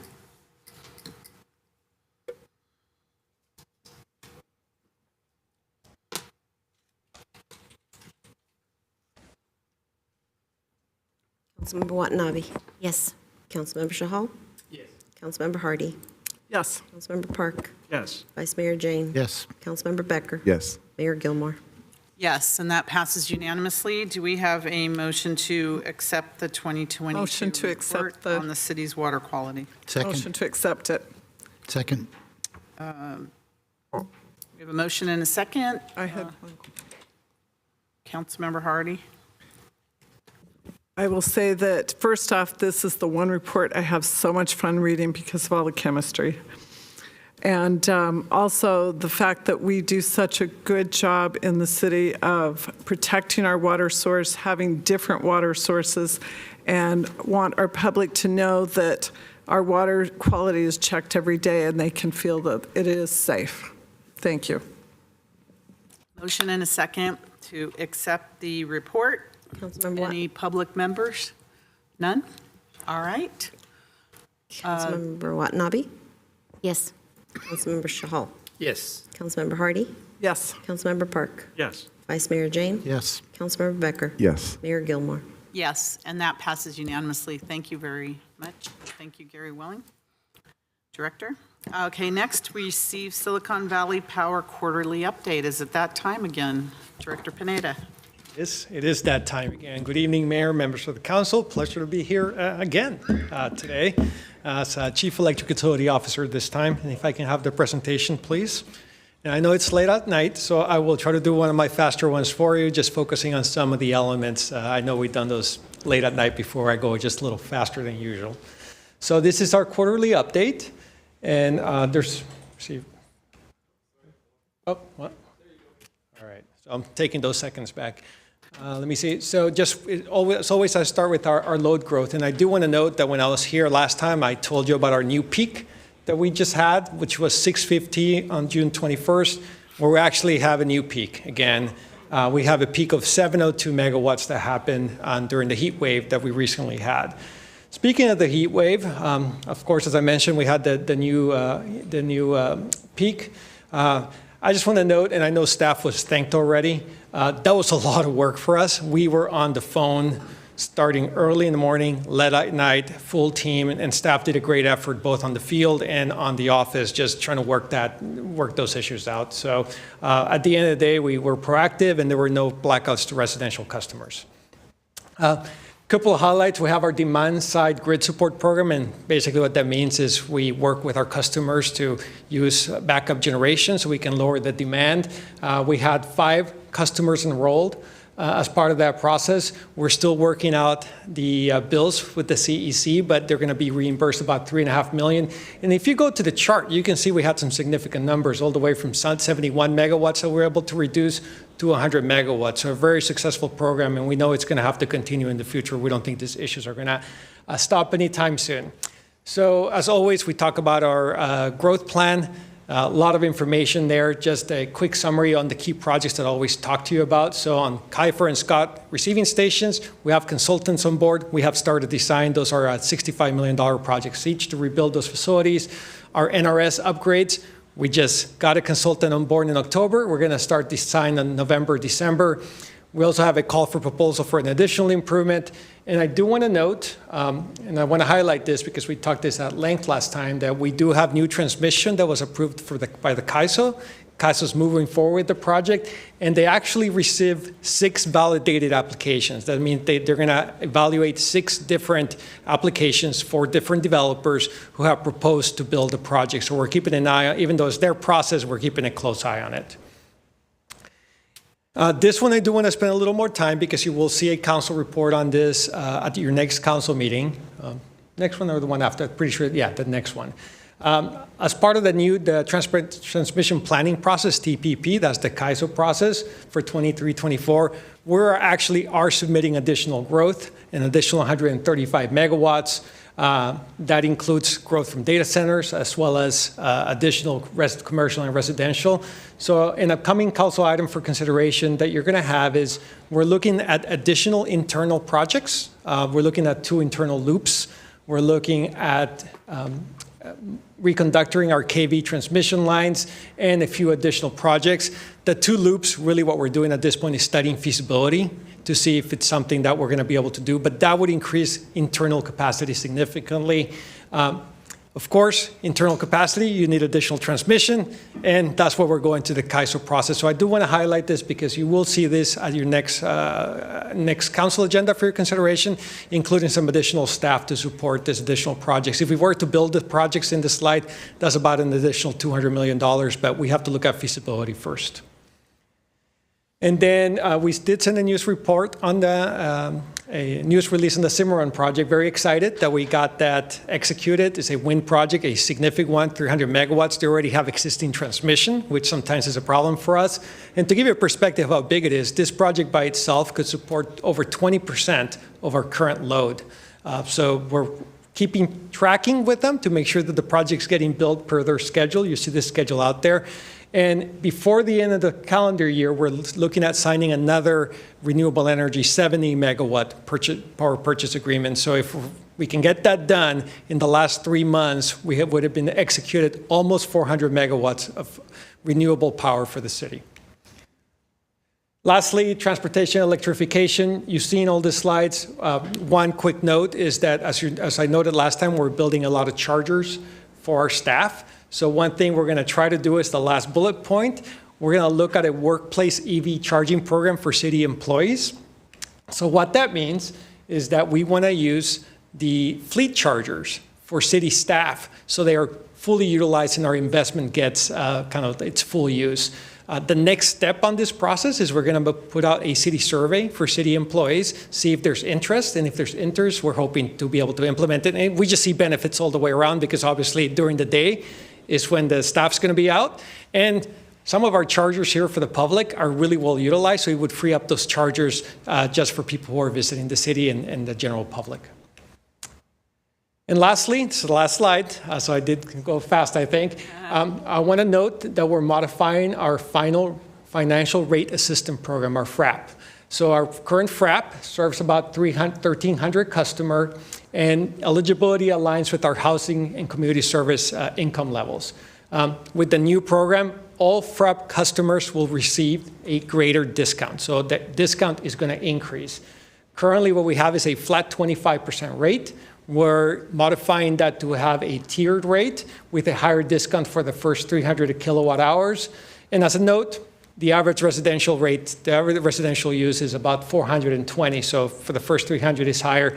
If you're under the FRAP, it's 35% for the first 300, 25% after that. And then we have even a lower income level called the LIHEAP. And if you qualify under that, you'll get a 40% for the first 300 kilowatt hours and 25%. And this is something that we have the authority to do, so we're going to implement that immediately to start processing that in January.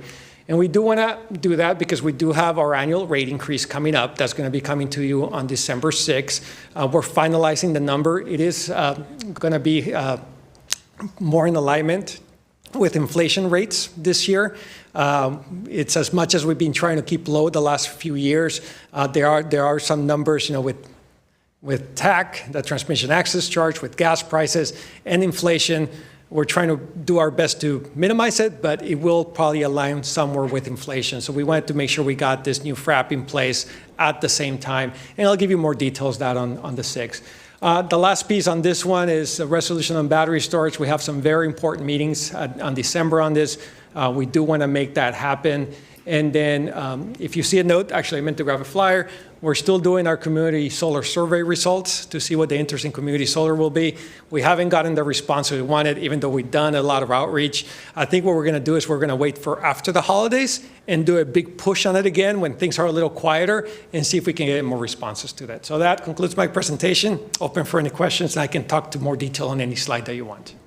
Thank you so much, Manuel, and thank everyone in SVP for all their good service to our community, especially keeping the lights on during the heat wave. And I know things were happening all over the place, but There was SVP, as reliable as ever. So please thank your staff and everyone for all their hard work on behalf of the citizens. I will, and I know at a previous council meeting, the council and the city manager did as well, and it was very well appreciated, and we let them know. We appreciate it so much. Vice Mayor Jane?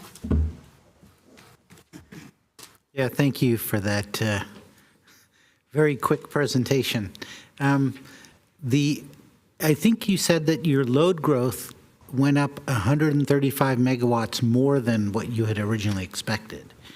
Yes, so what we do is, I don't know if there's any other questions. No. Oh, okay. more So let me answer. So as part of the TPP process, we do a 10-year forecast. So what we're looking at is what is the load growth going to be in 10 years. So for this upcoming forecast, we are seeing an increase of an additional 130 megawatts. If you go further than that, we'll probably see even more than that. But that's how the process, you do it on a 10-year period. Right, but one of your previous presentations had a projection of 2,000 megawatts eventually. Yes. What those projections were, depending on how much we decide that we are going to grow, right? And we're going to have those discussions in the coming year. We could double. Yeah. We're definitely doubling. We could triple. Yeah. And if you really took everything, you could almost even quadruple, right? But there'll be some policy decisions the council is going to have to make. Even if we were planning that, or like we were saying that's what we can do, the CAISO wouldn't take those kind of numbers. They want to see, because they do it based on realistic growth that can happen over a period of time. But if you look at the amount of development, tripling, quadrupling could be a possibility if we get that transmission and we build the internal projects for it. And so this extra 135, is that a data centers? It's a combination of data centers. Definitely data centers are involved. And when we look at data centers, we look at the ramp rate. So it's not like, here's a 99 megawatt data center, you drop it all at once, because that's not how they load up. But it also includes commercial and includes residential as well. So it's a combination of all, but as typical for us, a lot of it's data centers. And then my real question is, the new data centers, they will be subject to our cap requirement. That's correct. All new data centers are subject to the cap, meaning that they have to provide carbon neutral power. Correct. Thank you. Councilmember Chahal. Thank you, Manuel. Quick question on the peak load of 702 megawatt, right? How much of that was from accessory sources like the generators of the different facilities, and how much was our actual supply on that? Well, the 702 megawatts was our load at its peak. So that's the highest load that we had. And that's actually before the generators came on and all that stuff happened. So that was the highest peak.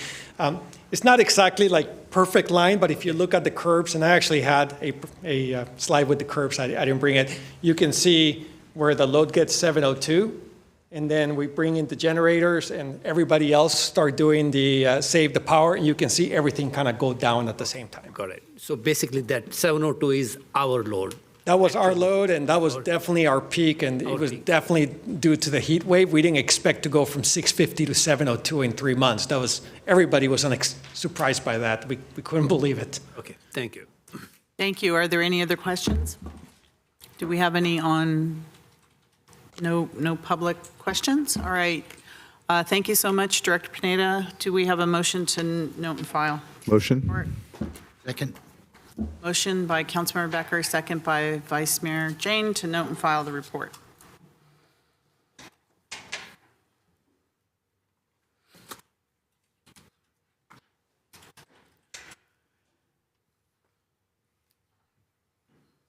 Councilmember Watanabe. Yes. Councilmember Chahal. Yes. Councilmember Hardy. Yes. Councilmember Park. Yes. Vice Mayor Jane. Yes. Councilmember Becker. Yes. Mayor Gilmore. Yes, thank you. That passes unanimously. All right, we're going to go into written petitions and go backwards. Written petition number 12, action on a written petition, Council Policy 030, submitted by Kurt Bartan, requesting to place an agenda item on a future council meeting for council to discuss the new parking permit ordinance and rules. Is Kurt on the line?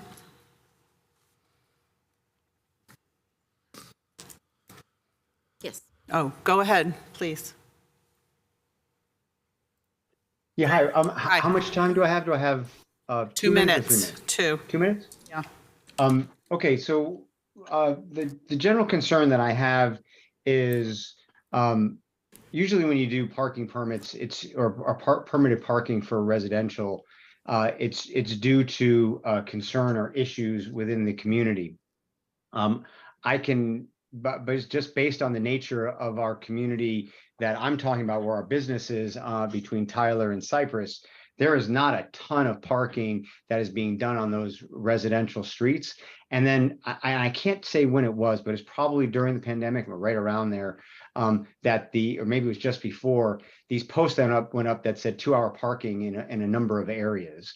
And now new signs that came up saying now that everything's going to, you need to get permits if you're going to park there, or if you want to be able to park there.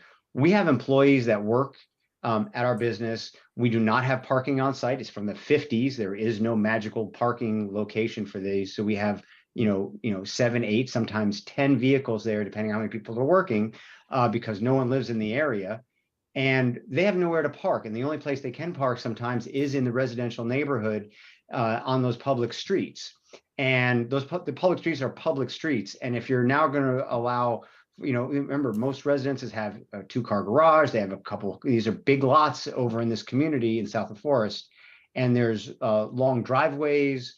And to require parking permits to park on the street is a real hindrance to our community, your working community, your business community here on Stevens Creek. And so I would ask that those, at least in this particular area where I don't see a lot of contention, that those parking restrictions be removed, that those signs that are there actually be removed. Maybe they can be put up later if there's some need, but I do not believe there is one. There may be a perceived need, but there isn't an actual reality need. And then if that's not possible, then how can we as a business also get the ability to park in the neighborhood or, on the street? These are public streets. They're not owned by the residents. They're owned by the city and they're public property. So how can we park on those streets?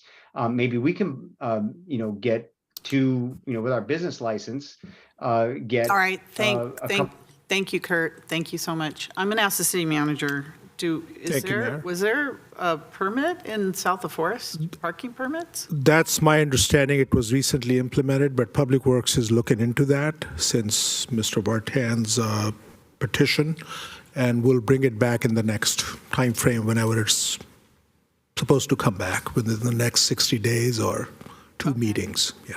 All right. Do we need a motion for that? Or are you just bringing it back? We're just bringing it back. All right. Yeah. Can you let us know any other areas of the city where you put parking permits to? Usually it's done by the neighborhood that wants it.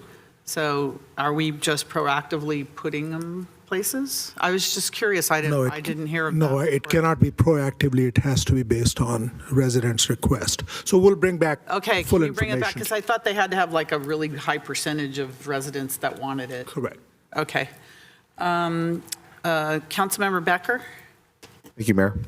So thank you, City Manager, for covering a little bit about that. So my neighborhood, I live on Malabar, and all of my neighbors, we saw signs that basically said that there will be permit parking.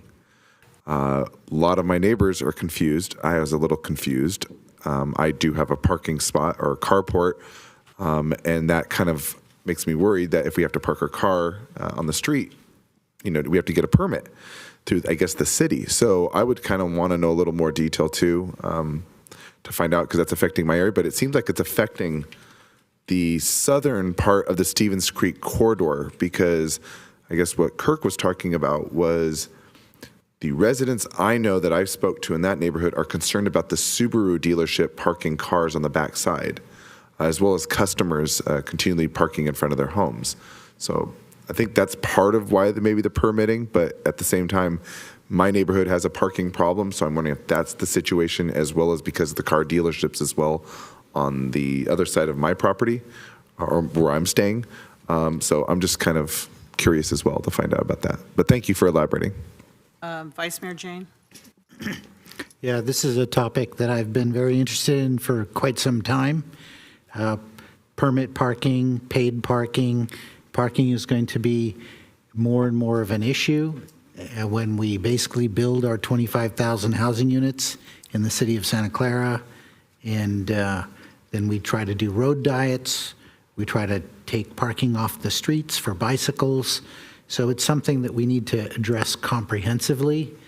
And I know near the university, they do have limited hours for parking.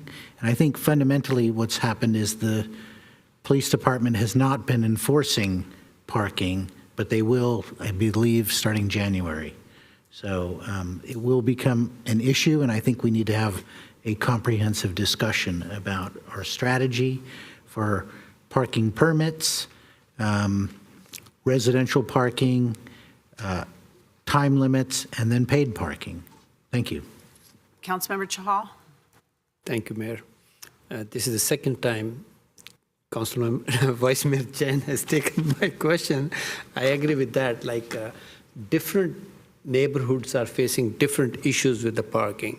And we need to look at comprehensive, it's not a part of just we look at this particular region, but as a comprehensive citywide. Like some people say, oh, we don't want 2 hours, we want 4 hours. Some people say we don't want any parking during the night or during the day. So I think we need to look at a comprehensive approach and find out what other cities are doing in similar circumstances. If there are some case studies, like they have come up with some innovative solutions for that. So let that be a comprehensive report, what can be done for different regions of the city. Thank you. Thank you.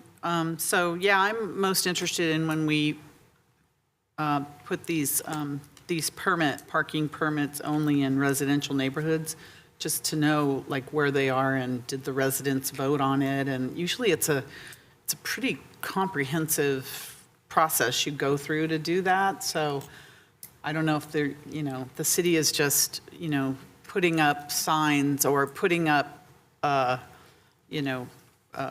putting it out there without getting the residents' input. That's what I want to know, because like Kurt said, there's businesses on Stevens Creek, there's businesses on El Camino that weren't built with parking.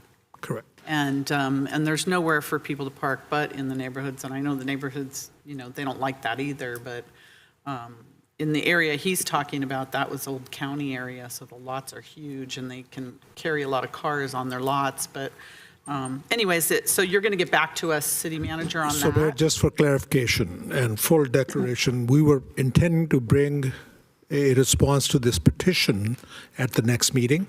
Of course, now the subject is becoming a little broader, so we cannot do all that, so don't expect that. But you'll respond to this We petition will, so at an appropriate and then time, we'll have a whether it's bigger a study discussion. session of some sort, but we'll capture all this that you've shared today. Okay. All right, so we don't have to take any action? Is that what you're saying? We're bringing it back? Okay, Councilmember Park. So thank you very much, City Manager. I will note that this is the second 030 request that staff already had a plan to put on the schedule, and it would be really nice to have a staff report or some note maybe with this request telling us that, because we have we're spending time. We had a woman waiting hours for a response that our response was, oh, we've already done that.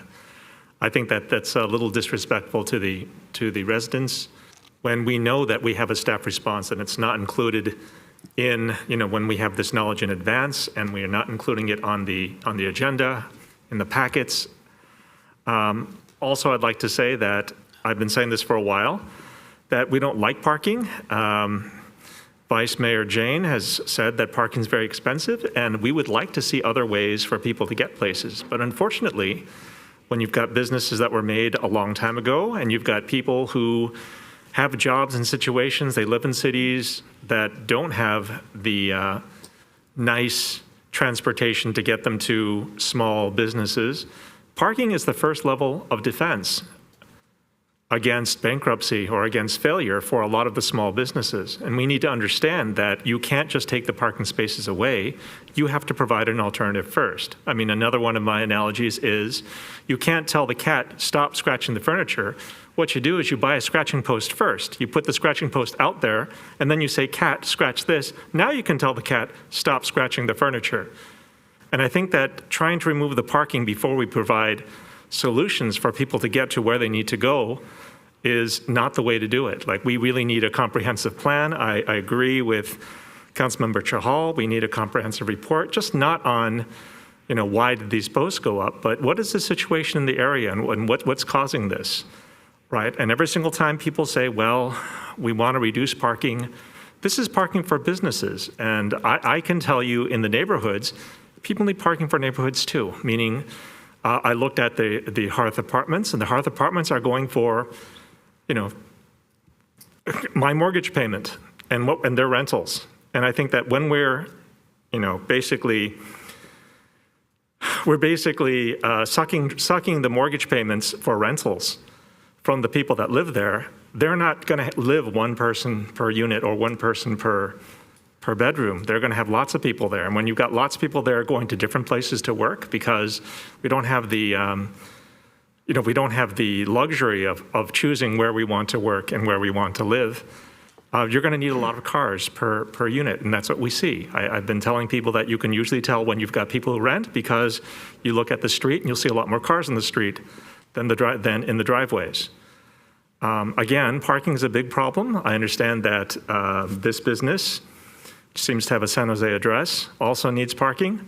But I would like to see the comprehensive report and the answer of, well, no parking, or you've got to find public transportation.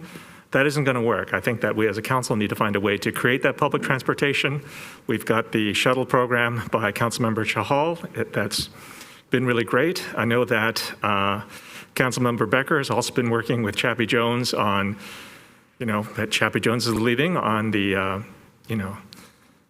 the Stevens Creek plan. But I mean, we need to get these programs working. We need to stop talking about them and start implementing them. Thank you. Just for your information, Councilmember Park, those businesses with the San Jose addresses on Stevens Creek are in the city of Santa Clara. Understood. I'm just saying they have the addresses. City May I Manager? make a point of clarification for Councilmember Park? The BMX item, we had planned to bring that back without the 030 or petition because that was council direction whenever we have an update. So we had planned to bring it back on December 6th anyway. And the second point is this one I just mentioned as part of the policy, we are supposed to bring it back within X number of days anyway. This is not planned to be brought back. So I just wanted to clarify that for you. Understood. We'll bring it back on December 6th or whenever the appropriate time frame is to bring this parking report back. Okay, but I'm also saying that we know what the authorities are. We seem to, we should read them and we know what they are. And then if we understand, the staff knows that we're going to bring something back, we could at least put a note on the item. It should be on the TMAC, the tentative agenda. So. Okay, but I'm saying that putting it on the item so that the residents that put it on the 030 know that as well would be really nice. Okay, so no action, City Manager? All right, very good. Thank you. All right, we're going to the next item, which is item number 14, action on a written petition, Council Policy 030, submitted by Lori Garmany, requesting to place an agenda item on a future council meeting for council to consider the censure of Mayor Lisa Gilmore for the leaking of confidential closed session settlement information to the press, as well as writing a letter to Governor Newsom. So do we have Lori on the line? Lori? Yep, I was just waiting. Oh, for yes, my it's your unmute. turn. Go ahead, please. Okay. Well, first of all, I want you to know that I come in peace. Knowing this world has so many issues and pain, it sickens me to see the lies and the turmoil within this council at times. Life is short, and the only reason why I got involved in the politics was because I received those bogus and false political flyers during voter time some time ago. I went and met the people running and did my own investigation and found out the truth. I could not believe what I was reading. So many lies, and I thought to myself, what are we teaching our children? We need diversity and love in our city, and to see the same two news writers always being one-sided to the mayor is appalling. I would like to state that the character that I witnessed also with the mayor was embarrassing for our city. For example, the silly news report by her friends in regards to being so scared of a council member that she wanted to report it to the police, but she didn't call 911. She called her friend, the police chief, who then made a call. And the truth is there were police already at City Hall dealing with a man, and they handled it. I'm requesting to place this on the agenda because of those reasons. I mean, all of this at some point has to stop. And to see, and I'm sure there's negativity on both sides at times, but from my eyes and from what I see, I think the most beautiful thing that has happened to our city is that our city council has become diverse. And we have so many different people from different cultures, different religions, and it's a beautiful thing. And to see the negativity and all the political crap it's sad. So thank you very much. Okay.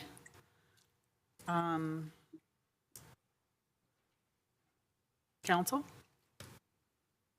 Motion to approve. Second. All right. So I think, let's see, Councilmember Becker, you can go first. Thank you, Mayor. So yeah, I do have some concerns. There's been some incidences, and I really would like to have a discussion about this. And we just don't have the appropriate time to discuss this, so I think we should discuss it at the next meeting. Councilmember Chahal? Thank you, Mayor.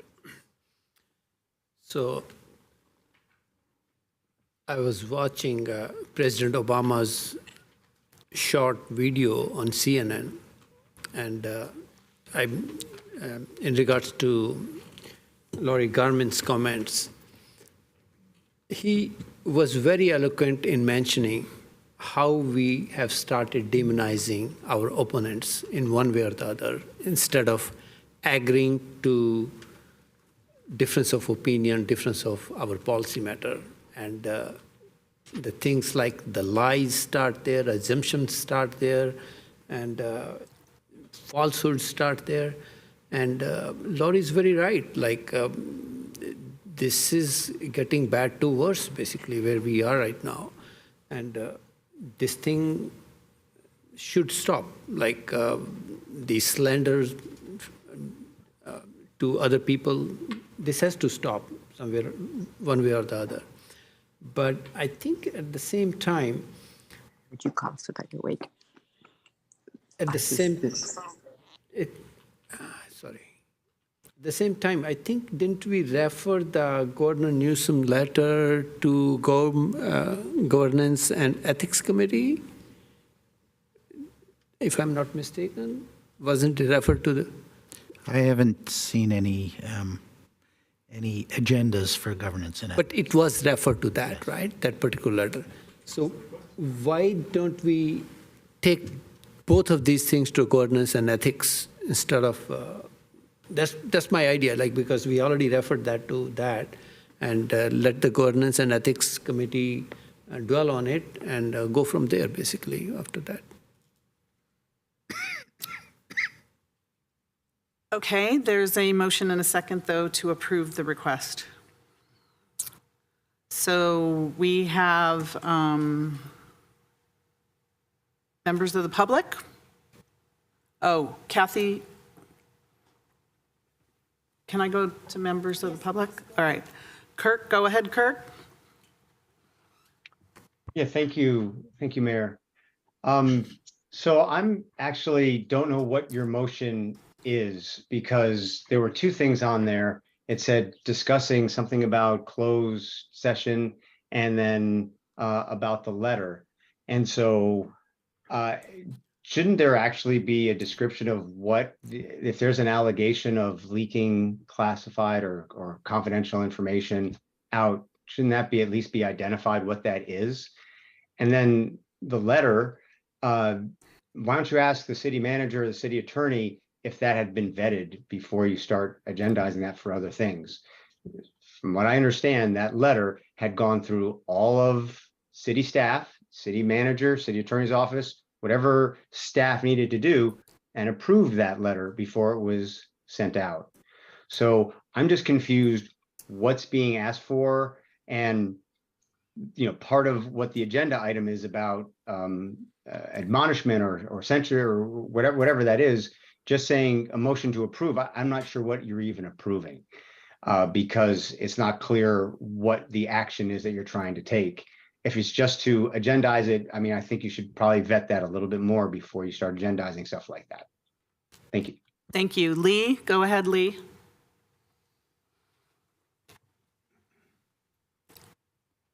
Okay. Hello, my name is Lee Brofman. again, I'm with Kurt. What the hell are you talking about? It's two different issues. And is this just because it's before the election? And so all of a sudden it'll go away. Really, this is, I truly despair of our cities and people like this bringing forward something like a very nebulous thing, because we know it's two different, it was two different issues. So thank you. And hang in there, Mayor Lisa. Thank you.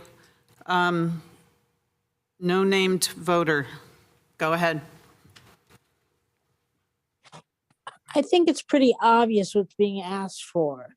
We have a mayor who's disclosing things out of closed session, which is a criminal offense. But she's also throwing things to the grand jury that is also coming out of a closed session, which is another criminal offense.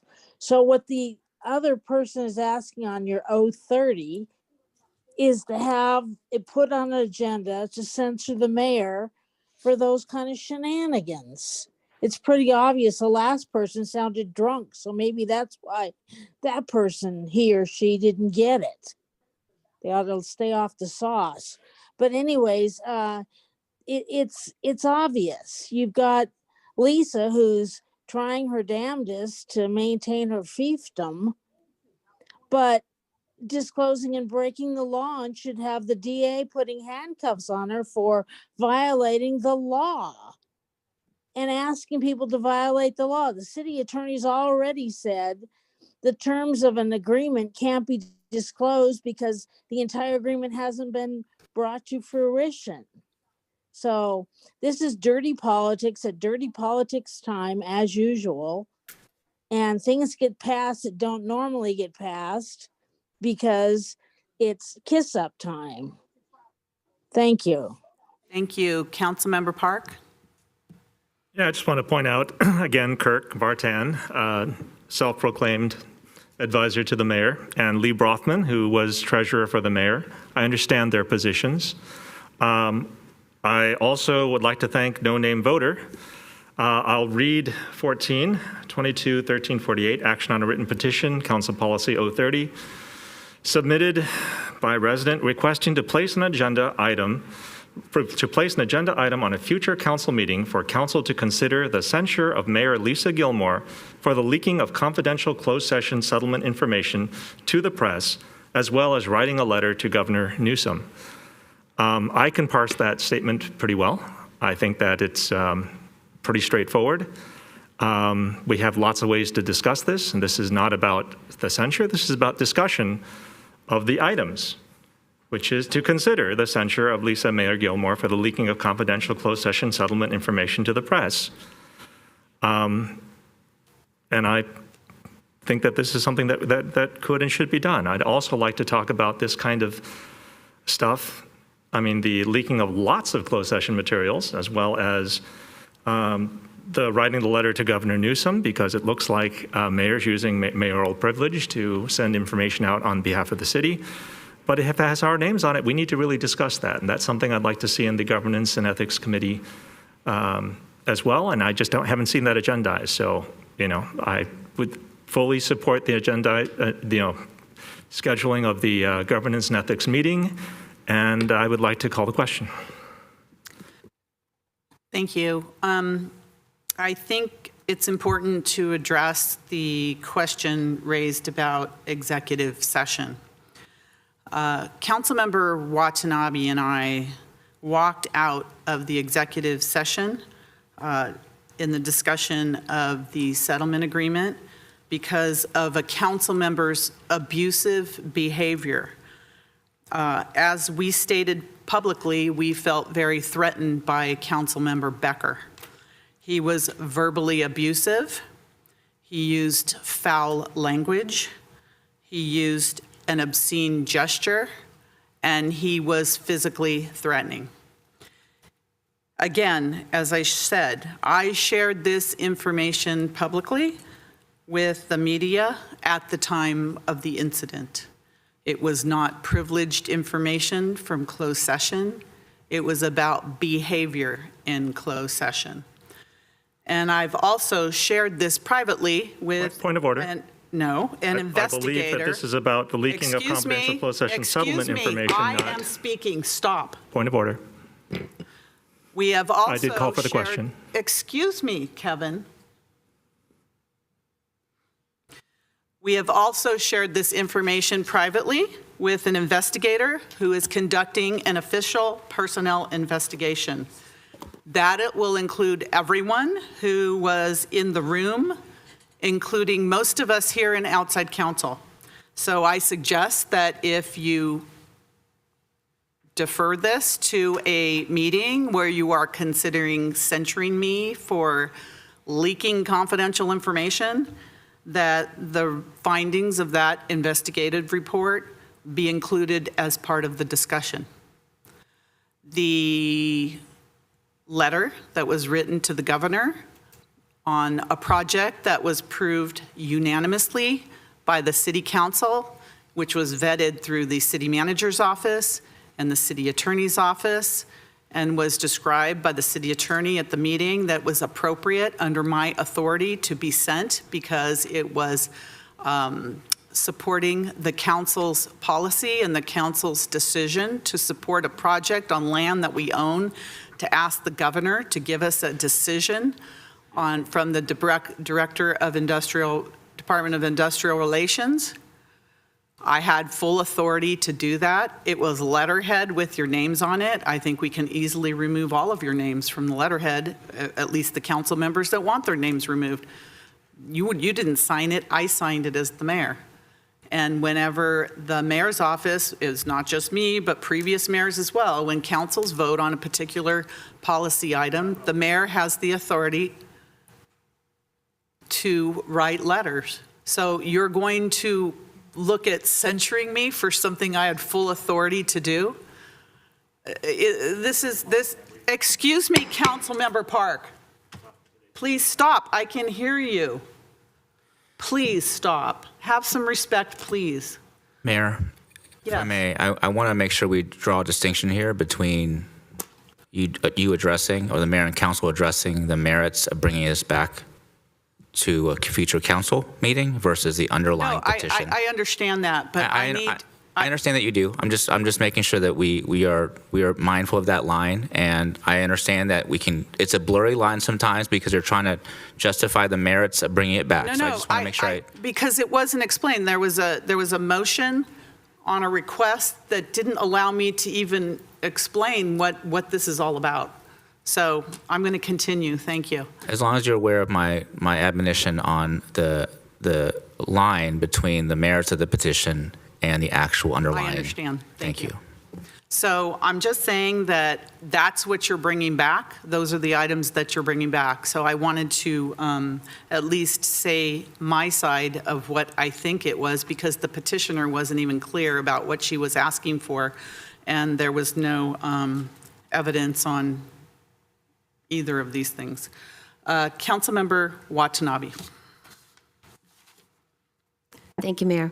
I'm glad that you took the time to just explain that and just share, because they're based on the petitioner's request. There was no, it didn't sound like there was any specific request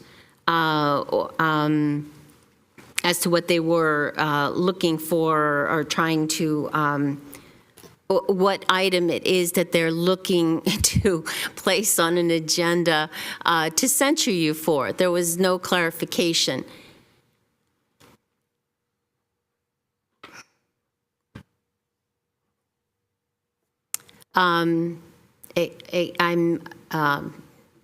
There's interference to my left here.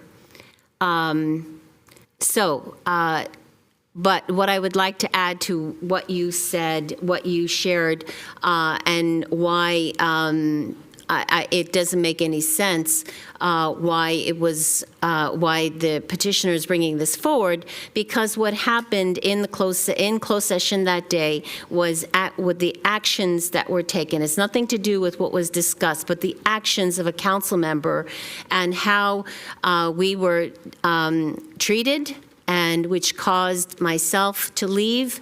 I heard motions, or I heard noise. I didn't know what happened until the mayor told me. And I came out here and I sat shaking for hours. I wished I could go home that night from the council meeting because my mind was not here because of what transpired in the closed session room that night. And as the mayor said, we have taken our own actions in terms of filing complaints as a result of the actions that were taken against us.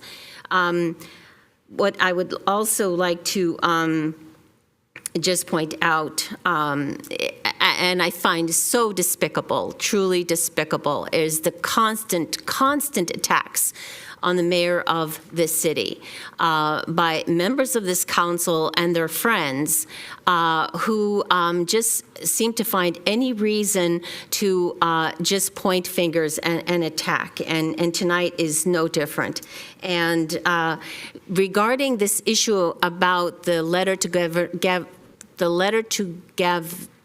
Governor Newsom, the letter that was sent was on city letterhead. If the letter came from members of this council, their names would have been listed underneath the mayor's name, but no other names appeared on the letter underneath the mayor's name. It was signed by her, sending it on behalf of the city with the, after being vetted by the city manager and the city attorney.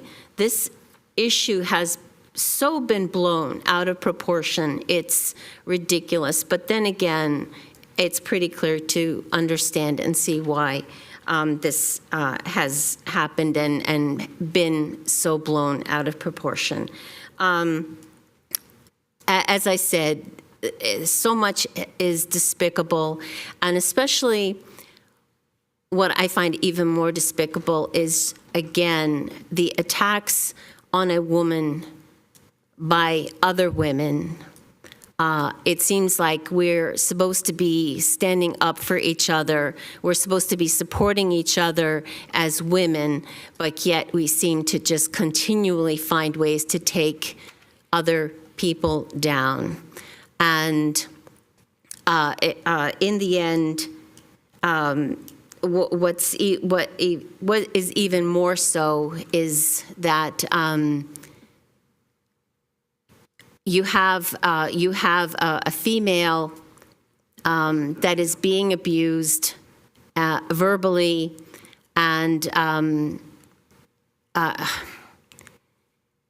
I have a point, but I'm being bothered here to my left intentionally, and I'm losing my train of thought. But my point is that you have a female leader that is being attacked unfairly, and there is a reason for it, and yet my point that I've been trying to get to is that she was a victim in a closed session, and yet she is the one that a petitioner and people on this council want to censure her for. And that is the most egregious and despicable act coming out of all of this. Thank you. Councilmember Becker. I have to respond to these consistent wild accusations that are constantly being spread about me, consistently every week. You have weaponized closed session. You have taken everything that was closed session and made it public. This is from the settlement agreement. This is from what you're saying, that the behavior. And I know, Councilmember Watanabe, you're laughing, but here's the thing. You verbally abused me. You verbally abused me. No, don't answer, please. And the thing is that it's a one-way street.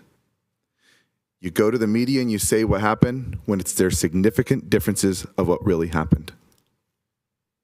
This is a prime example of bullying. This is retaliation, specifically after the homophobic remarks were found, connected to a blog that you guys support.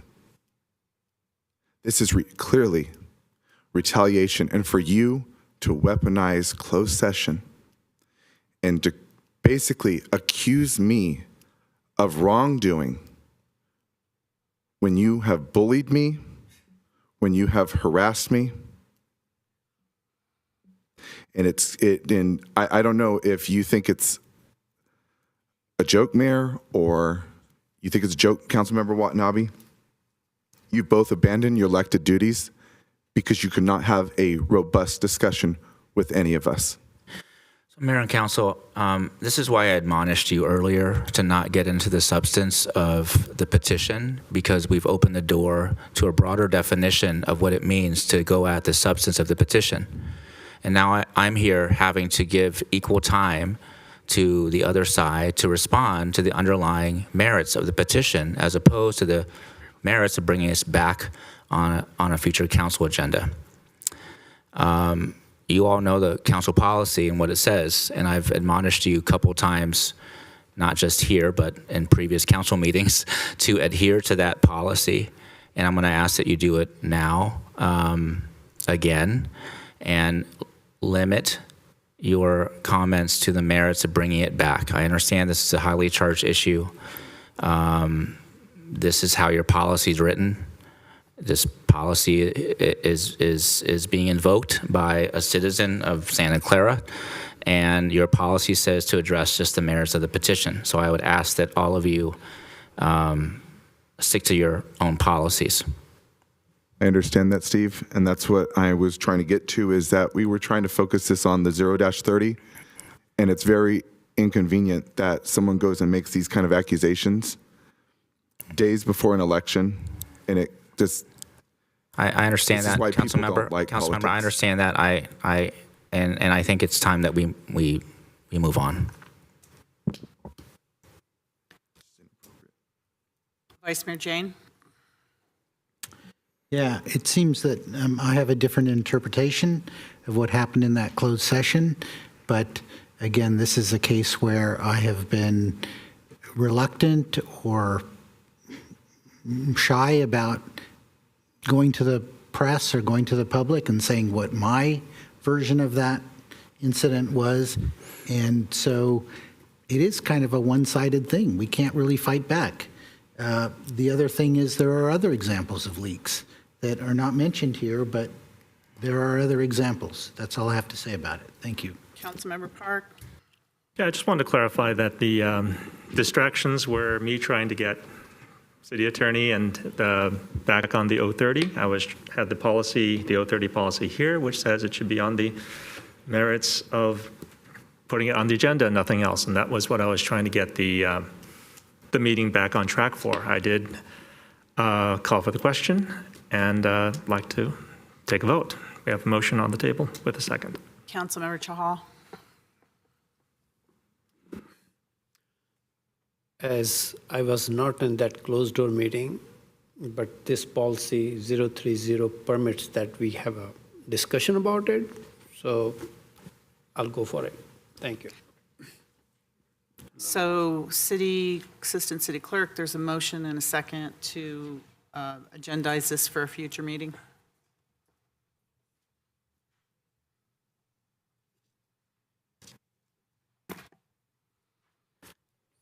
I just wanted to clarify, is this a future, or did I hear a time certain on this? I don't know. Okay, thank you. If I may clarify the record, my understanding of this request and how we would at least how I would consider processing this request, because it may require some more information, is probably that it would have to come back twice. That we would have to bring back a staff report trying to get some clarity on the scope of this request, and then further direction at that point.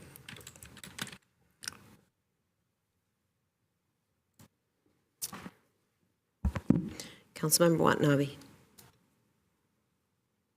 No. Councilmember Shahal. Yes. Councilmember Hardy. Yes. Councilmember Park. Yes. Vice Mayor Jane. Yes. Councilmember Becker. Yes. Mayor Gilmore. No, and that passes 5-2. All right, we're going to go backwards now to the two items that were pulled for discussion on the consent calendar. They were both Stadium Authority items. So Vice Mayor Jane, you pulled item 5A. 5A. Go ahead. Yes, this item is on a financial status report on the Stadium Authority. This is for both the quarter and the fiscal year ending March 31, 2022, and I believe that Director Lee has a presentation, or do you want to answer? No, we don't want a Vice Mayor, presentation. we're just going to answer questions. What questions do you have? So it seems to me that in looking at this report, the total operating revenue was $66.5 million, and the total operating expense was $58.4 million. This is for the Stadium Authority, the stadium operations. So there's a difference there of approximately $9 million. Where did that money go? And why didn't it come to the general fund? The second question I have is, if I look at Table 14 in this report, it says that there was $1.136 million that actually flowed to the general fund.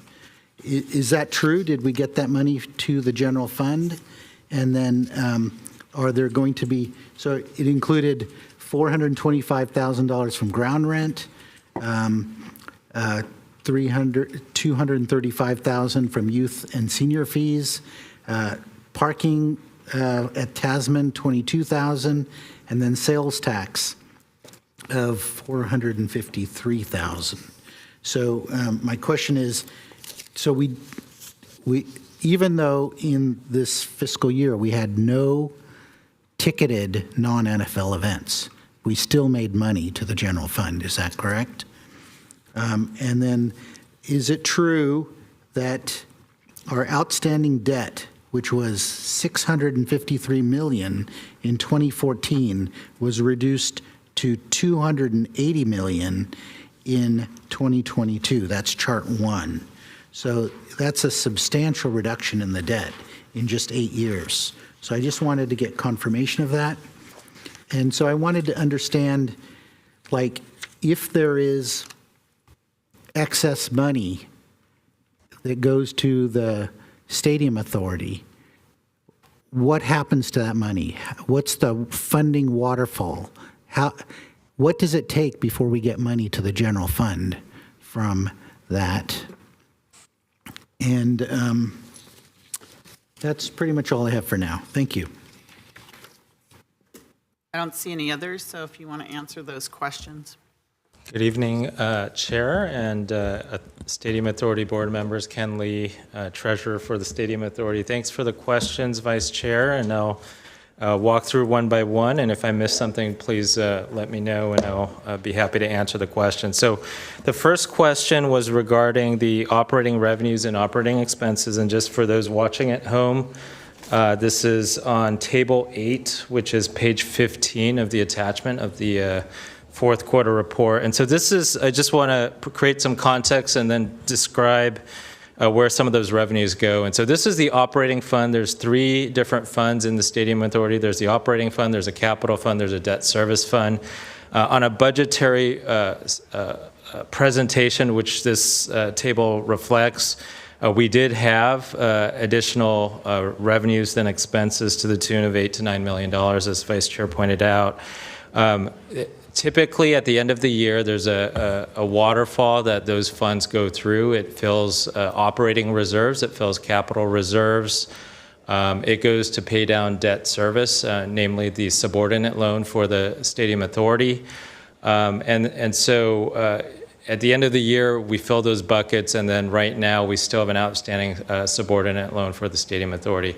One of your questions, Vice Chair, is how does the general fund get money from operations? And so I want to talk about several different ways. One of them is through Table 14, as you mentioned. There's some direct transfers to the general fund. The first one is our ground rent. So because the city owns the land under the stadium, there's under the agreement, there's a ground rent that's paid to the general fund.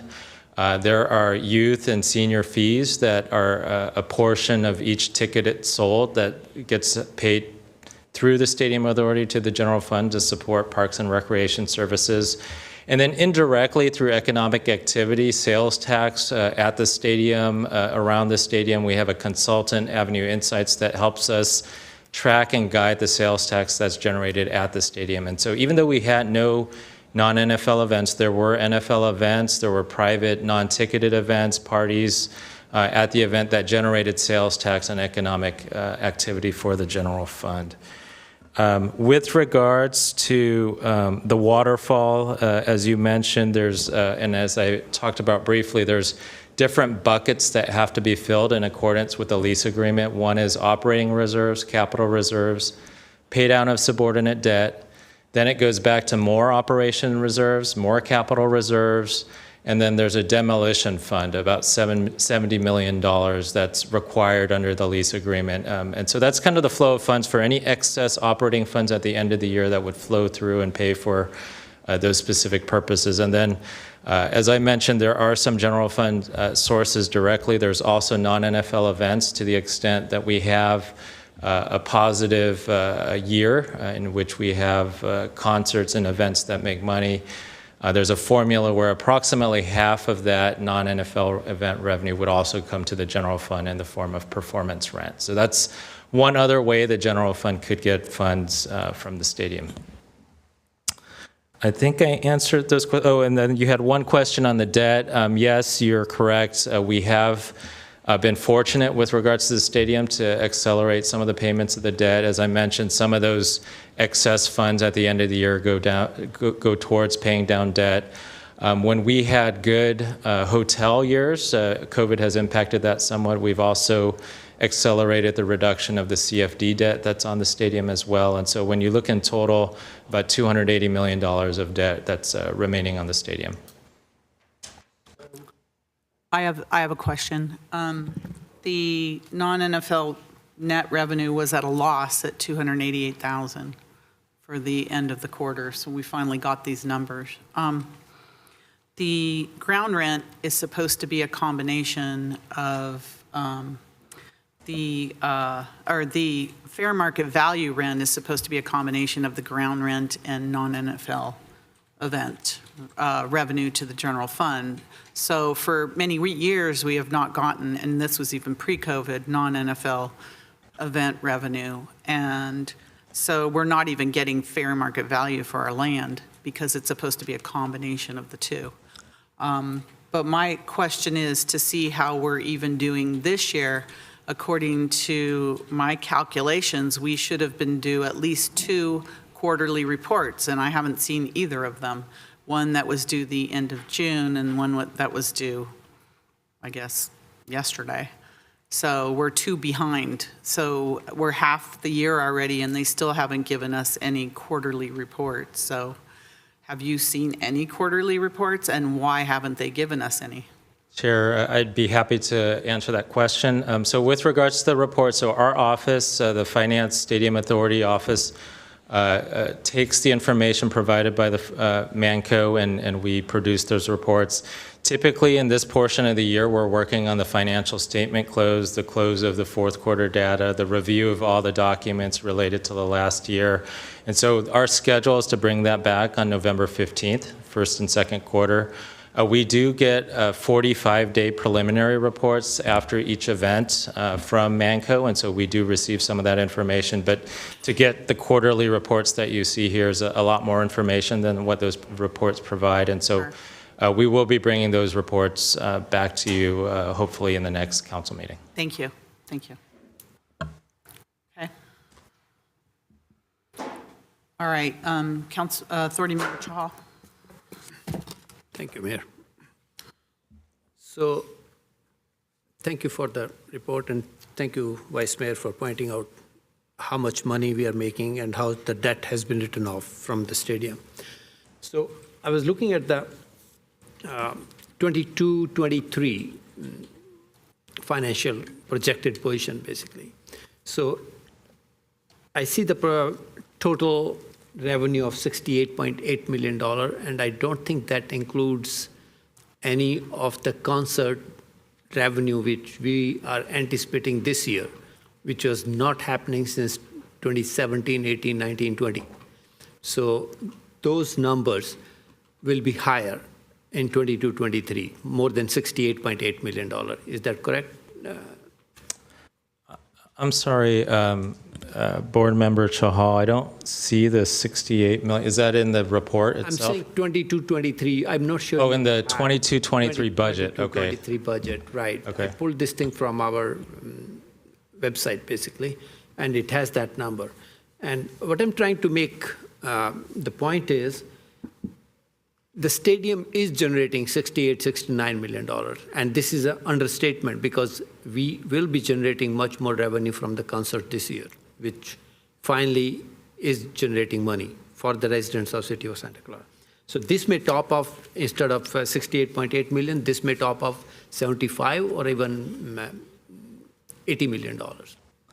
Yeah, so if I could clarify, in the adopted budget, I believe there was an estimate for non-NFL events of about 500,000, if I'm not mistaken. And so we present that in the budget as a net number. So the gross revenues and gross expenses from non-NFL events, we don't receive that until the end of the year. And so from a budget perspective, we present that as a net number, the 500,000.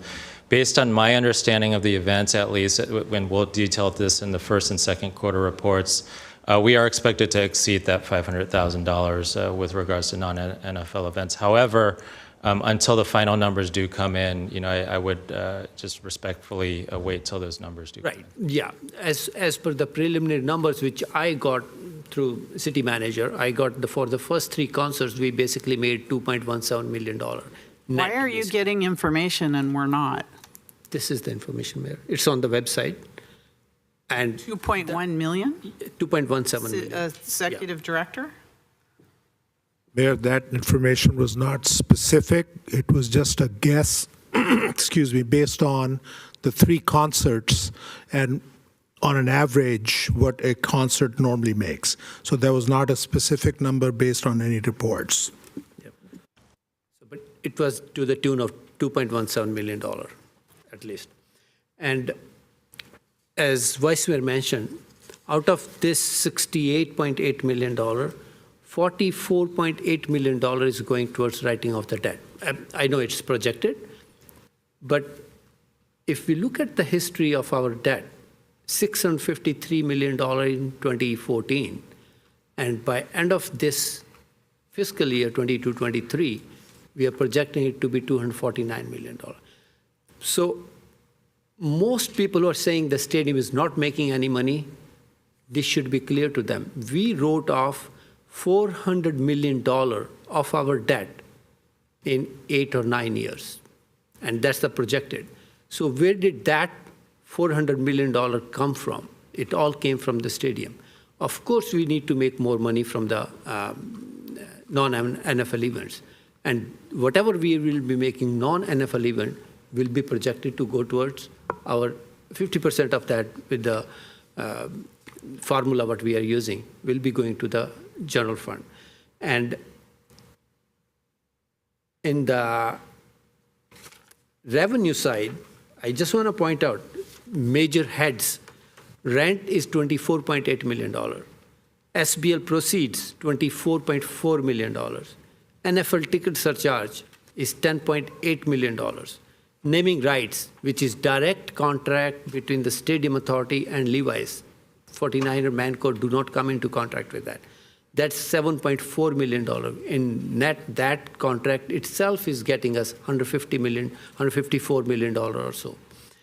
Non-NFL event ticket surcharge. These are the things which we are trying to improve. And this year, it will definitely improve. Since 2017, which we were losing all the money, we will be improving this year. So that writing of that $400 million debt, we want our residents to know that that money came from the stadium. It did not pour from the sky or somebody didn't give us. That money came from the Stadium Authority, basically, and came for the Stadium Authority. And once we write off this $44 million debt, let's say if we keep doing this thing as we are doing with the fast track writing off our debt, and mind it, this is the contract we signed, that debt clearing is the priority before the funds out of it flows to our general fund. That's correct, right? We are prioritizing our writing off our debt every year.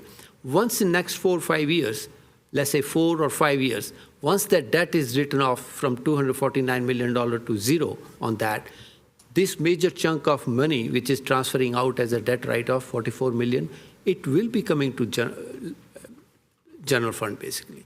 So the notion that stadium is not making any money or they can bankrupt us, this and that, I want to make clear that these are the real numbers, and nobody should be challenging those numbers.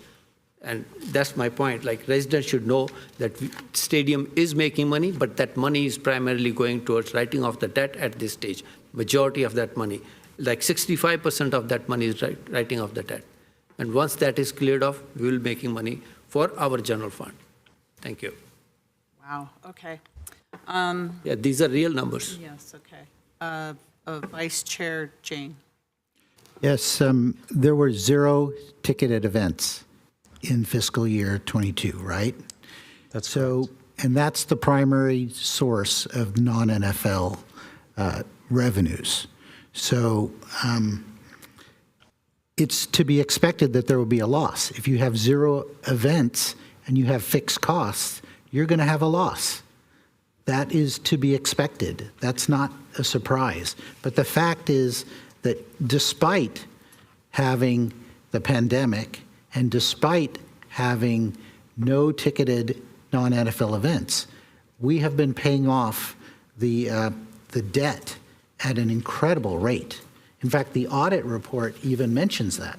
The audit report, and we'll get to that because that's item 5C, but the audit report says significant prepayments were made on the Stadco subordinate loan in the prior year, decreasing principal and resulting in lower interest expense. Is that correct? Vice Chair, thanks for the question. So as I mentioned earlier, some of the statistics on where some of that revenue went with regards to the waterfall, the paying down of debt. Yes, we have accelerated debt with regards to Stadium Authority. Many of the activities in this fund were designed to pay off that debt, and so that's what's happening. With regards to non-NFL events, you're right, we had a loss last year. We had no non-ticketed events. Many of those events presumably were still impacted by COVID in that year, so that's a correct performance. I do want to mention, I know there, Board Member Chahal had talked about kind of future direction of where some of the revenues will go. I mentioned in my description with Vice Chair some of the waterfall buckets that are required under the lease. And so after some of those buckets are filled, I don't want to speculate where some of that money goes. I do want to know that when we're looking at SBL payments, like for those SBLs on an 8 to 10 year payment plan, those revenues are going to decrease significantly in the next 2 to 3 years. So I don't want to make a guess as to what that future revenue is going to be and when and if some of that would come to the general fund. But the lease agreement does say that at least those buckets for reserves, CapEx, operating, the demolition fund, those are the buckets that need to be filled first with regards to some of the revenues and expenses here. Thank you for that clarification. Councilmember Watanabe. Thank you, Mayor. And thank you for the report, Ken.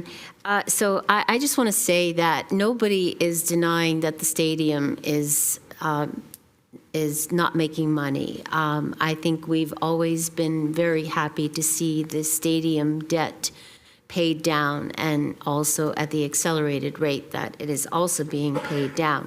However, what a lot of concern has been about is, I believe it was Exhibit J, we call it, that what had to do with the rent reset, and how we discovered that there was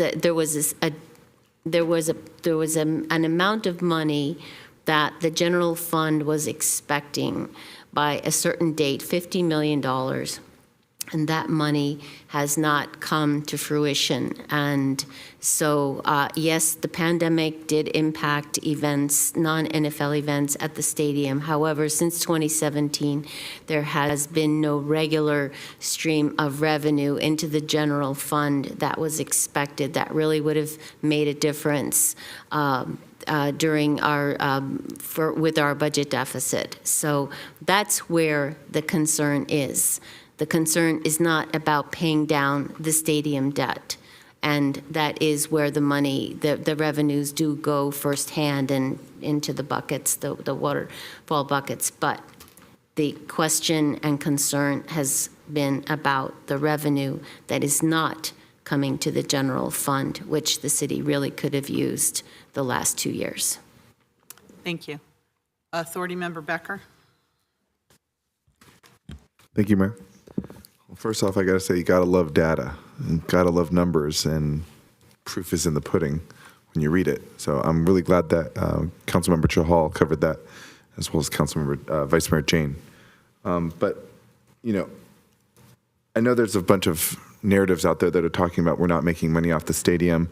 I see things that say, I think it was recently right here on Stand Up for Santa Clara, mentions that we've only gotten like $9,000 or $4,000. I'm trying to find the actual quote they put of revenue since 2017. Is that true? Board Member Becker, I'm not exactly sure where that reference you're reading, is that from this report? No, I just see a lot of misinformation going out in the public that we've only made like $9,000 since 2017, or I think it's $4,000. And when I hear that, I'm like, that's wrong. And they're doing advertisements with that kind of information. So I want to make sure that, one, I know what I'm talking about when I talk to my residents to debunk that. At the same time, making sure the public knows what's actually going on. So I think if I could respond to some of the numbers in the report, you know, I did mention the numbers that come to the general fund, and that was in that table, I believe, table 14. I also talked about other sources or other ways the general fund receives money. With regards to the 9,000, you know, I'd have to look specifically at what's being cited, at least with regards to this report. The numbers, I think, are in the tables that are presented, and hopefully that was clear in the report. Yeah, it says, from what I see right here, it says the 49er owners have paid Santa Clara only $9,000 since 2018. And it's part of this whole stadium debt thing. The 49er stadium debt reached $41 million. So I'm just thinking that's just misinformation to our public, because it's trying to give the public the right answers when they see this kind of information. Like, don't listen to that. That doesn't sound right.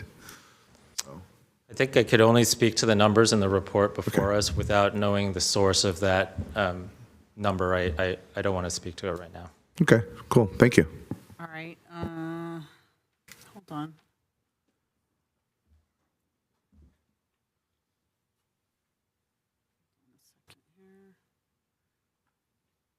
Trying to get out of this. Just a minute.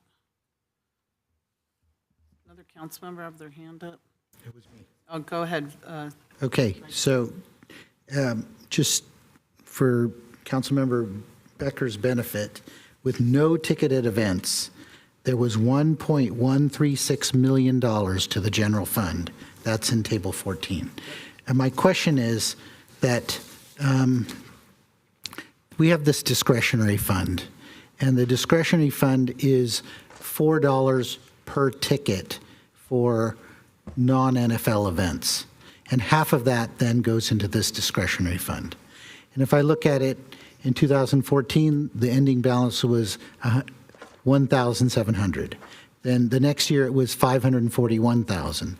Then the next year, for some reason, it dropped a little bit. I guess expenses were high. Maybe there's a loss or something. But then it went up to 1.265 million in 2017-18.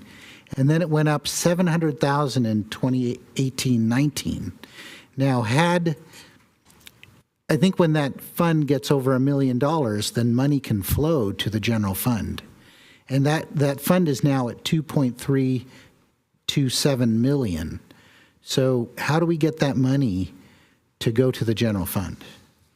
So Vice Chair, just for those following at home, this is Table 6 of the fourth quarter report, page 10. So the discretionary fund, as you mentioned, there is a clause in the lease agreement where an amount above $1 million, half of that could come to the general fund. Now with outstanding litigation, my recommendation as treasurer has always been to kind of keep the money there until the conclusion of some of those litigation cases, but that clause is in the contract, and so the general fund could receive a portion of that at some point. But my recommendation as treasurer is until some of the litigation is fully closed out, that the Stadium Authority keeps those dollars there. I see. Okay. But there is money there that could flow, additional money that could flow to the general fund. That was part of the settlement agreement, which is public now. We discussed that. Yeah, ad 650,000. nauseum, and it cannot flow without the approval of the other side. So we just can't take that money without the approval of the 49ers, and they have not approved it. So we know that. Authority Member Park. Yes, thank you very much. And I want to state to the audience that Dr. Ken Lee is much taller in person than he is on video. Very impressive. Also, I want to state that the major income from a football stadium is the rent from the football team. San Francisco 49ers, I'm not even a football fan. I think that people who know me know this quite well. But we need the stadium renters to be successful because that's how we pay down the debt. And that debt is not just, it's hundreds of millions of dollars. People need to understand that. I don't even care if it's the Santa Clara Seahawks. I just hope that they change their name. The mayor stated in the State of the City address last month that we had not made any money from non-NFL events since 2017, which is true. But that's almost 4 years before I or any of the other council members accused of doing the 49ers bidding were on council. And now, after a year of change, we're paying down our debt faster than the city expected, and we have money flowing to our general fund. I don't know what the 49ers bidding is, meaning, but if it seems that if it's paying down more money to pay down our debt, don't know. But I'm saying, they haven't told me that. Maybe we're saving money by not planning or hosting events. Maybe that's how it happened. And perhaps we just should not have any events, but I don't know if season ticket holders like Board Member Watanabe and her family would appreciate that. As to Board Member Becker's comments, data is good, and data will show that we disagree all the time. I mean, there's this narrative about 49er 5, but as a real diverse council, we disagree. And I found myself, I voted against the majority many times, voted against lifting curfew. And the votes will show you that. I think that when you have this narrative of 49er 5, I don't know that there is a 49er 5 that votes cohesively every single time. I think that the data will show that. I think that the data may even show that sometimes my voting seems to imply I vote with a minority block of 2, which seems even more consistent if you look at the data. But I'm very glad. Thank you very much for the report. We look forward to the report that you put together that will answer some of the questions I think were asked here. And again, go Santa Clara. Thank you very much. Authority Member Chahal. Thank you, Mayor. My colleague, Councilmember Watanabe, mentioned that we are not making money. And Councilmember Park rightly mentioned, we have not been making money since 2017, 2018, 2019 for non-NFL. And there was a report which was presented to council on June 21st, 2018. And that report was consultant's final report on Levi Stadium community engagement. There were 3 specialists on that: EMC Research, the Lew Edwards Group, and PDC, Public Dialogue Consortium. And that report was asked by previous council, I think Mayor Gilmore was the mayor at that time, to review the stadium issues and how to make money out of it. And that report, first of all, did mention, like, I know every time you say noise is number one problem, noise is number one problem. That report on slide number 16. Could we please stick to this report? Because nobody has that report to even look at. I can give the link, Madam Mayor. If But we're on the financial report? Yes, this is related to financial report. This is very much related to financial report. Because residents can just Google on our website, stadium survey. That's it, stadium survey. And they will find this report. And the reason I'm pointing out this thing, the narrative that the noise is the biggest problem in the North Side resident, this report was just debunks that. This mentioned noise is number 8, and that's within the nearby neighborhoods. Number 8, and that's on the slide number 17 of that PowerPoint. And then going further on that, if you go to slide number 44, the residents, close by, nearby residents, were asked by these consultants, would you be able to consider curfew relaxation for some days?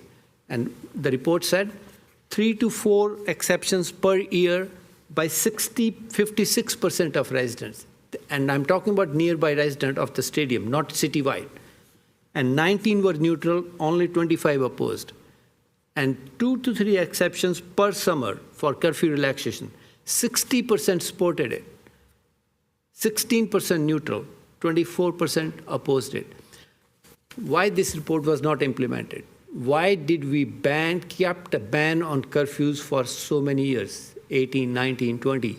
And when this council voted that we would like to give 5 curfew days and the revenues start coming, that's the reason I'm talking about this thing, Mayor. That once we relaxed those 5 we followed this report. There was no bidding by 49ers, nothing. I pointed this out earlier too, that when we paid a consultant $200,000 or I don't know how much we paid, and we just put this report, note and file, did not even implement on this thing, and then we say we didn't make revenue, that's our fault. We should have implemented this report. We should have relaxed these curfew days, and we would have made money in 2017, 18, 19. 2020 and 2021, maybe we were under COVID-19, okay, but we would have started making money.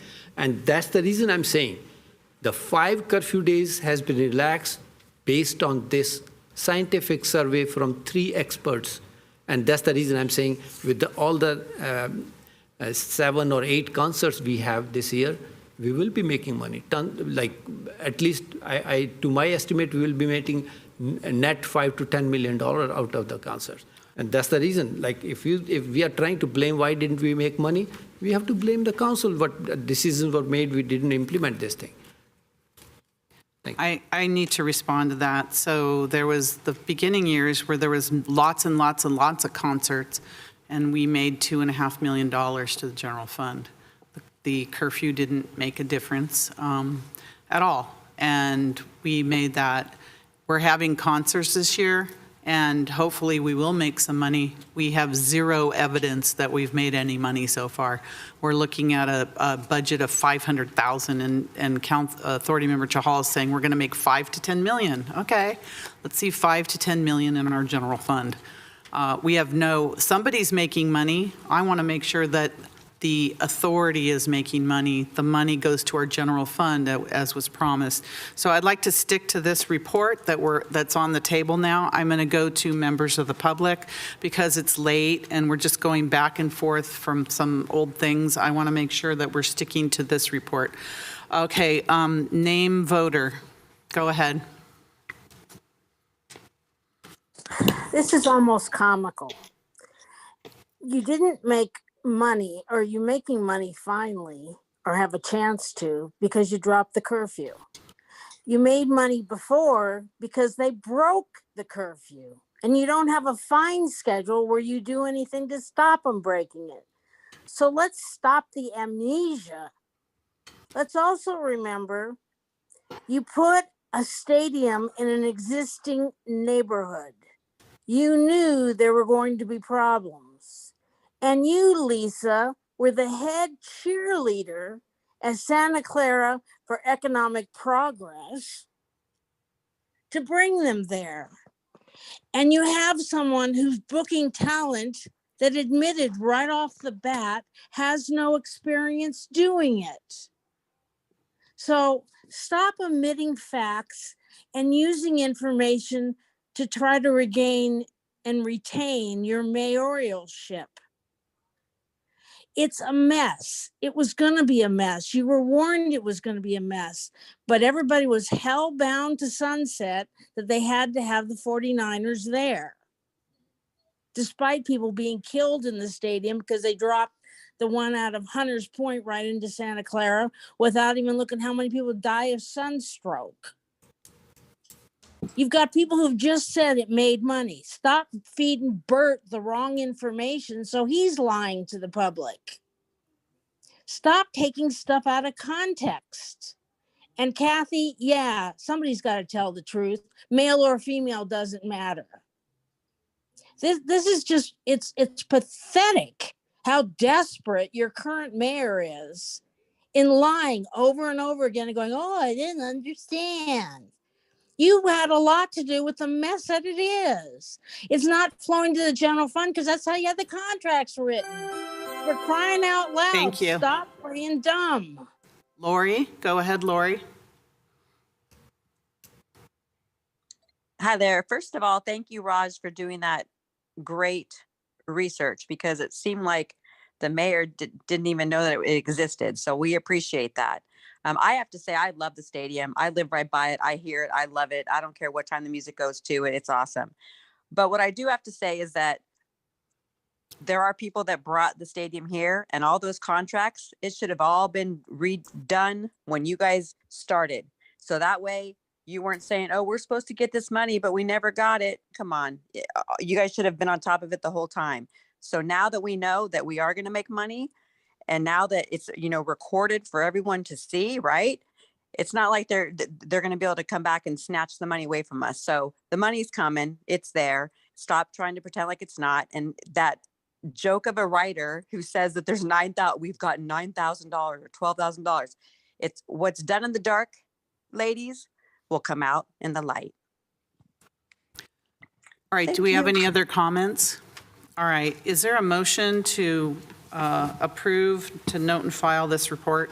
So moved. Second. Okay, we have a motion by Vice Chair Jane, was that you?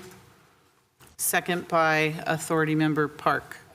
Madam Mayor, Note and file. That is my hand. Just to clarify Okay, the record. Go ahead, please make, I'm sorry. make it short because it's late. I'll make it very short. I will request city manager and finance director to get mayor the tentative numbers for our first 3 concerts, so that she knows that what I'm talking about. There should be to everyone at the Everyone, same time, yeah, not please just the get mayor. it to everyone, so that everyone knows that we are in profit of 2.17 million from the first 3 concerts. And as soon as we have the information for the next concerts, I would appreciate if we can get that information also. Thank you. It would be great if we had the quarterly reports that have all the revenues and expenses, like not just the revenues without the expenses. That's where they got us last It has time. both. It has both. Have you seen Mayor. it? Yes, I have seen it. Okay, must be with your regular meetings. No, Okay. it's from the city hall. City Hall. Yes, I requested that. All right, we have a motion and a second to note and file this report. I'm sorry, clarify the record that the motion is to accept the staff recommendation, not just to note and the file. report. Right, that's inclusive of the staff recommendation. Including Yeah, the budget 1, 2, 3. amendments, yeah. Yes. All right, Assistant City Clerk. Board Member Watanabe. Yes. Board Member Shahal? Yes. Board Member Hardy? Yes. Board Member Park? Yes. Vice Chair Jane? Yes. Board Member Becker? Yes. Chair Gilmore? Yes, and that passes unanimously. And which other one did you pull? 5C, the audit. Which one? 5C, the Oh, audit. 5C, okay. Report on the audited Stadium Authority fiscal year financial statement. Yes. So my questions are, there are actually two audits, and I wanted to clarify. There's an audit of non-NFL activity, which is being done by JS Held, right? And we're expecting to get a report in December for that. And then my second question is that the audit from KPMG, which is what this statement is for the Stadium Authority, correct? And that audit is clean, right? So can you explain what that means by a clean audit? And then again, I'd already read that the audit says that significant prepayments were made on the Stadco subordinated loan in the prior year, decreasing principal and resulting in lower interest expense. So that's all I wanted to understand, was that that the loans are being paid off very quickly, and then that this audit was clean. And what does that mean? Oh, directly. So if I could kind of paint the context of what this financial statement audit is and what's before you, and then I'll go into JS Held and what was directed by the board. And so annually, every year, as you may know, the KPMG conducts a financial statement audit of the Stadium Authority's books. And so what that means is they look at our financial statements, they look at our internal controls, and they have a procedure to sample a lot of our financial statement records, look at our controls, and from that they form an opinion. And so that opinion in the audit world typically is it's clean and unmodified. That means that the statements, based on their reasonable measurements and procedure that they perform, is materially and reasonable as stated.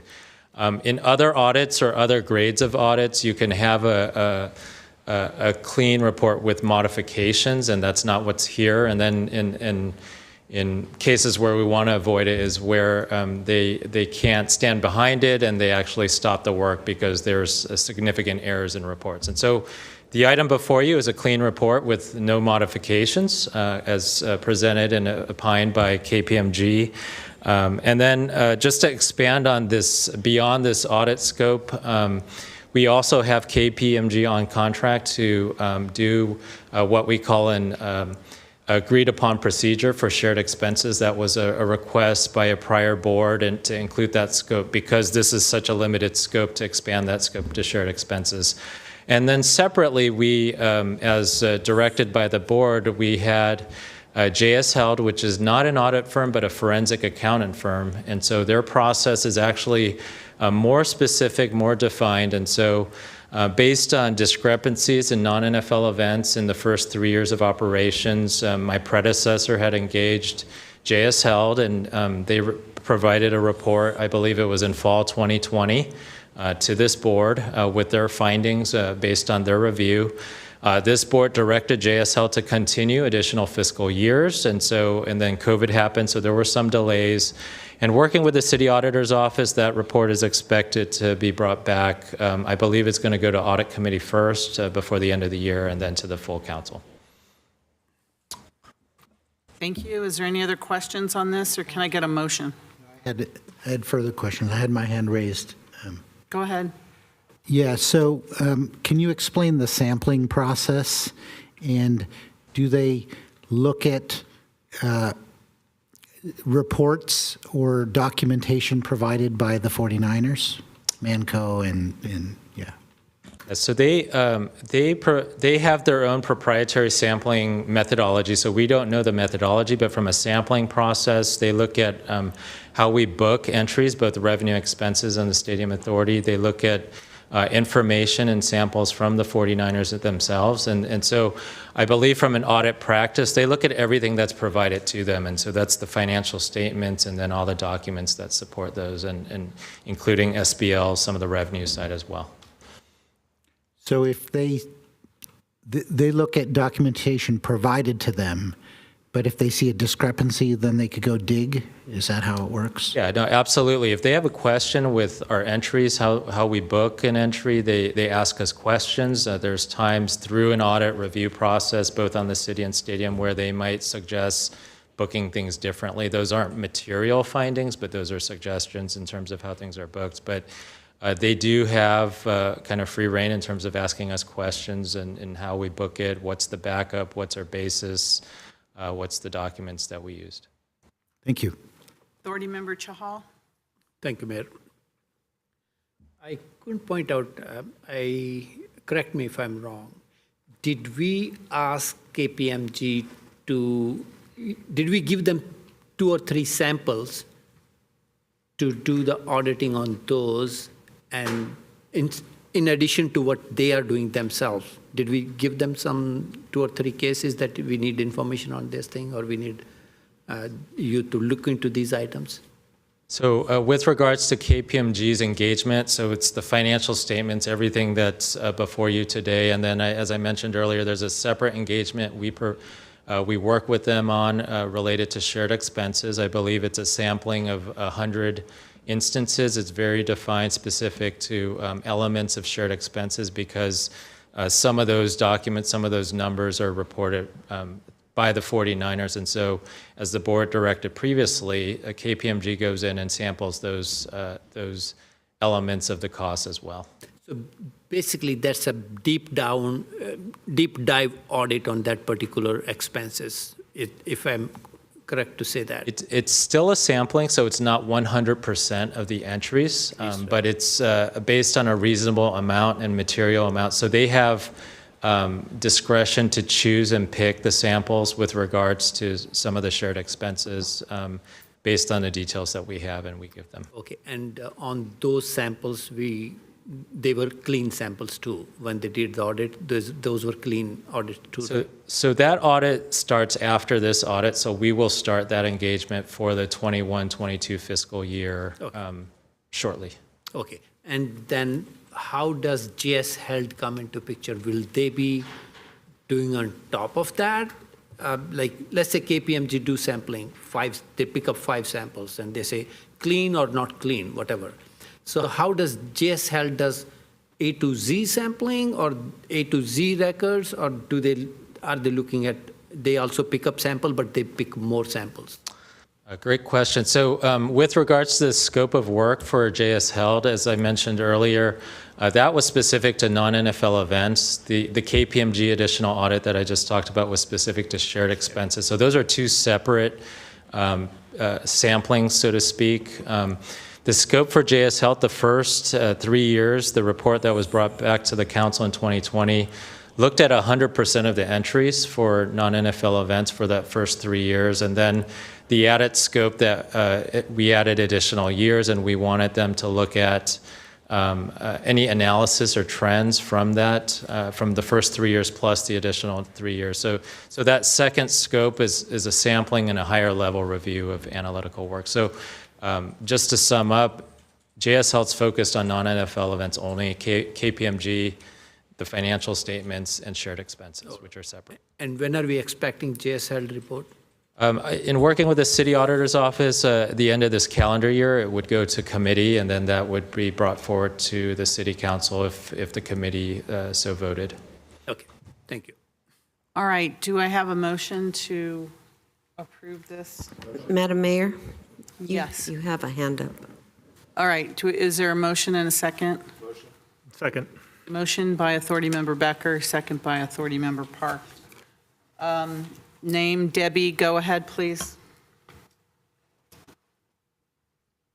Do you know it's illegal to just disclose anybody's name and you can be sued under the Brown Act for that? Do you not have enough lawsuits yet, Lisa? Anyways, your selective hearing and selective listening is pretty pathetic. You're not getting all the information because your own finance people are taking the information and working with it. Did you not hear that either? You will get the information when they're done putting it into a report that you might be able to understand. Maybe not, but that's what they're hoping for. He just got done saying that. Stop taking swipes where there are none to be taken. It's ridiculous how this has become so contentious when you brought them here. How about you just take off the horns or the claws and start trying to make the stadium work? It's here. Deal with it. Stop trying to paint everyone else evil and call people names. Just make it work. For crying out loud, grow up.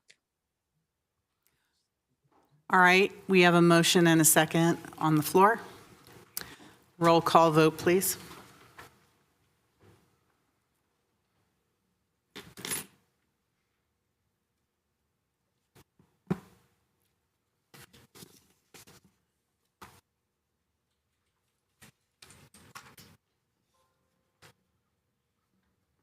Board Member Watanabe. Yes. Board Member Shahal. Yes. Board Member Hardy. Yes. Board Member Park. Yes. Vice Chair Jane. Yes. Board Member Becker. Yes. Chair Gilmore. Yes, and that passes unanimously. All right, we're down to council committees reports. Anybody have a quick report? Very quick. Councilmember Hardy. We still have to go into closed session. Yes.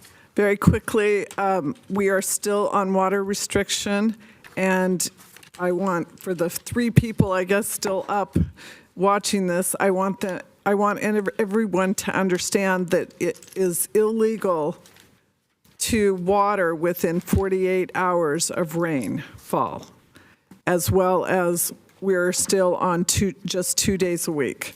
So rain or shine, there's never enough to waste. Councilmember Park.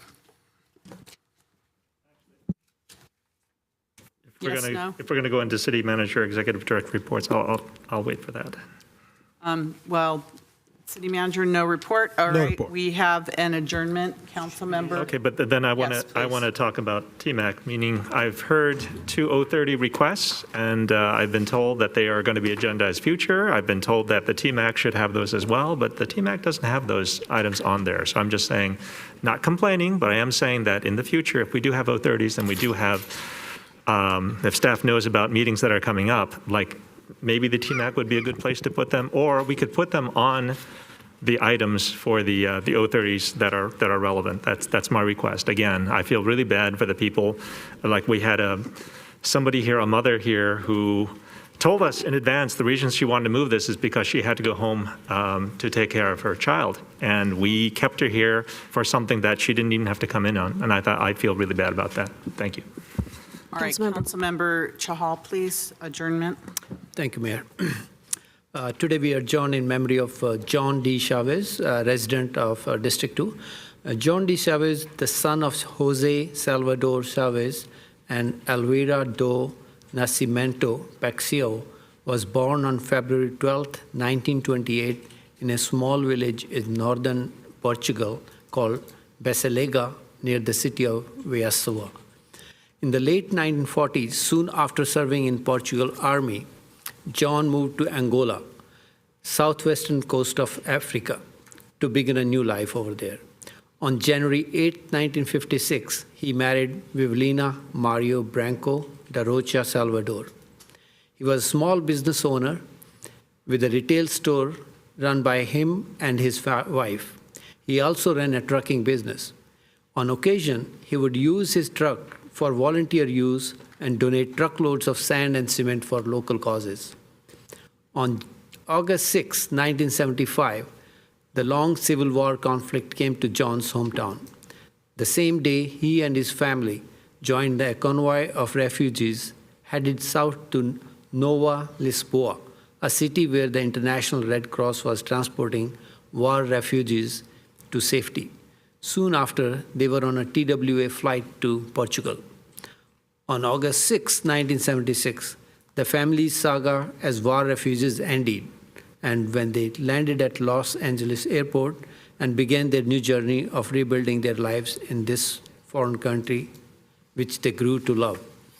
John was a man of strong character, rooted in family morals, values, and instilled the importance of integrity, respect, responsibility, honesty, hard work, cooperation, generosity, compassion, bravery, gratitude, kindness, and humor.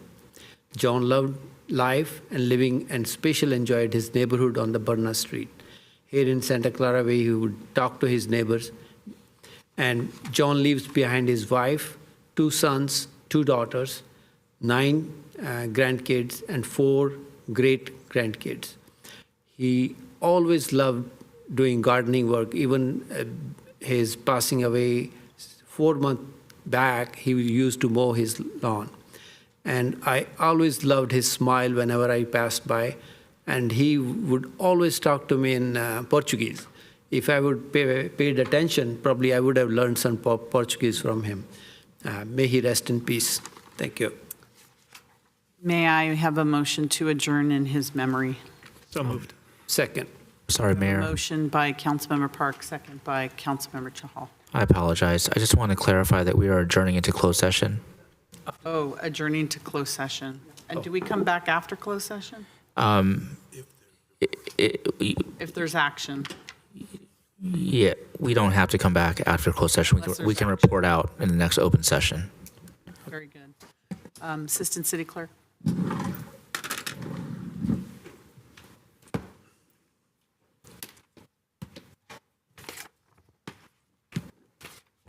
Councilmember Board Member Watanabe. Yes. Councilmember Board Member Shahal. Yes. Councilmember Board Member Hardy. Yes. Councilmember Board Member Park. Yes. Vice Mayor, Vice Chair Jane. Yes. Councilmember Board Member Becker. Yes. Mayor and Chair Gilmore. Yes. This meeting is adjourned to closed session.